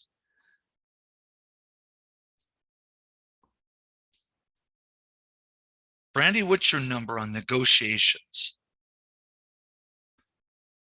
Okay, Brooke, how about you? Brooke, what's your number on the negotiations? I gave myself about an 8. Okay. I feel like I'm a pretty effective negotiator, and my goal is to go into anything like a negotiating situation knowing what I will accept, what I will not accept, and being really upfront about wanting to make it beneficial for anybody I'm negotiating with and myself. Good. Thank you. Cody, what's your number on the negotiations? 7. Okay. Something I'm working on developing, but it is a strength of mine. Getting in the room with somebody and being able to discuss, finding the win-win, what makes both parties happy. Not necessarily giving ground, but also, allowing them to get what they want. Finding that little tiny area to hit has always been something I've been good at. Okay. Thank you. Stephanie, what about telephone communications? What's your number? I would say about a 9. I do it all day, and I try All day long you do it. Yeah, A 9. all Okay. day long, yeah. Okay. Tessa, what would you say as far as telephone specific? I'd say a 7. A 7. Okay. All right. Rob, just the first name only? Who's the greatest business development officer you've ever worked with, and why? Frenchie. Okay. Why? Why? And why? Because he was never in the office. He was always out pounding the pavement and bringing those deals in. Okay. First thing he told me in banking is you're not going to see the people on the streets. You need to get in the bars. You need to get into the restaurants. You need to entertain. Good. Excellent. That man had a nice spending account. I He love a lot of business. A lot of business. Good. lot of business. Good. Let's move forward, if you would, please. Now we're going to go into our fourth section of our 5 sections. It's just a small little section, but important, very important section, management in our skill set. Okay, and there's a little ricochet I can hear, and if somebody needs to mute, if we can mute just a little bit there. There we go. Okay, thank you. Now, management and skill, the skill set, and also compensation and technical, we're going to talk about a little bit. Management. Some of you are managers, a lot of you are not, but some of you are. Administrative skills, organizational skill set. What does this have to do with selling? Well, you lead other people. You're selling to your staff internally every day. Your position, you're selling your position. If you turn forward to page number 27, there are 3 main styles of management. What is a theory X? Theory X, authoritative. Theory Y, delegation. Theory Y is delegation. What about theory Z?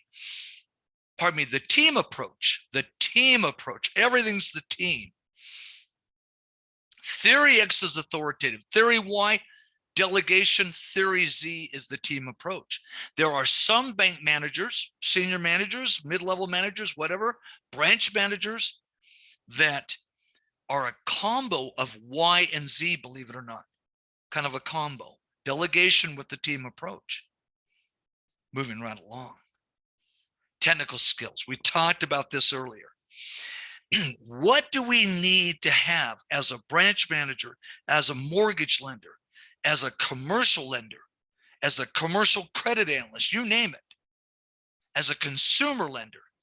We got to have technical skills. Because what are we really selling? Not only, and I put this at the top of your notes in the top of this page, you're not only selling to your customers, but you're selling to management. Well, what is your value to the bank? On the technical side, accounting skills, tax return analysis. If you're a consumer lender, mortgage lender, you've got to know the personal tax returns and even to a degree the business tax returns. Financial statement analysis under the technical down below under part D. If you're a manager, HR. Other thoughts? Economics, collections. Absolutely. Turn to page number 29. Now, before we go into page number 29, our last section for today, I want you to put on the top of this page, negotiation / selling for compensation. What? Is it appropriate to negotiate, to sell yourself to get a raise? And I'm talking about sell yourself legitimately, the benefit you're providing to the bank, and ask for a raise. It's a form of selling. I'm going to ask Carla L., do you believe that's appropriate, or should we just not say anything? And when our boss comes to us and says, well, here's a raise, we're just thankful for it, and we smile and say, okay, thank you, and we're done. Carla L., your thoughts on that? Is it appropriate to ask for a raise in the bank? Yes, it is. Absolutely, it is. Okay. People Don't tell us. have different sets of skills and different experiences that can be brought to the table.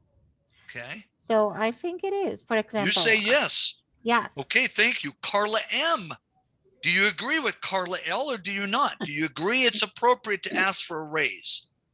It's absolutely appropriate to ask for what you, yeah. Good. Okay, don't tell us specifics. Have you ever done it? Yes. Oh, yes. Good. Let's move forward. Now, our 5th and final section, we'll start into this, and then we're going to take our last quick 5-minute break. And then we'll come back, finish this up, do one of the last 2 case study role plays, and then conclude the session. Okay, now, psychology. Empathy. What is empathy? feeling another person's pain. When you sell to your clients, when you sell internally, feeling another person's pain. Ego, self-identity. Oftentimes we put the word big in front of it. Well, it distorts it. But I would put next to ego the word little. Sometimes the ego is little. An employee that you work with, a coworker or someone that works for you, you have to boost them up a little bit. What about needs? We'll talk about needs in a moment, a little further. What about legal? We always want to be legal in all of our selling. No lies. I put right below legal and right below ethics, no lies.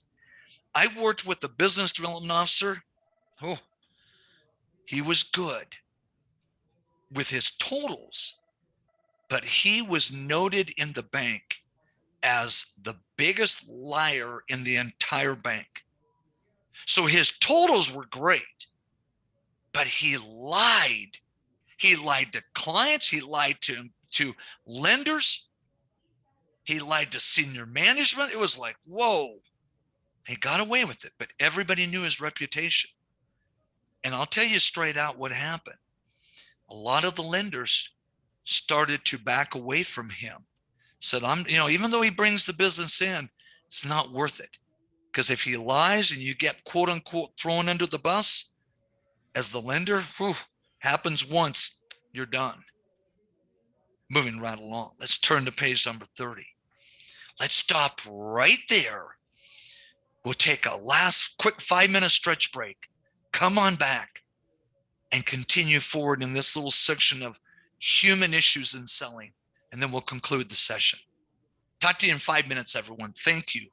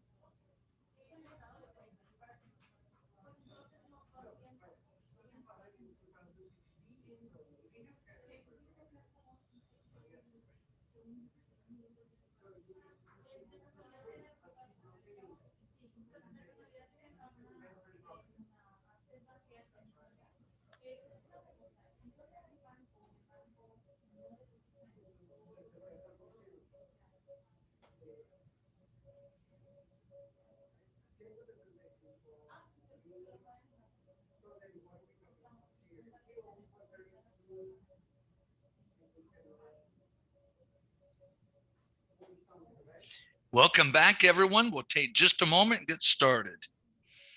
Everybody, we'll just come back to our last little section, get you on your way for the evening and the weekend as well. Okay, Jasmine, are you back with us? Can you give us our sound check, please? Sound check. Thank you. Excellent. Thank you. Maslow's hierarchy of needs.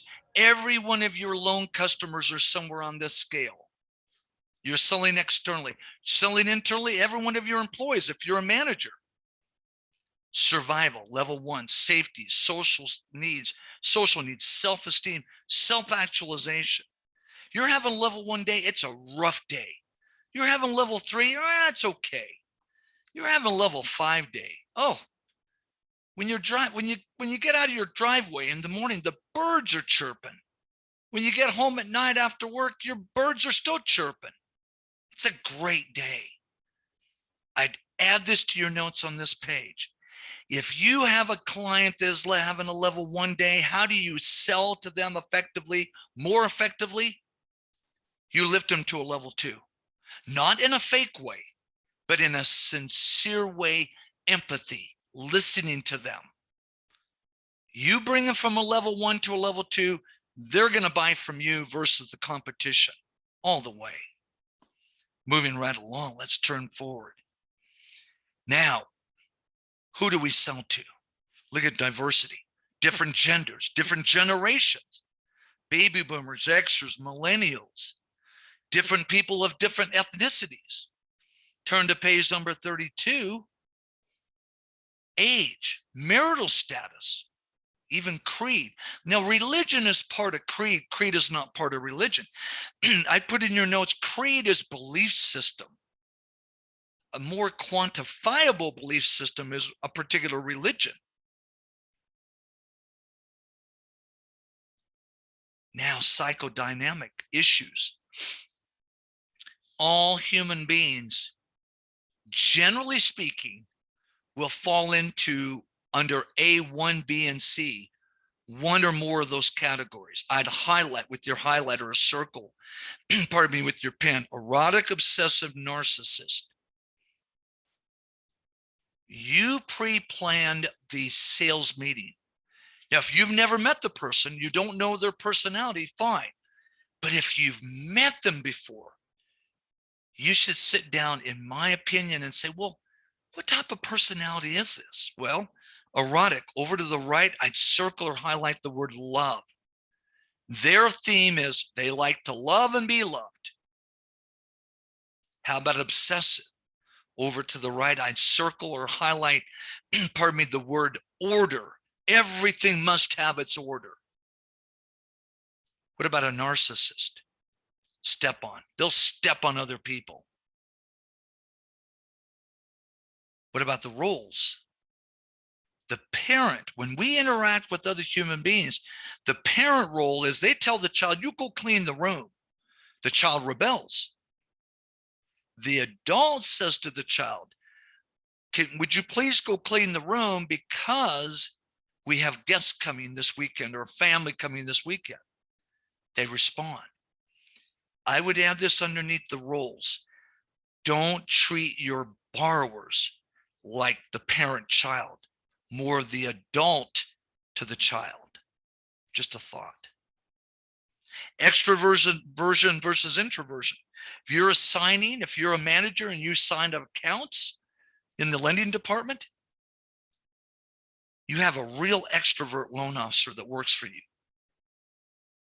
She's good, boy, she's really good, but do you assign her to an extrovert borrower? No, possibly to an introvert. There's an old saying, opposites attract. Well, this is what we're doing. Opposites attract. You assign an extrovert loan officer to an extreme extrovert loan or borrower, there may be conflict. Just a thought.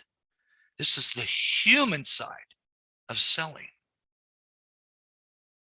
Now, we're going to bypass this scenario and let's go to our last one. And this one's a tough one. I admit this is tough, and this gets legal and ethical. Legal and ethical, because the last of this session today, I want to emphasize in all of our selling, external or internal in the bank, we have got to be ethical and legal. Look at this. You're the commercial lending center manager, and you have got an issue at hand. Wow. You've got an issue at hand. This is tough. This is a tough one. What do you do?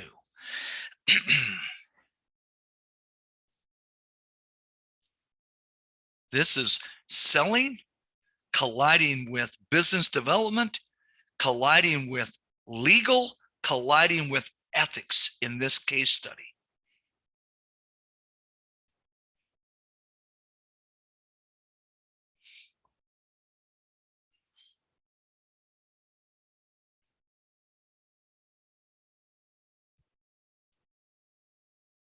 Okay. Rob, what do you do?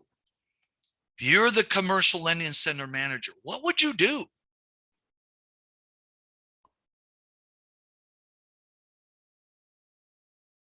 Rob, what would you do on this? Can you tell us? This one's tough. Any ideas? Tessa, Rob, you're back with this. Rob, what would you do? Yeah, I had just gotten interrupted no here at work. Oh, no problem. So I'm going to have to pass on this. No problem. We'll ask Tessa. Tessa, what would you do in this case? Well, I would have a conversation with the officer and explain what has been presented and see what their standpoint is. And then explain what the impact is for the integrity and the brand of the bank and the position that that person is in, and not be on the defensive, but put it in a point where the development officer can be open and have an honest conversation. And also I would pull the development officer off that customer contact, and obviously also address HR in the matter, because this is something serious that's not only just something that could be hearsay, but it's something that could definitely go large scale. So take as much legal action as you can, and knowing the steps needed, and not just brushing off the customer's viewpoint or the allegations, but really diving in for the best respect of all involved. Excellent. We'll leave this one at that. Is this a true statement, Tessa, that it would be a major mistake if you're the commercial lending center manager to sweep this under the carpet and say, well, we can't lose this business development officer because he or she is bringing in so much business. Would that be a completely unethical move on your part? Absolutely. Oh yeah. And or maybe even illegal. Would you agree? Yes. You bet. We'll move on from this. Let's do our 3 last questions, and then we will conclude. And we've got just a quick activity to conclude, and then we'll depart. Now, look on page number 36. Where were you at on Maslow's hierarchy of needs yesterday, and why? Yesterday, Thursday. Remember, level 1 or step 1 is survival. Step 2, safety. Step 3, social. Step 4, self-esteem. Number 5, self-actualization's the top. Where were you at yesterday on Maslow's hierarchy of needs, and why? And why we cover this is because as a good salesperson, you should be able to peg your customers or proposed customers and pretty much quickly figure out where are they at, because they're going to tell you. They're going to tell you if they're level 1, 2, 3, 4, 5. They won't say 1, 2, 3, 4, 5 or the titles, survival, safety, social, self-esteem, self-actualization. But in so many words, they will. Under number 2, what's your generation? What's your typical customer generation? Baby boomer, Xers, millennials? What about ethics? Are you ethical? Yes or no? Now, number 2 and number 3, I'm not going to ask anyone. It's a little personal. Well, what's your generation? What are your typical clients' generations? And are you ethical in selling your bank products and services? Yes or no? So everybody go ahead, take just a moment and complete these 3. Now I'm going to ask a couple of you on number 1 only. Where are you at? Maslow's hierarchy of needs. Pardon me. Where were you at yesterday, I should say, and why? Take just a moment. Were you yesterday, were you just surviving? Level 1, safety a little higher, number 2, social, number 3, self-esteem, number 4. Boy, it's a good day. Or were you at the peak of level 5, self-actualization? The birds are chirping in the morning and they're still chirping in the evening.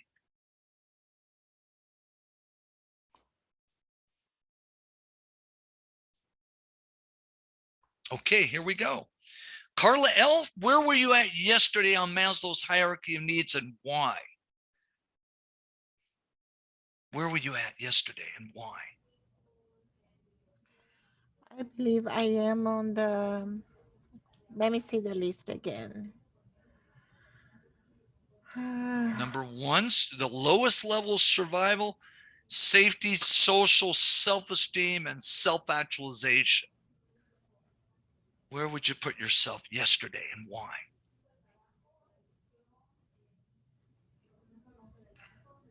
Four. You're 4. Good. Why? Was it a good day yesterday? Yes. Okay. Yes. Okay. Yes, a good day. Thank you. Carla M., where were you at yesterday and why on Maslow's hierarchy of needs? I'm going to put myself on the 3. Okay. All right. I put myself in that range most often. Okay. And I would say bordering, that's always a challenge of mine. So. Okay. Great. Yeah. Well, thank you. Thank you for that honesty. Thank you both. Yeah. Let's go ahead and we'll go to page number 37. In conclusion, personal selling is taught in business school. I've been a college professor, business college professor for well over 30 years. Do we really teach selling in the business curriculum? Usually not. What about in the bank? Well, we go to these seminars, webinars. A lot of it is, they just throw you out there. Can we practice under letter C? Absolutely. Could we take just 1 or 2 of these items today and start to implement these models in our personal and or professional life? Absolutely. Under letter D, we have the power to improve. And if you manage other people, I beg of you to consider this.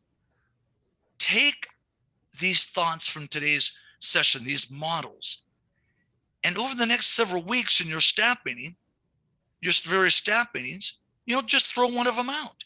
Discuss it as a team to help your staff members improve.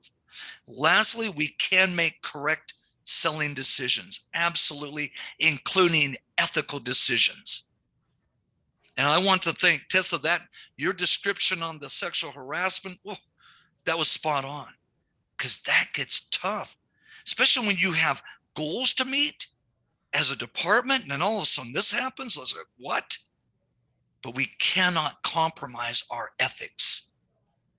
Okay, with that, we're going to do one last quick summary activity, and then we'll conclude. Like to have everybody go through your material, go back in the PowerPoint, go start page 1 and just go back through it. What are just 1 or 2 models, concepts, ideas that you can take away from today's session as a takeaway and use it to actually start to implement it to become a better loan officer, and specifically in selling, asking close, or any other aspect of our session today. And there's no right or wrong. I'm not looking for a particular answer. In fact, we'll just start on the list, and I'll ask you 1 or 2 ideas, and don't say, oh, they just took mine. No, you can repeat it if that's yours. 1 or 2 ideas. It could be like the ADIS model, which is a full model, or it could just be one little facet of one of the models we cover, the numerous models, to help you be more effective in your sales as a lender, as a loan officer. Takeaways. There's no right or wrong to this. Go ahead, spend just another moment on this. Just kind of thumb through. And then if you would write the 1 or 2 items at the bottom of this page number 37 at the bottom of this at the end. Pardon me, as a summary, if you would, please.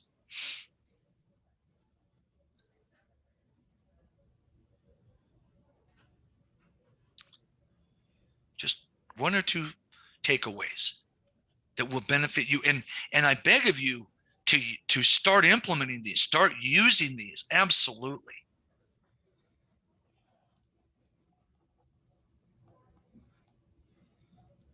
Take just another moment or so, please. There's no right or wrong answer to this, just your takeaway.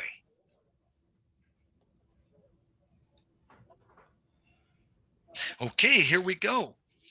Brooke, what's 1 or 2 takeaways from today's session that will benefit you personally? Yeah, so one thing that I think I can start, or 2 things I think I can start implementing right away, going back to the effective communication and space dynamics. Yes. Typically, I'm at my desk, my computer, and typically meeting with any borrowers or customers is just kind of across the desk.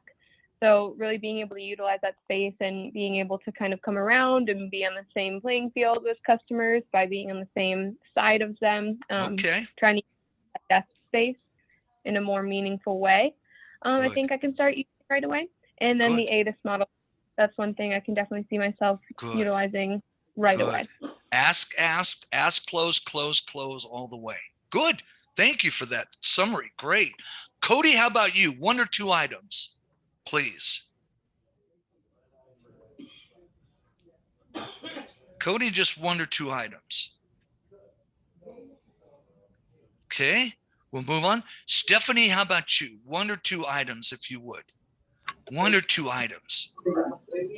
I would say 2 things that caught my attention a lot. Getting better at negotiation skills.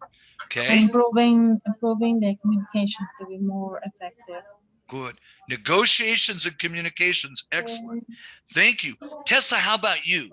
1 or 2 takeaways from today's session, please. I We're getting some ricochet.